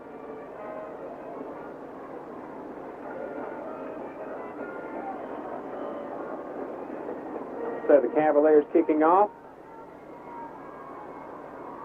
from their own 40-yard line. And they're going to kick a fairly short kick run, so the Dark Horses, if they gain possession here, should get the ball back. And there's the kick, and it looks like it's going to be caught at the 20-yard line to the 23-yard line. Ricky Warren with the football. So the Dark Horses are going to take over a 1st and 10 from their own 23-yard line, trailing 15-7. And I've done enough of these football games, and the Dark Horses in 2 state championships have been behind at halftime and come roaring back in the 3rd quarter. Dark Horses are a 3rd quarter team and just down by 8 points against this high-powered offense. Sure, they have a lot to talk about. Overall, the defense for the Dark Horses has done fairly well, Ron. Yeah, I think they have too, Jerry. So 1st and 10 for Clinton from their own 24-yard line. Handoff. Pitch out left side. Ricky Warren with the football. Gets it to the 24-yard line. Knocked out of bounds, and an ill-advised pitch by Stephen Horn, Ron. And Ricky Warren caught the ball and got out of a couple of tackles and actually turned what would have been a 5-yard loss into about a 2-yard gain. Yeah, number 71, Matt Crisp, was the one that ran him out. So the clock is going to stop at 1:37 to go in the first half. Dark Horses trailing the Cavaliers 15-7. They actually say he got about a half yard on the play. So from the 24, their own 24-yard line, Dark Horses have it 2nd down and 9. Handoff, Ricky Warren left side. Ricky up to the 31-yard line, where he's going to be short of the Dark Horse 1st down by about 3 yards. Jerry, if this offense can ever get past that initial line there, those 8-10 players in the box, man, it's free selling. Well, I think you're going to see some adjustments at halftime. Hopefully those adjustments will come true. It's going to be 32 now for Clinton at their own 32-yard line. With 1:09 to go in the 2nd quarter play. Horn back to pass. Trying to find a receiver. It's going to be incomplete to Rock Wells. So with 1 minute to go here in the first half, Ron, the Dark Horses are going to have to punt the football from their own 32-yard line. And to give this high-powered offense another chance at the football here in the 2nd quarter. Let's see if Rock can get his foot into it and get a good kick. I think you'll probably see Burlington come after this football. Rock standing at his own 17-yard line. Dark Horses trailing 15-7 with 1 minute to go in the first half. Punting situation for Clinton. Flag on the play. The play clock ran out. So it's going to be a 5-yard penalty against Clinton. Looked like they were trying to draw the Cavaliers offside. So with the 5-yard penalty, it's going to get the ball back to the Dark Horse 27-yard line. And Rock's going to have to kick the football from his own 13-yard line for the Cavaliers. Good snap from center. There's the punt, and it's a good punt for Rock.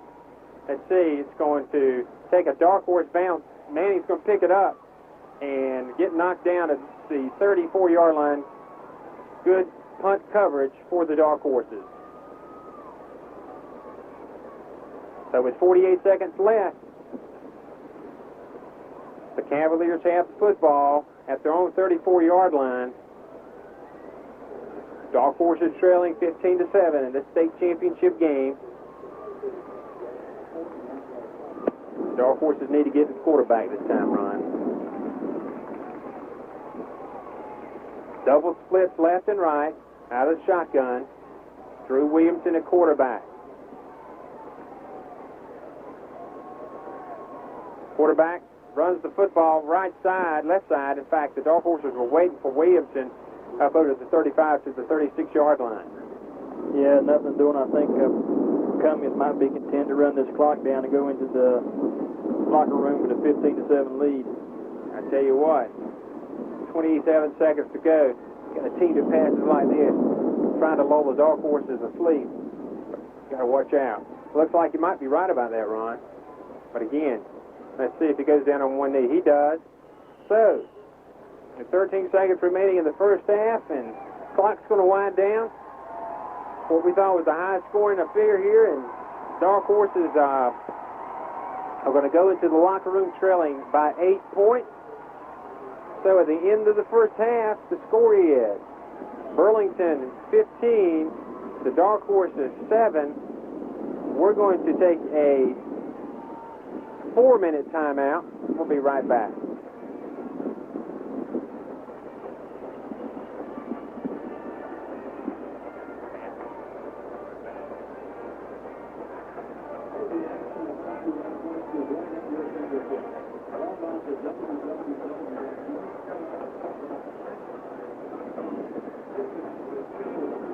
Today's championship game is brought to you by Anthems Jewelry, Weeks and Associates, Owens Home Furnishings, and Vac, Interstar, Star Telephone, Norwood Ford, Anthems Jewelry, Piggly Wiggly, Williamson Gas, S&S Auto Service, Clinton Drug, Andy Hugo's, Go Automotive, Sampson Blade and Oil, Sampson Building Supply, Matthews Drug, Briggs & Son Tire, Sampson Community College, Clinton Appliance, Star Vision, and the Marcel Company. We're back here at Keenan Stadium with the score, Burlington Cummings Cavaliers 15, Clinton Dark Horses 7. What we're going to do right now, folks, is we're going to turn it over to the Clinton Dark Horse Marching Band.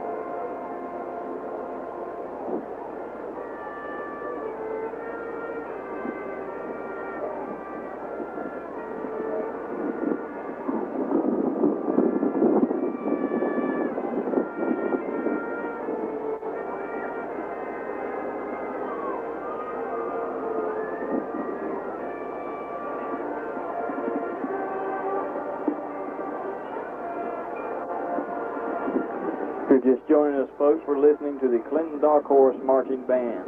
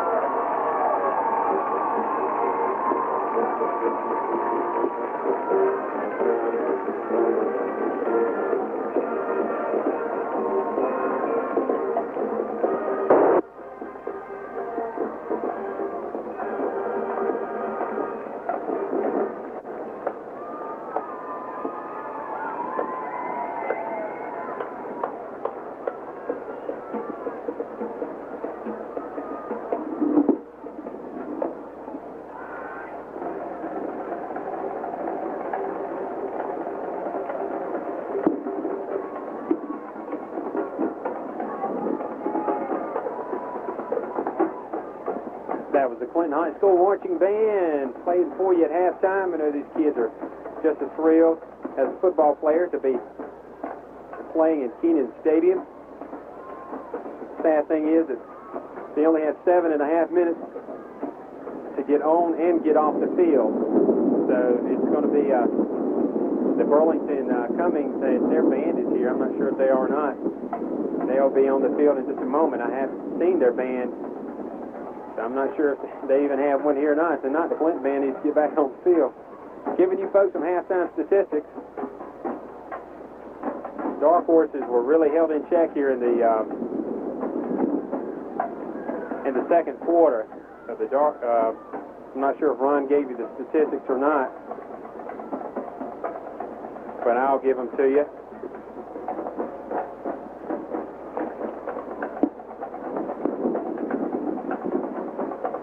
Cummings had 15 to 7.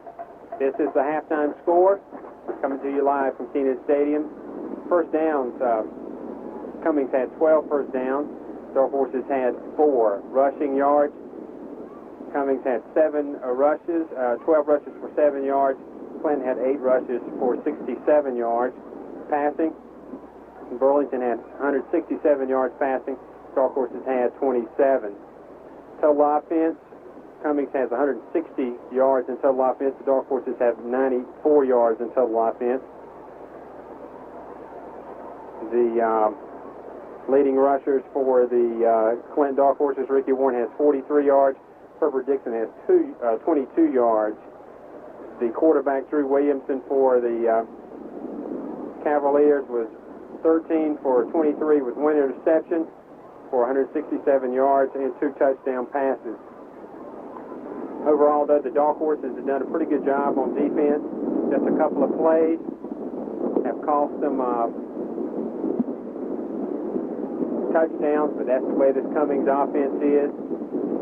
They'll jump right on top of you and get the big touchdown. I'm sure that the Dark Horse Brain Trust are talking over some adjustments here in the second half on both offense and defense, but overall the Dark Horses have done a pretty good job. It's 15 to 7. We're in at halftime here at Keenan Stadium. So glad you're listening to us on Oldies 1170 AM and Starvision Channel 16 and 33. Reminding you folks that this 2A state championship game will be played back on Monday evening. It will be at 7:30 on Channel 16 and 33. So hopefully you folks will watch this football game on video also. But the score at halftime is the Cavaliers from Cummings 15, the Clinton Dark Horses 7.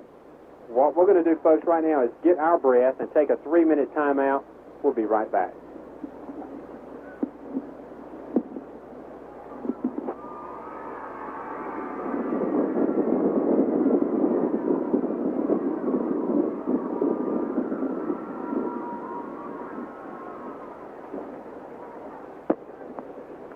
Today's state championship game is brought to you by Wixton Associates Insurance Services, Owens Home Furnishing, and Sewing Back,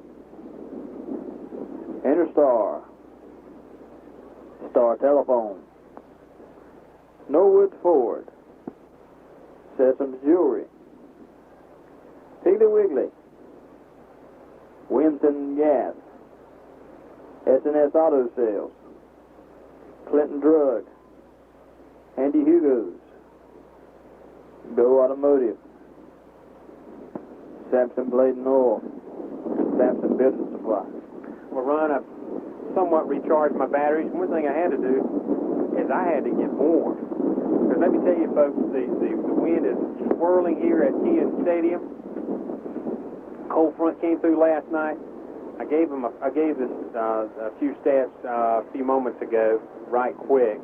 But one thing that I think the dark horses are going to have to do is just, I'm not going to say more of the same, but, you know, more of the same. I mean, they've done real well. The offense has to make some adjustments and take what the Cummings defense has given them, Ron.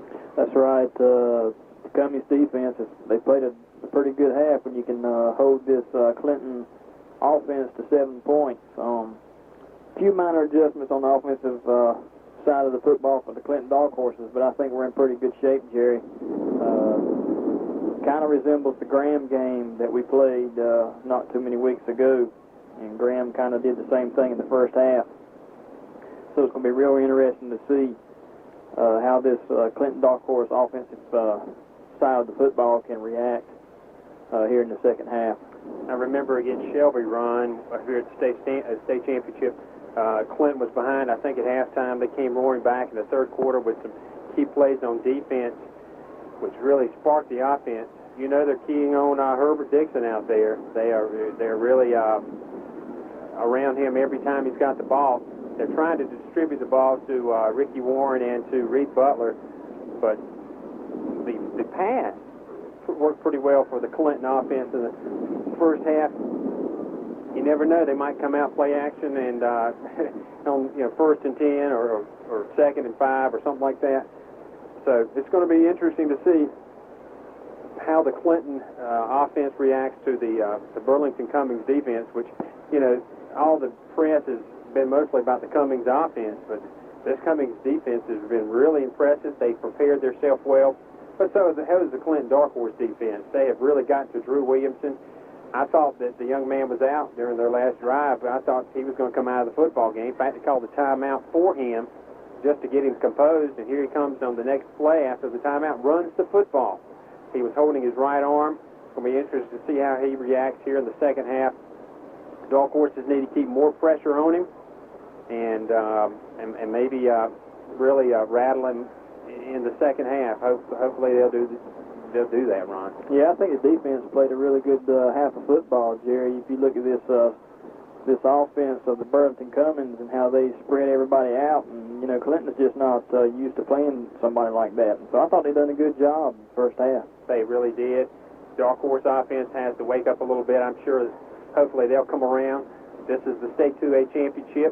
We're pitting the best 2A schools in the state, and they're giving us quite a show on the field here at Keene Stadium. And we're so glad you guys are listening to us back home. For those folks that didn't make the game, I don't see how many of you are there, but there's got to be some there that couldn't make the game. Maybe you had to work or something, and we're glad you're tuned in to Oldies 1170 AM. Again, if you're at home and you cut your TV on, cut it up a little bit, you're listening to us on Star Vision Channel 16 and 33. So we certainly hope that you guys will enjoy this second half of football, and we certainly enjoy bringing it to you. Right now, we've got about 2 minutes and 42 seconds to go in the half until the first half is over. The Dark Horses are trailing Burlington Cummings 15-7, and we're going to take a 2-minute timeout, and we'll be right back.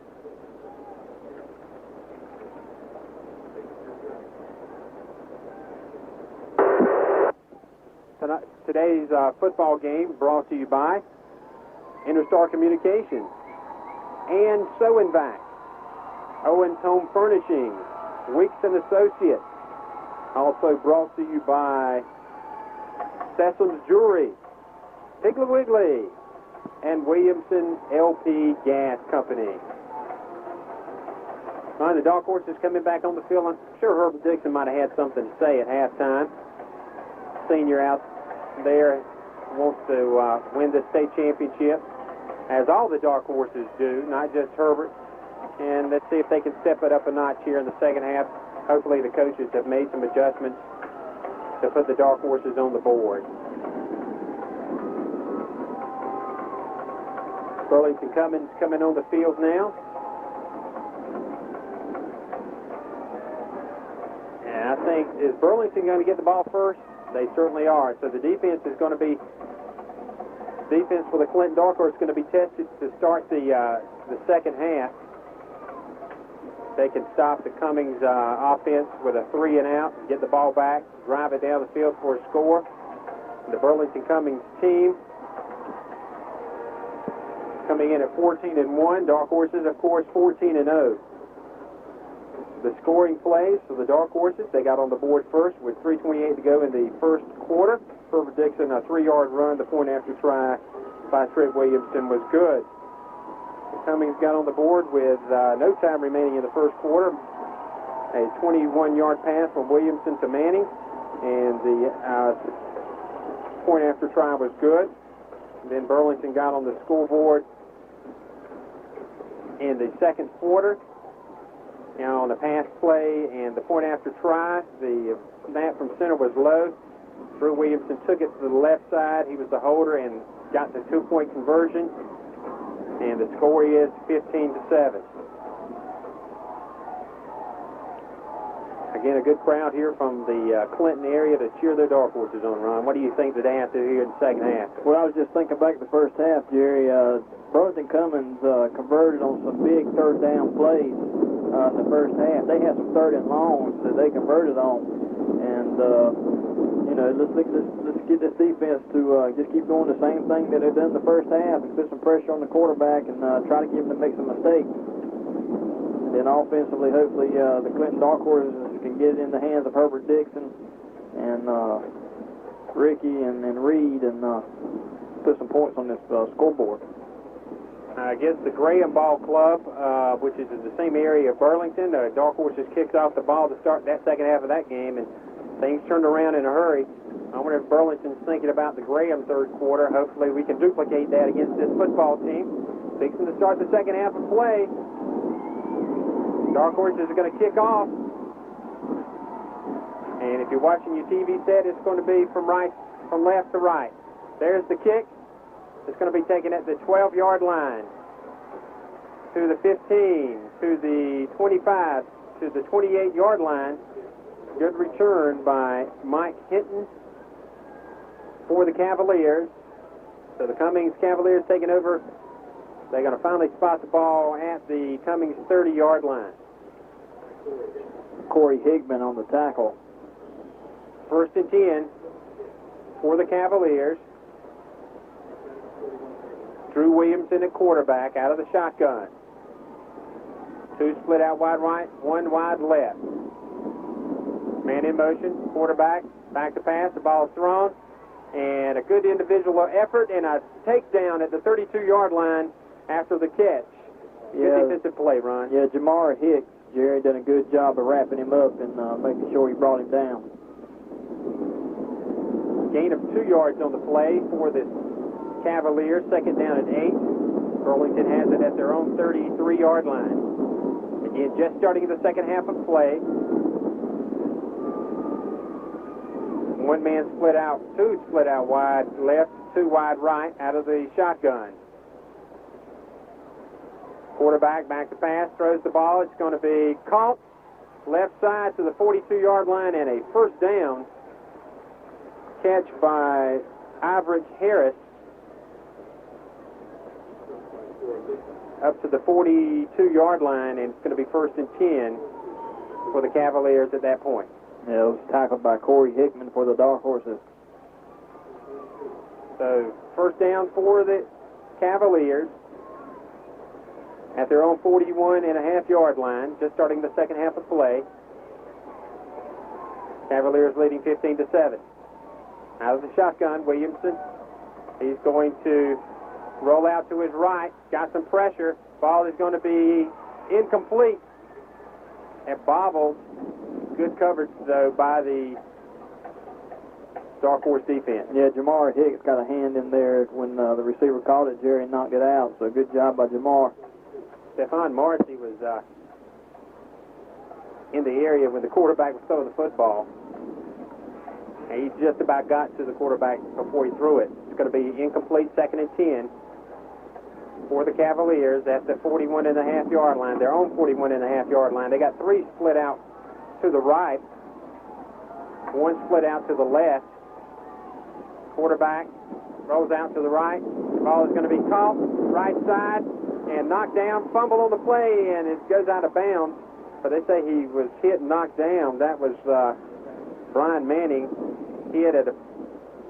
Let's see where they're going to finally spot that ball, Ron, at the Cummings 46-yard line. So only a gain of 4 yards on the play. It's going to be third down and 5 yards to go now for Burlington. Yeah, we were real lucky, Jerry, only to pick up 4 or 5 yards. I mean, for them to only pick up 4 or 5 yards, there was a mix-up on that play. Third down and 6 now for the Cavaliers. Back to pass. Quarterback throws it. It's going to be caught. And up to the 50-yard line. It's going to be short of the first down, Ron. Let's see where they give his spot. It's going to be short by about a yard.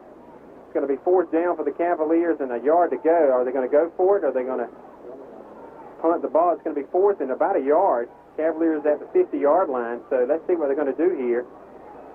Are they going to punt it? Or are they going to go for it? Looks like they might go for it, Ron. Fourth and a yard to go.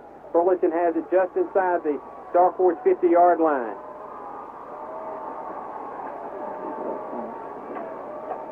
Long snap by Williamson.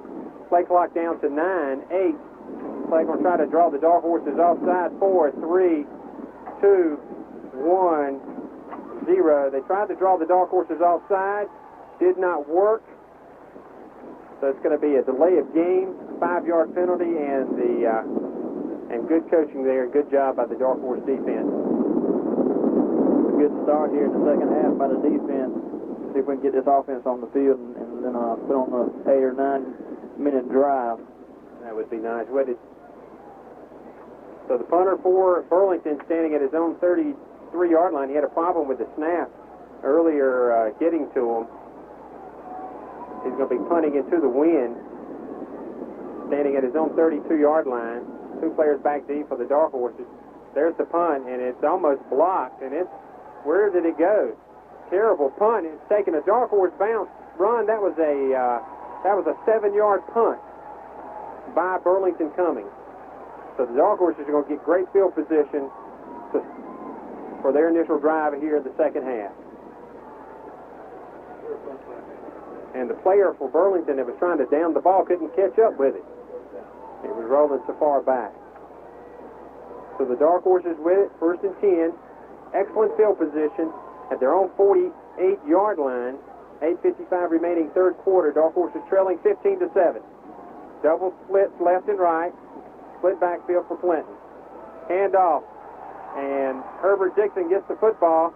And Herbert still running down the right side. Herbert with the football to the 36-yard line of the Cavaliers. Herbert Dixon would not be denied. I almost thought they were going to blow the whistle on him to stop the play. But I think they're going to say, give it to me, Coach. Little tramp play up the middle. They might come back with the same play. Holy cow, Jerry. You're talking about somebody that's got a lot of heart out there. Man, just give him the football. 16-yard gain by Herbert Dixon and the Dark Horses at the Cavalier 36-yard line, first and 10. Double splits left and right. Handoff, Ricky Warren. Ricky down to the Cavalier 32-yard line. Clinton fast off the ball with the quick count. Ricky getting 4 yards on the play. Second and 6 now for the Dark Horses at the Cavalier 32-yard line. 8 minutes to go, third quarter. Dark Horses trailing 15-7. Brian Howard split out wide left. Jamar Hicks wide right. Handoff straight up the middle. Herbert Dixon might go to the end zone for the score. He does. Herbert Dixon goes straight up the middle. Ron, one thing that the Dark Horses are doing, they're splitting 2 guys way out, left and right, taking 2 of their players away from the middle, and they're running between the tackles. Dark Horses on the board here in the second half of play, 15-13, and I'm sure that Clinton's going to go for 2 here, Ron. Trailing by 2, or they can just go for 1. I think they're going to go for 2, Jerry. Yeah, they're going to go for 2. So the Dark Horses on the board here to start the second half of play, 15-13. Dark Horses is going to go for 2. They've got to hurry, though. 7 seconds left on the play clock. All right, they need to get to the line of scrimmage. 3, 2, one, and they get the playoff. Quarterback down the line of scrimmage, and he did not get in. Stephen Horn kept from the end zone, but the Dark Horses on the board with some great effort by Herbert Dixon and the Clinton offense. The score now, 15 for Burlington, 13 for the Dark Horses. Let's take a 2-minute break. We'll be right back.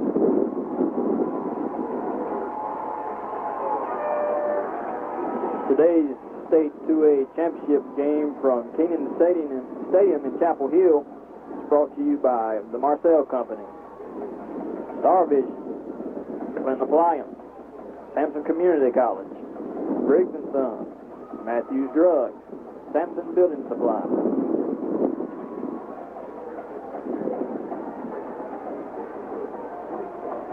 So, Ron, the Dark Horses get on the board in their initial drive with help from the Clinton defense. A bad punt by Burlington.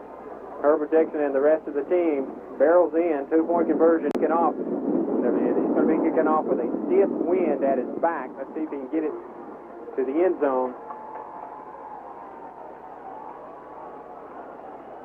He gets his foot on the ball, and there's the kick. It's going to be a deep kick. It's going to be taken at the 3-yard line to the 5, 10, 15, 20, to the 27-yard line, returned by, excuse me, folks, I'll get his name. That's Brian Manning with the return.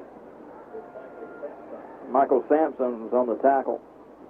So the Cavaliers on the field. Dark Horses try to stop this Cavalier offense again. Put the pressure. Now would be a good time for a sack and a fumble and a pickup and a run into the end zone and a score by the Dark Horses. Cavaliers have it at their own 27-yard line. Again, out of shotgun, Brian Manning. Got 2 split out wide, 2 split out left, 1 split out right. Manning out of the shotgun from the Cavaliers' 27-yard line, 1st and 10. Quarterback rolls out right. He's got some pressure, shakes the tackler. He's going to get to the 30-yard line, gain of 2 yards on the play, and good pursuit by the Dark Horse defense. Yeah, Rockwell lost his helmet, Jerry, trying to make the tackle. And I was trying to see who that was putting the pressure on the quarterback. Looks like number 64, Jerome Rayner, nose guard. Gain of 2 yards on the play for the quarterback. It's going to be 2nd down and 7. That's a 3-yard gain on the play. 2nd and 7 for Burlington at their own 30.5-yard line. Clock running 7 minutes to go. 3rd quarter. Dark Horses trailing 15-13. Burlington with the football, 2nd down and 7. Williamson out of the shotgun. Williamson rolling out. He's got some pressure. His ball is caught down the left side to the 40-yard line and the 1st down. And a good catch by Andre Gray for the Cavaliers. And Williamson was rocked by 3 Dark Horses as he threw the ball run. They need to get to him a couple more times like that because he's bending over right now. Yeah, That's a tough young man. Yeah, he is. I think he's trying to catch his breath right now. 1st and 10 for the Cavaliers. After the 1st down, they have it at their own 40-yard line. Williamson out of the shotgun, calling the play out. 1 wide right, 2 wide left. 1st and 10 for the Cavaliers. Down the line of scrimmage, shuttle pass, and a good play by the Dark Horses. No gain after a little shuttle pass. We got a flag on the play at the 40-yard line. Let's see what the call is, Ron. The flag was thrown in late.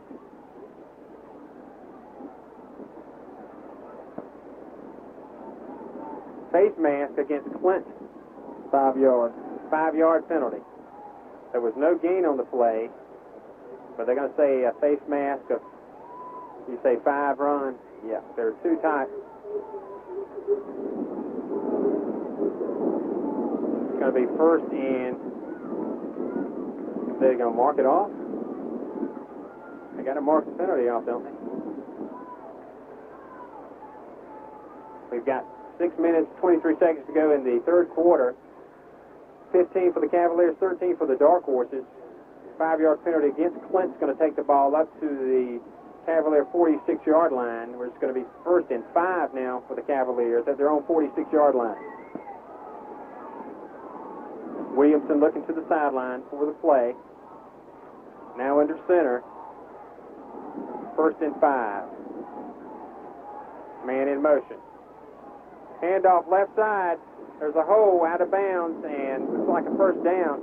And they've used that play a lot, where the man in motion, Ivory Harris, takes the ball, and this young man's very quick. He's going to get the Cavalier first down.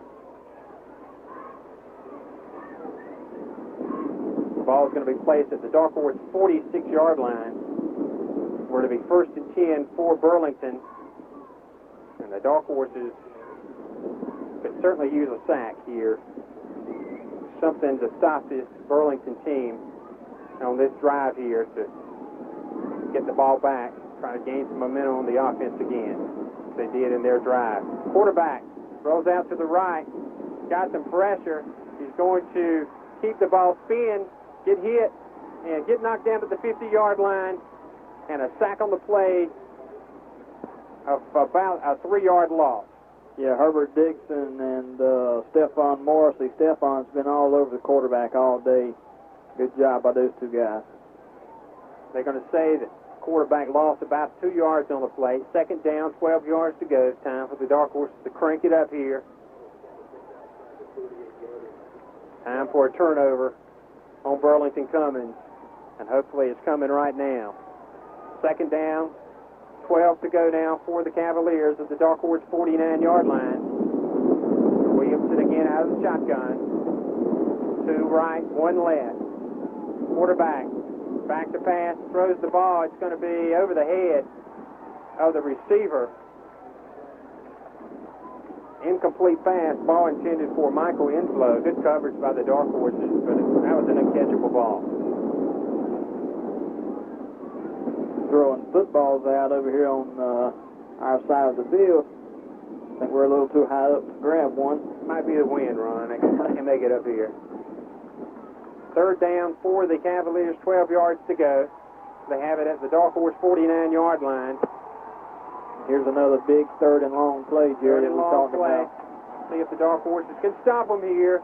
Williamson out of the shotgun. And there's a flag on the play. The left tackle for the Cavaliers moved. See him flinch. Is that Stephon Morrissey on him? Stephon's eating him up. And he tried to get a little jump there. 5-yard penalty assessed against the Cavaliers now in their own territory, their own 46-yard line. So it's going to be 3rd down, 17 yards to go for the Cavaliers. Dark Horse defense needs to get set up here. Let's see if they're going to send Herbert. Try to on the blitz. It's going to be 3rd down, 18 yards to go for the Cavaliers from their own 46-yard line. Quarterback, back to pass. He's going to be hit, and the ball's going to be incomplete. What a great play by the Dark Horse defense on Mike Hinton.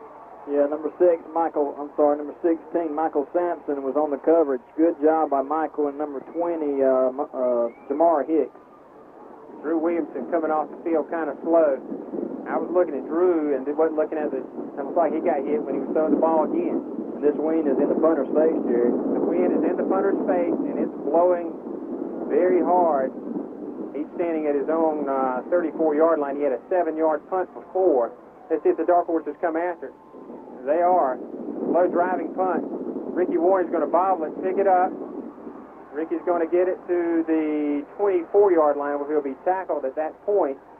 With 4:20 remaining in the 3rd quarter, and the Dark Horses are going to take over 1st and 10 at their own 24-yard line. Dark Horses trailing 15-13. They have the ball at their own 24-yard line. Be a nice 7-minute drive coming up here. Would be really nice, wouldn't it, Ron? No, we'll take a 80-yard breaker. Well, I'll take that too. 1st and 10 now for Clinton. Double split left and right. Quarterback hands off. Ricky Warren. Ricky runs it up, and Ricky Warren still with the ball and fumbles the football. Dark Horses recover it though up at the 49-yard line. Who was that that recovered that ball? The Dark Horse offense was all the way down the field. Everybody was down there, Ron. That big 58, Jerry. 76.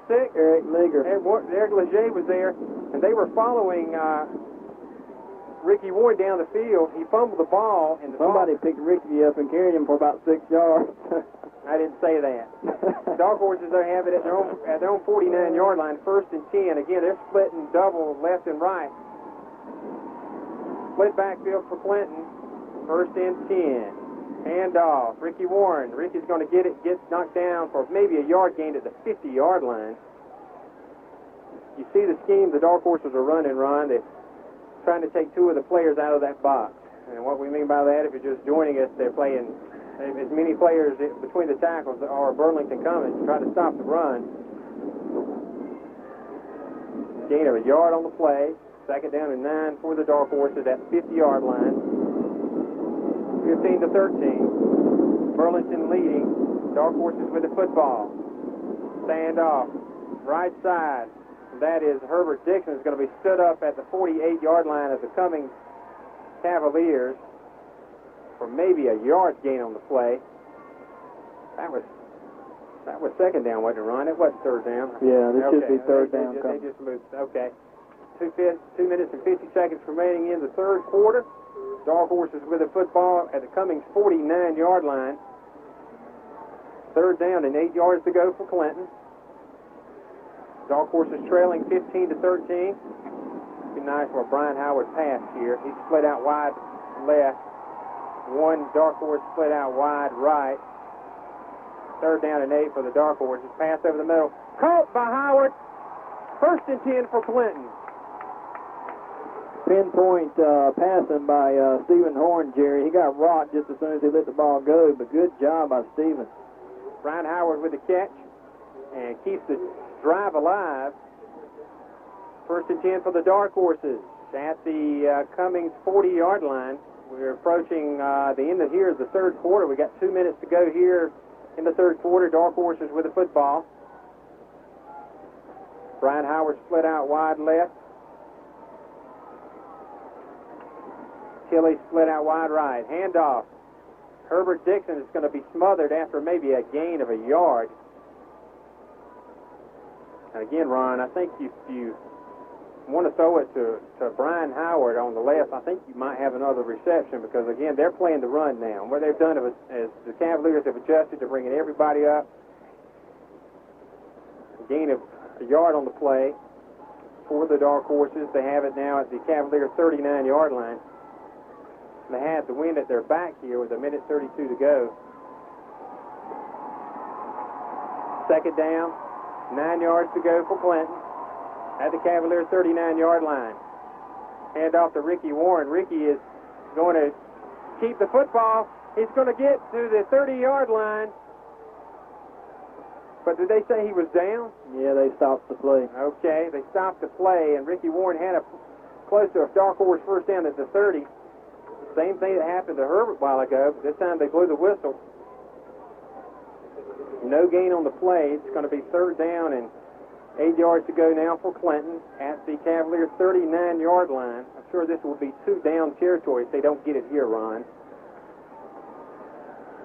Play clock down to 9 seconds. Dark Horses need to get the play off here. Double splits left and right. 5 seconds on the play clock. 3rd down and 9. Back to pass. Quarterback throws the football. It's going to be incomplete. Pass interference against the Cavaliers. Brian Howard had Michael Inslow beat, Ron. Yeah, and Inslow grabbed him. Yeah, it was just pretty obvious that time, Jerry. And he was grabbing him by the jersey, trying to slow him down a little bit. And they may even cause holding here. Nope, pass interference. 1st down, pass Dark Horse. 1st down for the Clinton Dark Horses. With 33 seconds remaining in the 3rd quarter, Dark Horses trailing 15-13. Let's see where is that a 15-yard run? Yes, sir. 15-yard penalty against Cummings is going to take the ball down to the Cavalier 23.5-yard line. So the Dark Horses get a 1st and 10 after the pass interference. Brian Howard split out wide left. Jamie Tilley wide right. Split backfield with Warren who gets the play off the right side. Ricky Warren down to the 12-yard line. Ricky Warren with a great run and another Dark Horse 1st down. With 26 seconds remaining in the 3rd quarter, they're moving the the chains again. So the Dark Horses have another first down. We got a injured player on the field. Looks like someone for the Cavaliers.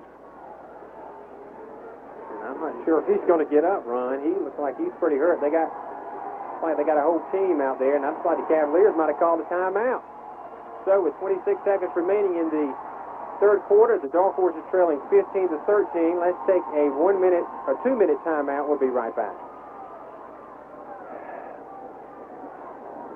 Today's exciting football game is brought to you by Wixon Associates Insurance Services, Owens Home Furnishing, and Soenvac, Interstar, Star Telephone, Norwood Ford, Sesame Jewelry,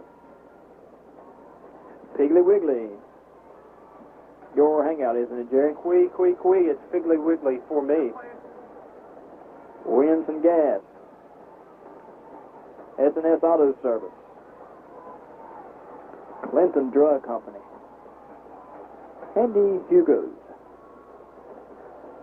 Go Automotive, Samson Blade and Oil. Ron, the player for the Cavaliers is still down. I'm not sure if it was an interior lineman or just who it was, but the Dark Horses have come alive here in the third quarter.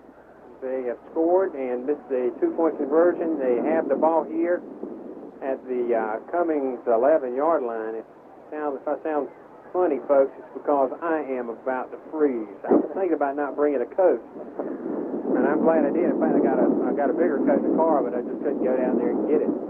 Jerry, it's been real amazing to see how just a minor adjustment for these Dark Horses of just splitting one out on each side of the offense, how in just basically playing 9-on-9 football. Ron, that's Brian Manning coming off the field. Sure is. He's one of the star receivers for the Cavaliers, and he's coming off. So the Dark Horse is now coming back on the field. Hope Brian's okay. Brian Howard split out wide left now for Clinton. We've got, is that Willie Moore split out wide right? No, it's Jamar Hicks split out wide right. First and 10 for the Dark Horses. We've got a fumble on the play. Big pile up. And the Cavaliers recover. Looks like an exchange from center. They're going to say the Cavaliers recovered the ball. But there's a discussion out there. Stephen Horn had the ball in his hand, Ron, when he came up. But they're going to say the Cavaliers recover. So Burlington has it at their own 13-yard line with 19 seconds remaining in the third quarter. Dark Horse are trailing 15-13, and the Cavaliers recover a Dark Horse fumble at the 13-yard line. So it's going to be first and 10 for Burlington at their own 12-yard line. Let's see if the Dark Horses can turn it around and get it back here deep in the Burlington territory and hold them right here. Williamson under center now. Handoff, left side. Got a flag on the play in the backfield. That's going to come back, Jerry. I think you're right, Ron. Illegal shift against the Cavaliers. So a game was up to the 17-yard line. It's going to come back and will be a 5-yard penalty with 13 seconds remaining in the third quarter, and the Dark Horse is trailing 15-13. Stephen Anders has come in the football game for Marcus Thompson for the Dark Horses. Let's see what the call is. Illegal shift against the offense. So a 5-yard penalty is going to place the ball now back inside the 10-yard line down to the Cummings 7-yard line with 13 seconds remaining in the third quarter of play. And Burlington with the football. The clock's going to run. I think they're going to let it run out, Ron, and have the wind at their back to start the fourth quarter. That's what's going to happen. So, the end of the third quarter, the score is Burlington Cummings 15, the Clinton Dark Horse 13.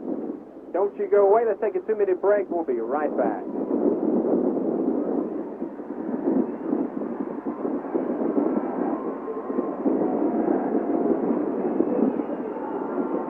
Today's great games are brought to you by the Marcel Company, Star Vision, Lynn Appliance, Sampson Community College, Briggs & Sons, Matthews Drug, Sampson Building Supply, Sampson Blade and Oil, Go Automotive,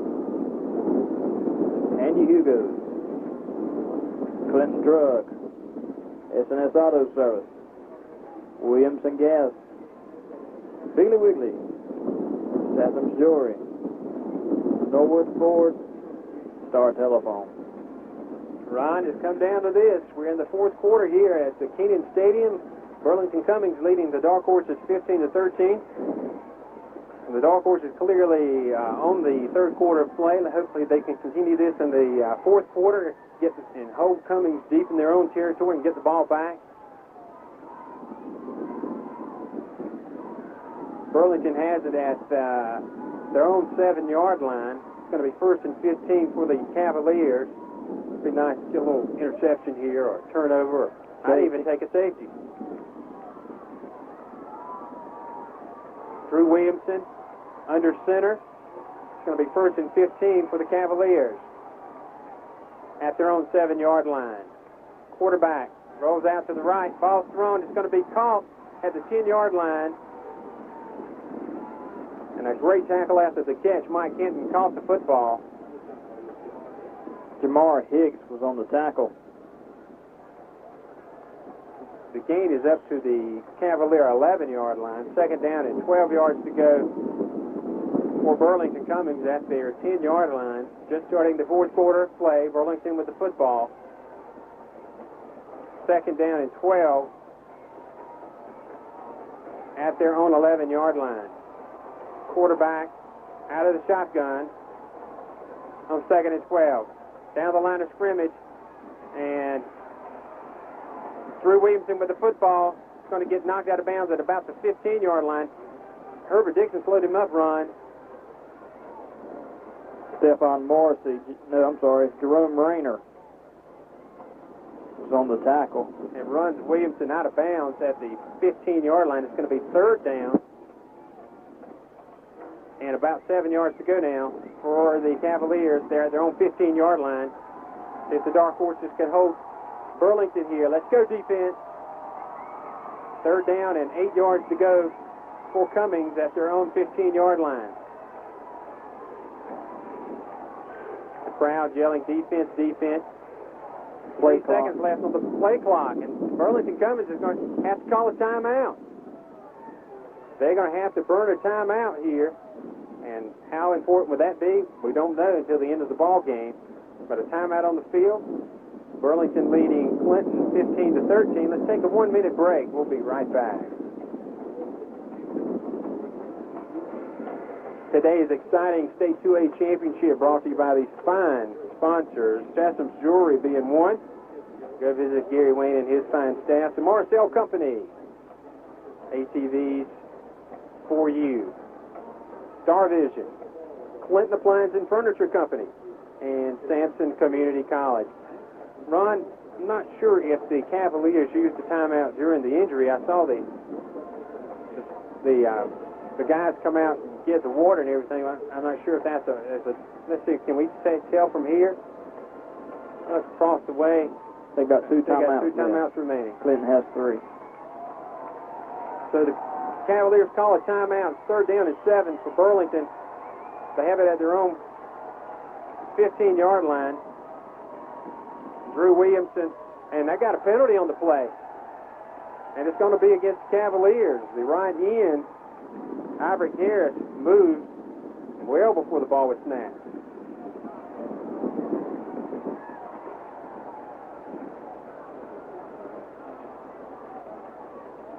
They're going to march it off 5 yards.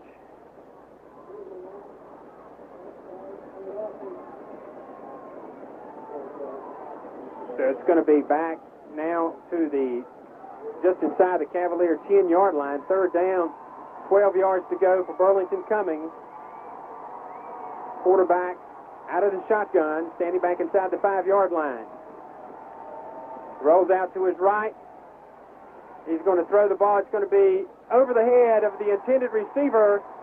So the Dark Horses are going to hold the Cavaliers, and good defensive effort by the Dark Horses, putting pressure on the quarterback and guarding the receivers. Yeah, and they should get excellent field position, Jerry. Only down by 2 points with 10 minutes left to go. This could be the drive of the game coming up. Let's see, with 10:20 remaining, and the punter is going to be standing in his own end zone. The ball is at the 10-yard line. We've got an official's timeout. So, Ron, you know, the punter has had a pretty tough time today for Burlington. And he had a 7-yard punt. He had one to a snap from center to get bobbled, and he barely got it off. That's right. Trying to think who their punter is.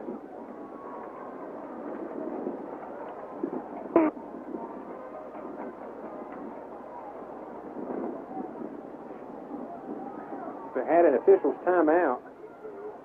We have an injured player on the far side. I'm not sure if it's a Clinton player. It looks like it's a Cummings player. He's on the sideline. Hopefully he'll be okay. I don't think it's from the Dark Horse side of the ball. That might be Brian Manning again, Ron. It is. It looks like it is. He's the injured player. He got injured of the last series. They're attending to him on the sideline.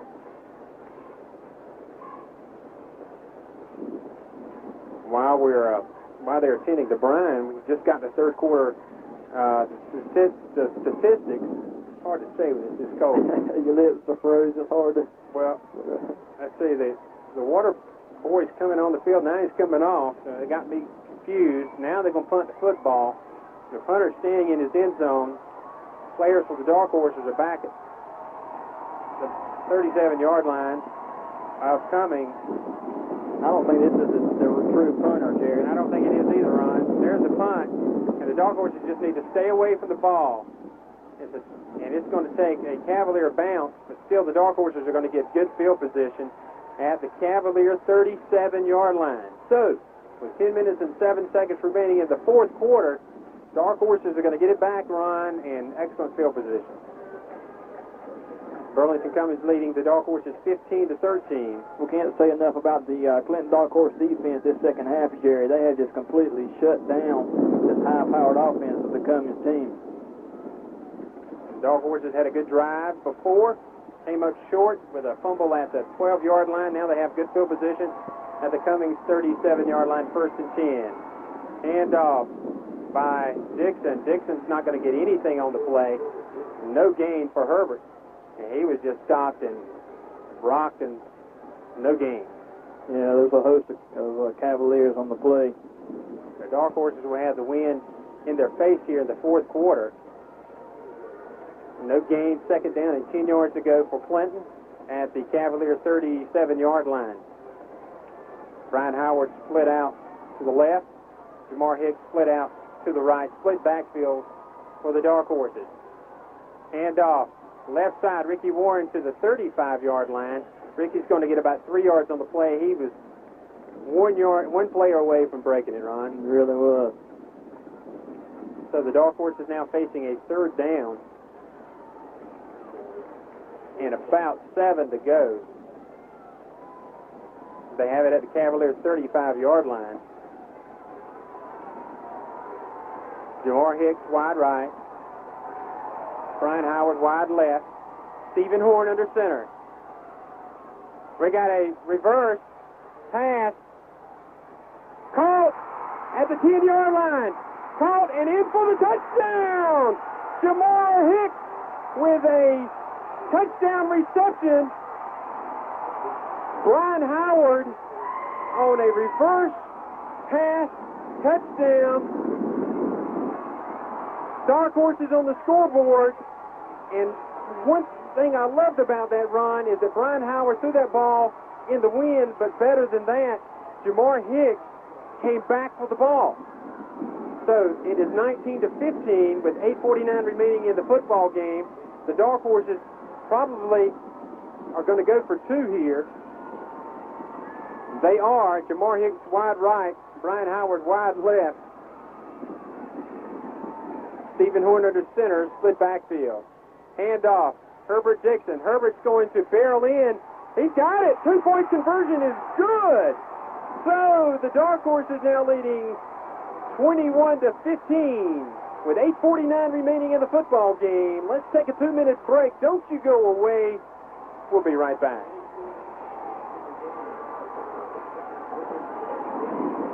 Folks, we've had some great sponsors the whole year bringing you Sampson County High School football.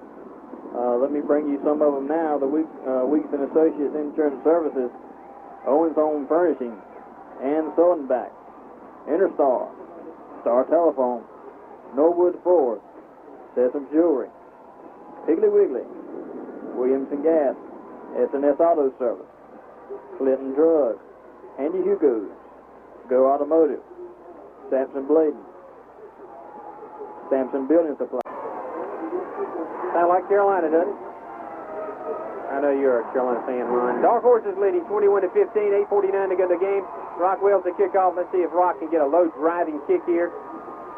Let's see if the Dark Horses can get that is a low driving kick. Good kick by Rock. It's going to be taken at the 6-yard line by Manning. Manning's got a gap, but the Dark Horses are going to close up, and it's a pitch out, and the Dark Horses are going to stop out of bounds, and that was a funny play, Ron. Manning pitched the ball to one of his players, and there was a flag on the play, and it's got to be against Cummings or an illegal forward pitch or something like that. Yeah, Manning, he's hurt there.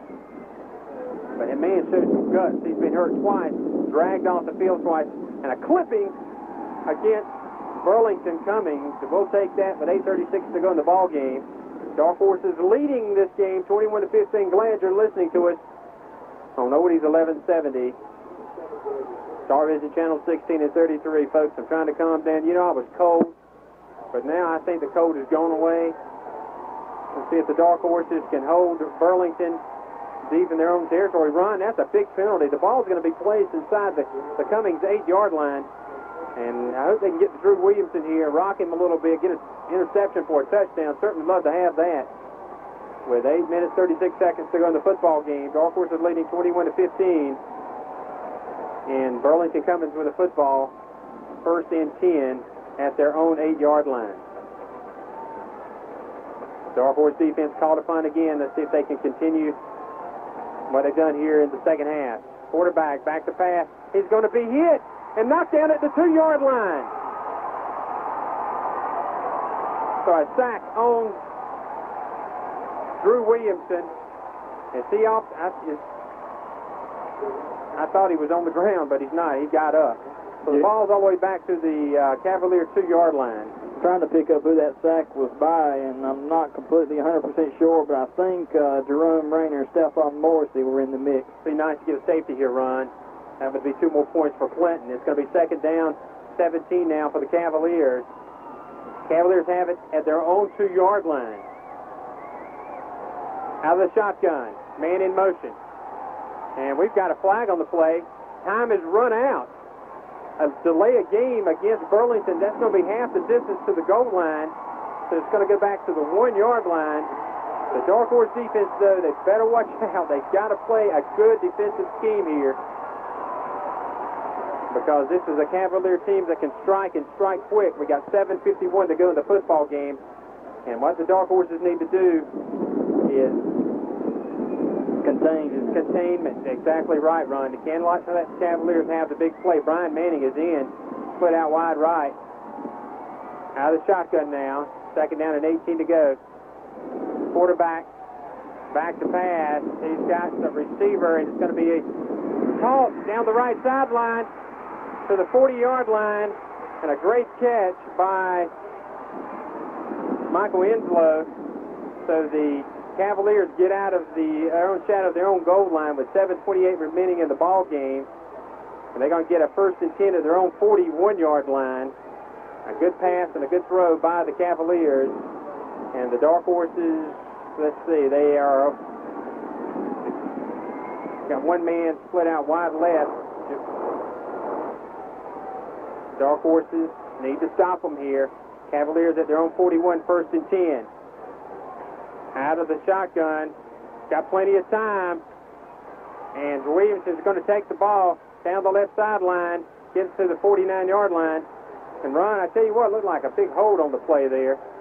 And Williamson takes the ball for the first down, now into dark horse territory with 7:18 remaining in the ball game. Did they throw a flag there, Ron? I don't think Dark so. Horse is leading 21-15, a 6-point lead with 7:18 remaining in the ball game. And the Cavaliers, starting from their own 2-yard line, take the ball, get it down to the Dark Horse 49-yard line. Second down and 1 yard to go for the Cavaliers. The Dark Horses need a big stop here with 7:18 remaining in the ball game. The clock is stopped. The Dark Horse defense needs to come up strong here again. Williamson at quarterback out of the shotgun. Takes the ball up down the middle. Gets out in the open to the Dark Horse 35-yard line where he'll get a first down.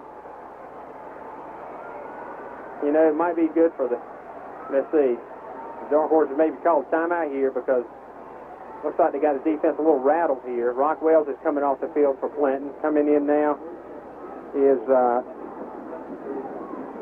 Marcus Thompson at tackle. It's 1st and 10 for the Cavaliers at the Dark Horse 35-yard line. Clock running, 6:56 to go in the game. Man in motion. Handoff left side and out of bounds at the 27-yard line goes Ivory Harris. He's going to stop the clock with 6:47 remaining. And it's going to be short of the first down by about 3 yards. And the Dark Horses are going to call a timeout, Ron. They need to do that, kind of get their feet up under him. 21-15, Clinton leading with 6:47 to go in the game. They have a 6-point lead. And Ron, let's keep it right here. Talk a little bit about what the Dark Horses need to do. I think they just needed to catch their breath. Yeah, I think you're right, Jerry. I noticed Rockwell's coming off. He was a little winded, and along with a couple of other defensive players. And I think that was a good timeout call by the Dark Horse. Try to get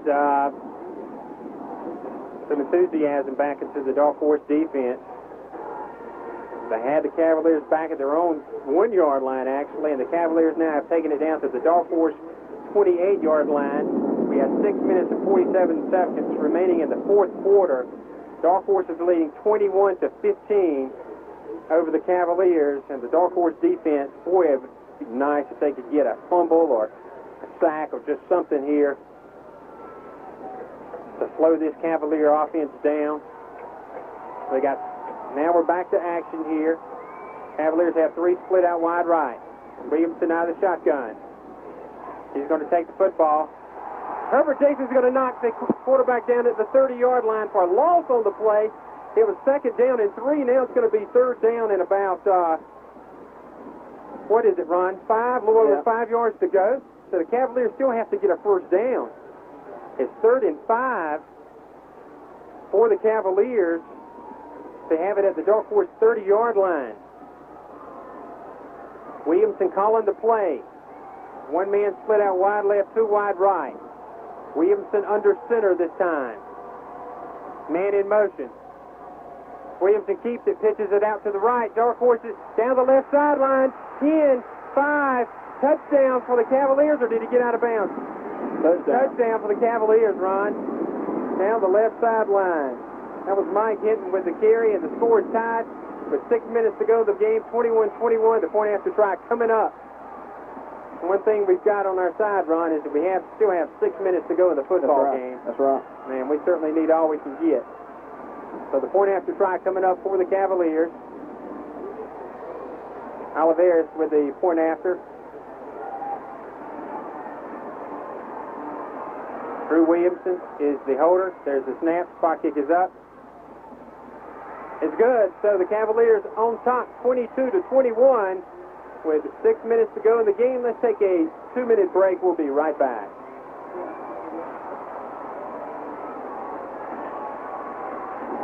Today's football game is brought to you by Weeks & Associates, Owens Home Furnishing, and Sewing Back, Interstar, Star Telephone, Norwood Ford, Sesame Jewelry, Piggly Wiggly, Williamson Gas, S&S Auto Service, Clinton Drugs, Andy Hugo, Go Automotive, Samson Blade and Oil, Samson Building Supply, Matthews Drug. All right, the Cavaliers go 99 yards, get the score. And on the scoreboard, the point after try was good. Cavaliers take the lead, 22-21. We have 6 minutes to go in the football game. The Cavaliers will be kicking off. The wind will be at the back of the kicker. And they have that little kick where they try to kick it down to the 35 to keep a return from Cummings. Let's see if the Dark Horses can recover it here. The kicker is going to be coming to the ball, and it's a good kick. Should be returned. Dark Horses take it at the 10, 15 to the 27-yard line. Good return by Michael Sampson.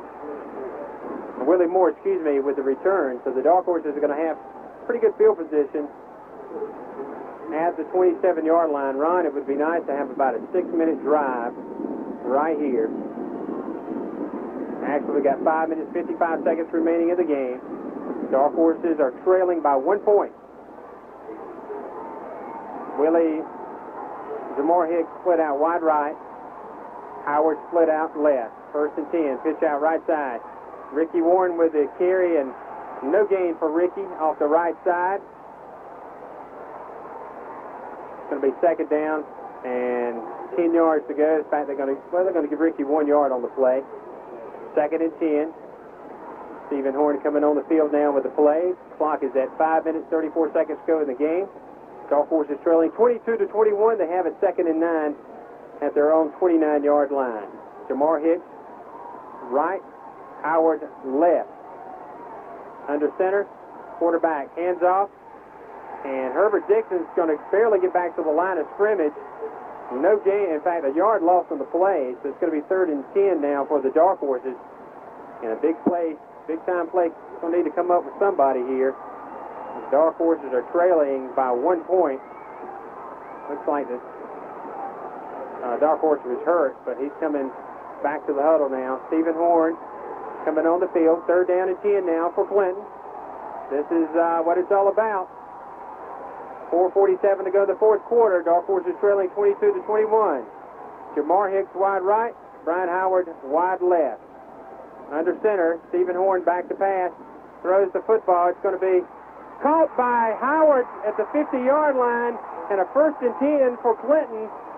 Brian Howard with the catch. I think he's got a hamstring problem after the catch run. He comes off the field, but he gets the ball up to the Dark Horse 49-yard line, and a great comeback catch by Brian Howard. Holy cow, Jerry. You know, we're talking about big plays in a big game. There's one of them right there.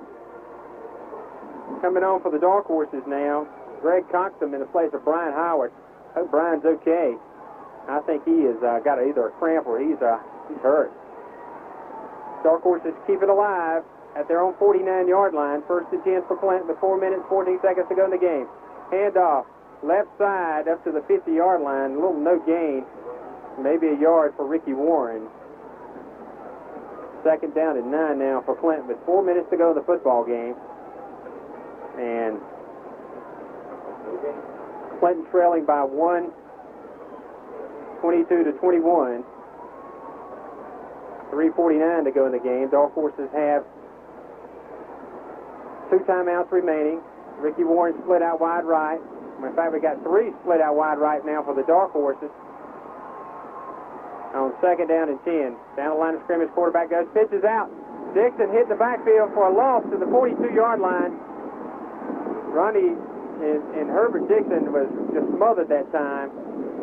And the loss is all the way back to the Dark Horse 43-yard line. So with 3:18 remaining in the game, Dark Horse is now facing a 3rd down and 16 yards to go. They have it back at their own 43-yard line. Clinton trailing 22-21. We're in 4-down territory. We are in 4-down territory, Ron. Clock is running, and the play clock's down to 10 seconds. Dark Horses need to get to the line of scrimmage. Play clock's at 7 seconds. 3rd down. 18 yards to go. Back to pass. Horn throws the football over the middle. It's caught down to the 41-yard line. Is that Brian Howard back in the game? Yes, sir. It is, and Brian comes off limping, and it looks like it's going to be close to the 1st down, Ron. Like we may get a measurement. It looks like it's going to be we're looking at it right here. And Brian Howard comes in for one play hurt. And the clock's going to stop with 2:44 remaining in the game. The ball is at the Cavalier 41-yard line. And Brian Howard catches the football and lifts it back off the field. Trip Williamson is warming up there. He's the kicker for the Dark Horses. And a first down for Clinton. With 2:44 remaining in the game, Dark Horses trailing 22-21. And Brian Howard with a great catch. Jerry, we see Trip Williamson down warming up, getting that foot ready. Dark Horses trailing by 1. 2:40 remaining in the game. Dark Horses have it at the Cavalier 41-yard line. Dark Horses need to get the line of scrimmage. 13 seconds remaining on the play clock. They don't need to burn a whole lot of time here. 9 seconds. 7. Double splits left and right. Handoff straight up the middle. And Ricky Warren's going to get it inside the 40 to the 39-yard line of the Cavaliers for a gain of 2 yards. Now the clock's becoming a factor, Ron. We're down to 2:12 in the football game. Dark Horses have it at the Cavalier 39-yard line. And Dark Horses have 2 timeouts. They need to start thinking about using a timeout. Steven needs to get some giddy up in his step. Now inside 2 minutes to go in the game. Dark Horses have it at the Cavalier 39-yard line, second down and 8. Brian Howard split out wide left, and Jamar Hicks wide right. Second down and 8 for the Dark Horses. Handoff. Herbert Dixon. Herbert in the open to the 20, 15. Touchdown for Clinton. Touchdown for Clinton. Touchdown for the Dark Horses. Herbert Dixon with the score from 39 yards out. I can hear you from Clinton, folks. I can hear you back at Sampson County. Herbert Dixon bottled up. Dark Horses now leading 27-22. The big 2-down conversion coming up here, And a Jerry. 2-point conversion coming up if the Dark Horses don't get it. They're up by 5 with 1:38 to go in the football game. 2-point conversion coming up for Clinton. Double splits left and right. Handoff. Dixon does not get in. So, Dark Horses leading 27-22 with 1:38 to go in the game. Let's take a 1-minute break. Don't you go away. We'll be right back.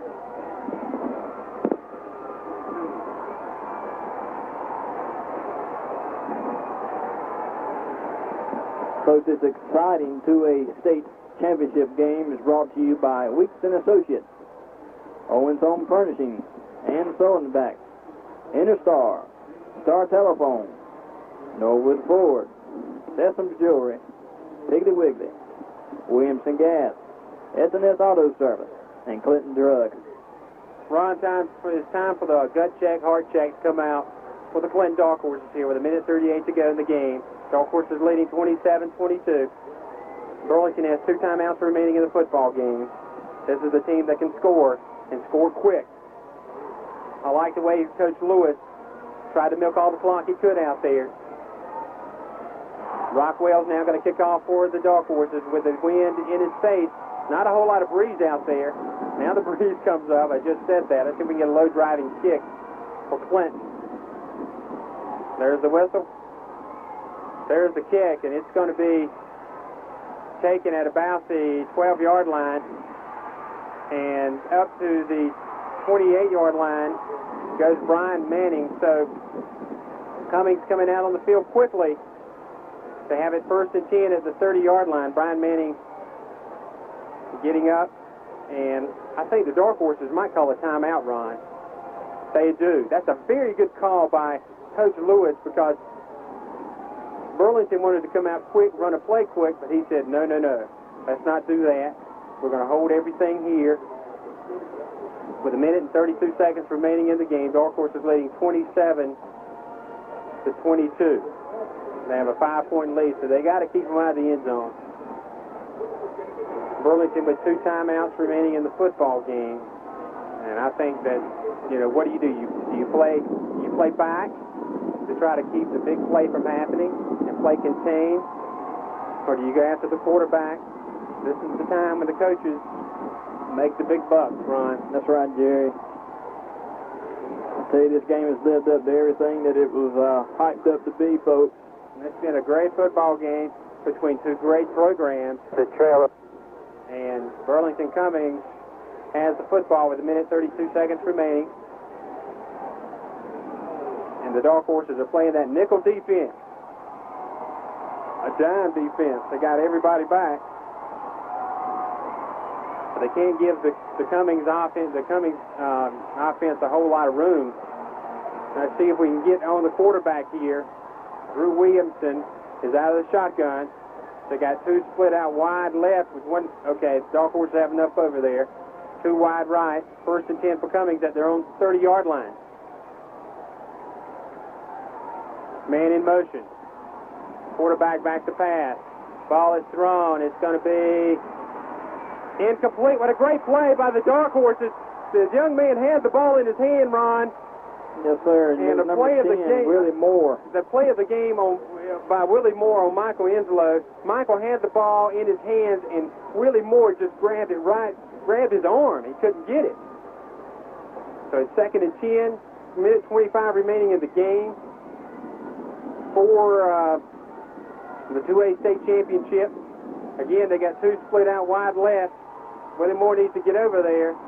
They got a lot of players over here. Let's see if the Dark Horses can get the quarterback. 2nd down and 10 yards to go. Quarterback rolls out to the right. He's got some pressure. He throws the ball. Intercepted by Herbert Dixon. Herbert's going to go to the end zone. What a story. Buck fitted the Dark Horses. Herbert Dixon intercepts the ball. There are coming players laying all over the field. Herbert Dixon, folks, you can't write it. You can't write it any better. Herbert Dixon, that's all I can say. That's all I can say is Herbert Dixon, Ron. Players are all over. Herbert picked the ball up. The quarterback was pressured. The ball was thrown down. Herbert Dixon picked it up just about off the ground, ran into the end zone, and has carried this Dark Horse football team to a 33-22 lead with 1:14 remaining. And Ron, I'm going to say it.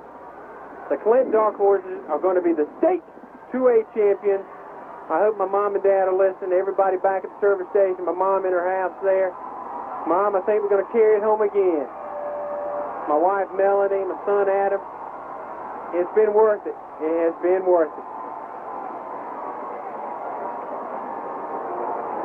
Unbelievable. Folks, did you get it? Did you get it? Wait till you see it Monday night. I don't care what's on TV.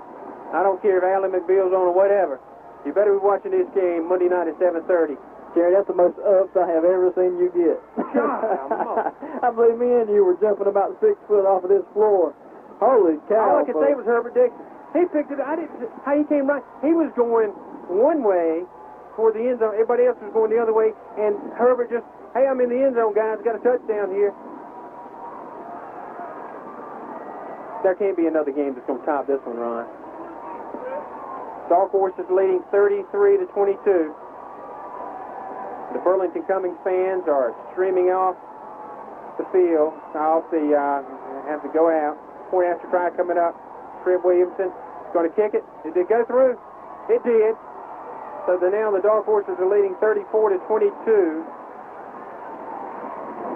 And Ron, it's going to be kind of hard to come back with 12 points in 1:14. We're going to keep it right here, folks. The Clinton Dark Horses, unbelievable. Herbert Dixon with a big touchdown. Burlington Cummings comes back. Clinton with a touchdown again, and now the interception. And it's really nice. You know, Bud Grant with the Minnesota Vikings never liked the passing game.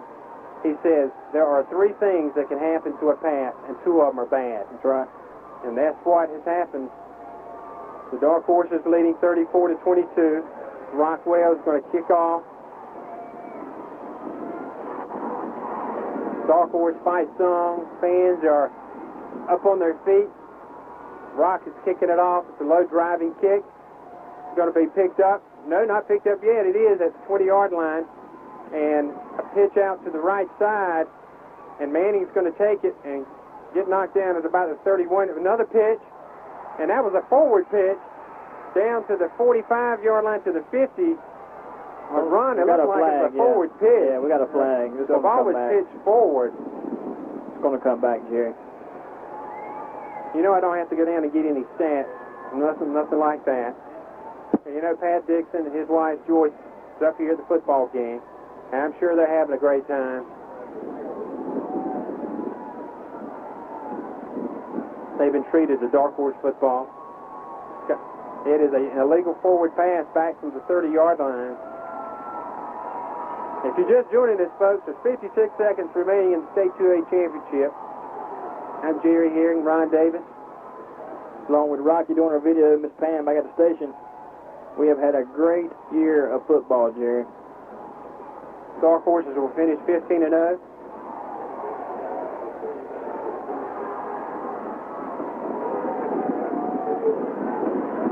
Burlington Cummings taking over 1st and 10 at their own 25-yard line.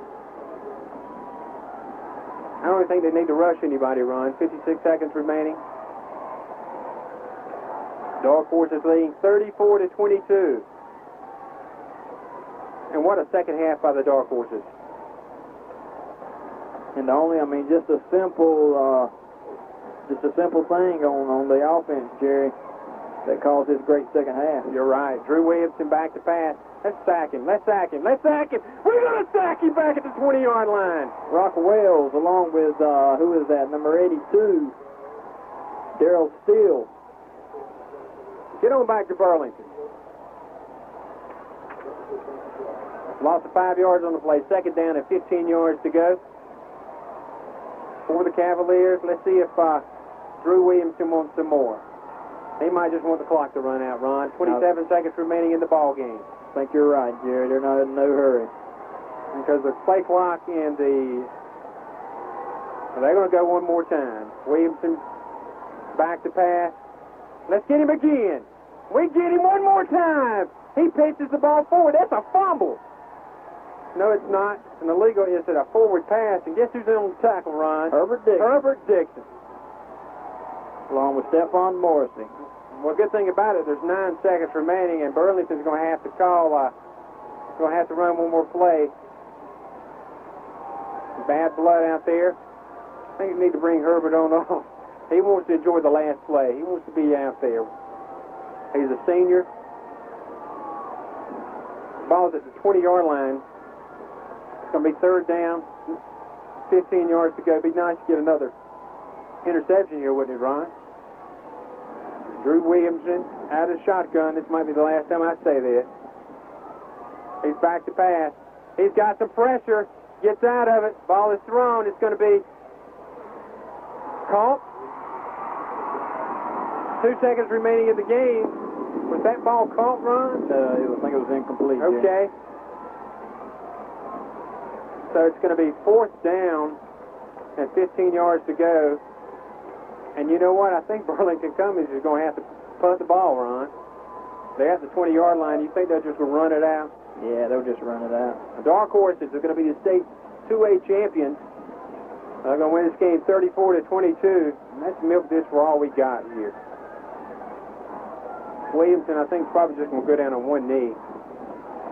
Let the clock run out. That's what's going to happen. So, 0 on the clock. The Clinton Dark Horses are the state 2A champions. They defeat the Burlington Cummings Cavaliers 34-22. My hats off to a great coaching masterpiece by the Dark Horse Brain Trust. And Ron, it's not set in yet, young man. It's really not.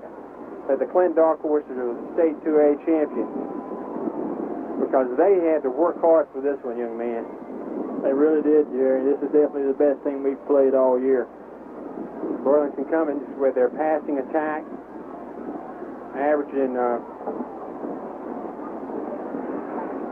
You know, they were averaging 47 points a game in the playoffs. But one thing we talked about, Ron, they were giving up 22 points on defense, running into a powerful Clinton Dark Horse football team here in the second half especially. Herbert Dixon, I wonder who's going to be the player of the game. Do you have any questions about that? Let's see. The Cavaliers are just now coming on the field. In fact, the Cavaliers, to show you what type of sportsmanship they had, they didn't even go on the field. I see the head coach running now. He's trying to get his trying player. to get back. They had walked off the field. So, you know, the players, he's going to make them come back. I mean, that's just not right. The players went off to the locker room for the Clinton Dark Horses, who were much smaller. Now go out on the field and congratulate each other. I think that's a great gesture. Drew Williamson completely shut down in the second half, with the exception of that tremendous 99-yard drive they had, Ron, to act with a vengeance, led by Herbert Dixon. So what a game. Pat Dixon, his wife Joyce here. Did you like that, Miss Joyce? Did you like that, Mr. Pat? This is Dark Horse football, isn't it?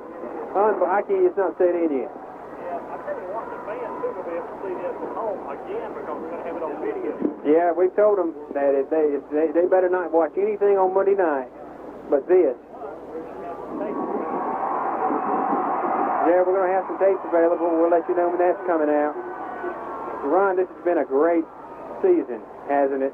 Man, it has been an awesome season. We've been blessed with good weather all through the year.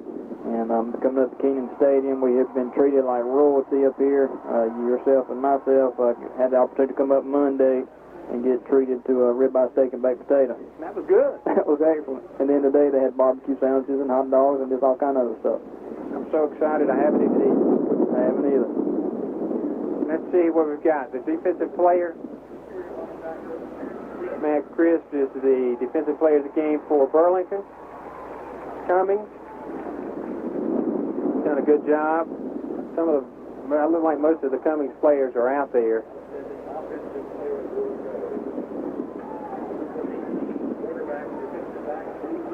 The outstanding offensive player of the game for Burlington Cummings is going to be Drew Williams. And one thing I like that they do is they pick two players from each team, which is good. But Drew's going to get the offensive player. He really stuck in there. He was hit by that line. The outstanding defensive player for the Clinton Dark Horses, Stephon Marcy. Stephon, Jerry, he played a well of a game. He is the main one that put the pressure on the quarterback for Birmingham. Now the outstanding Burlington. Ricky Warren's the offensive player of the year for the Dark Horses. And you want to guess who the most valuable player is going to be? I want to know the most valuable player is going to be Herbert Dixon is the most valuable player. So Herbert Dixon is the most valuable player in the game. Ricky Warren is the offensive player of the game for the Dark Horses. And Stephon Marcy is the defensive player. The Clinton Dark Horses win the State 2A championship over the Burlington Cummings Cavaliers 34-22. Right now, we're going to take a 3-minute timeout, come back with some final statistics. They haven't brought them to us yet, so we'll be back in 3 minutes.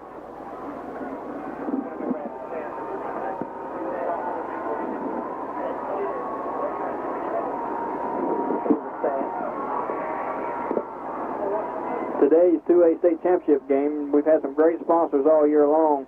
Let me run down the list of them. And the Marcel Company, Star Vision, Clinton Appliance, Sampson Community College, Briggs & Sons, Matthews Drug, Sampson Building Supply, Sampson Blade & Oil, Go Automotive, Andy Hugo's, Clinton Drug, S&S Auto Service, Winston LP Gas, Piggly Wiggly, Sesame Jewelry, Norwood Ford, Star Telephone, Interstar, and so on back. Owens Home Furnishings, Weeks and Associates, and our great friends down at Sesame Jewelry. Folks, we're back here at Keenan Stadium, Chapel Hill, North Carolina. If you have not heard by now, I'm sure it won't be long before you do, because all this big crowd that's down here will be heading back to Clinton. I'm sure just chaos going on for a couple of days. Grandpa, what do you think? Well, I think it was a fantastic game. I tell you, it's just about too exciting to look at. I believe that's the most jumping around that Jerry and myself have done. I know Jerry is a nervous wreck. He is. I think he's going to take a nerve pill right now, matter of fact. He's going down to get some stats, I think, and bring them back up. I don't know how much longer he's going to be down there, but a great job by the Clinton coaching staff to make some adjustments at halftime on the offensive part of the football. I don't know what they did, but Bob Lewis did something. I'm not that good enough football to know exactly what he did, but they started really coming alive, and that last play when number 77, I believe, was intercepted the ball. Right. That was something else. Yep, it was good. Well, we've got a few minutes, folks. Grandpa, can you tell us a little bit about the basketball coverage that's going to be coming up? Well, we're going to be carrying basketball. First, Dark Horse basketball, and that's going to be starting on January the 9th. The first game will be January the 9th.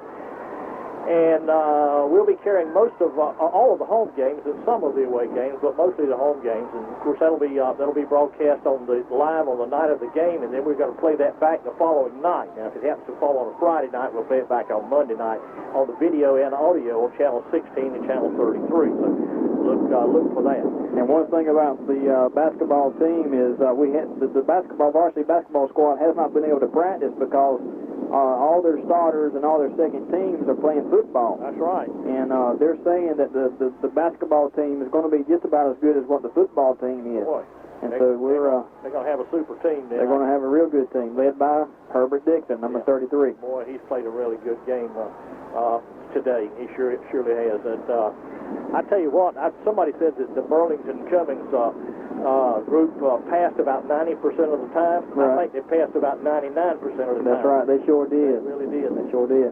All right, Jerry, back to some stats. Jerry, take it away and tell us exactly what went on. And domination. Total domination in the second half of the Clinton Dark Horses run. Let me give you a copy of this. The ink is still wet. I'll do Cummings and you can do Clinton. Let me do Cummings first, okay? Okay. Burlington Cummings had 18 first downs. They had 24 rushes for 52 yards.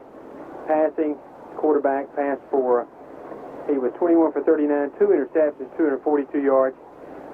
They had total offense of 294 yards. They had 4 punts for 22 yards. Had 11 penalties run for 109 yards.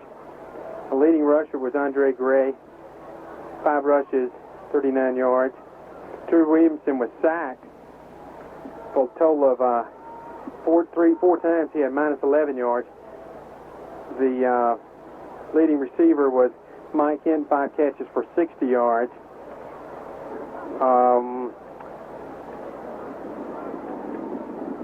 Let's see, that's about, they had the ball 25 minutes and 31 seconds. Tell us what the Dark Horses did, Ron. Okay, Jerry, they only had 14 first downs, 4 less than what Cummings had. Rushing yards, they rushed 36 times for 195 yards. Passing yards, which was a big key in today's game, they had some big third and long conversions. They had 109 passing yards. Passing attempts, they were 7 for 12 with no interceptions. Total offense, they had 48 plays for 304 yards to Cummings' 63 plays. Some more information, they had 2 interceptions for 34 yards. Their leading rusher was Herbert Dixon with 103 yards. He had 3 touchdowns. Ricky Warren had 92 yards. Ricky played kind of a quiet game today and didn't really realize that he picked up 92 yards rushing. 92 yards, Ron. That's right. Passing, Stephen Horn was 6 for 11 for 74 yards.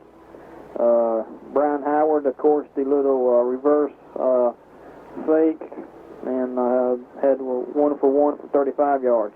Receiving, Brian Howard, always a big play man.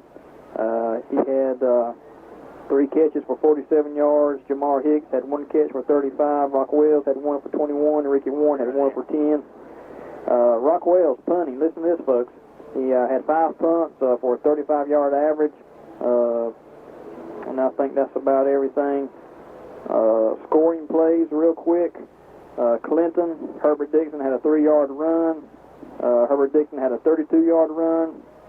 Jamar Hicks had a 35-yard pass from Brian Howard. Herbert Dixon had a 39-yard run, and then Herbert Dixon had a 32-yard interception return. There you go. One thing that stands out here, Ron, I got the halftime statistics, and the quarterback, Drew Williamson, had 167 yards passing at halftime. He finished with 242 passing. So the Dark Horses held the quarterback to less than 100 yards pass, 80 yards passing in the second half. That is the key to this game, but it came down to turnovers. The Dark Horses actually shot themselves in the foot. They could have gone in for a touchdown in the third quarter, but they didn't make it. But the turnovers was a big key. They said that this was to be an evenly matched game. You can see by the total yards.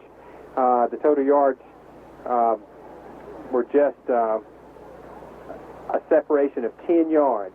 That was the total yards. But the Dark Horses come out on top, and, you know, preparation, heart wins out. Today, heart wins out. The heart of the Dark Horse football team, the heart of the coaching staff, they would not be denied in the second half, Ron. I was very proud of this football team. Man, very proud. Herbert Dixon, Jerry, he is not probably the most talented person you've ever seen, but he has the most heart than anybody I have ever seen. He is truly talented by far, but I think you throw that heart that he has in there, and man, it's an awesome thing. You don't see many people that can take over a football game like Herbert Dixon can on both sides of the football. Well, ring the church bells in Clinton. The Dark Horses are going to bring home the trophy. They are the 2001 2A state champion, and it has been a pleasure bringing you Sampson County High School football. The Dark Horses win 34-22, and guess what, folks? You can watch this on Monday night at 7:30. Pat's telling me there's going to be some tapes available. I don't know when they're going to be available. The Boosters Club is going to be carrying those, Jerry, and they're going to be selling them for how much? Do you know yet? Don't know yet, but this is a priceless memento, whether you are a Dark Horse fan, a parent, a booster, whatever. But there's going to be some tapes available. Listen to Oldies 1170, and they'll let you know exactly what's going to go on as far as that. Contact your local booster club, and they'll let you know there too. But watch. So what better than some great beach music with Ray and Bob at the beach? Sit back and relax. You've been hyped up with this football game. Now it's time to relax with Ray and Bob at the beach.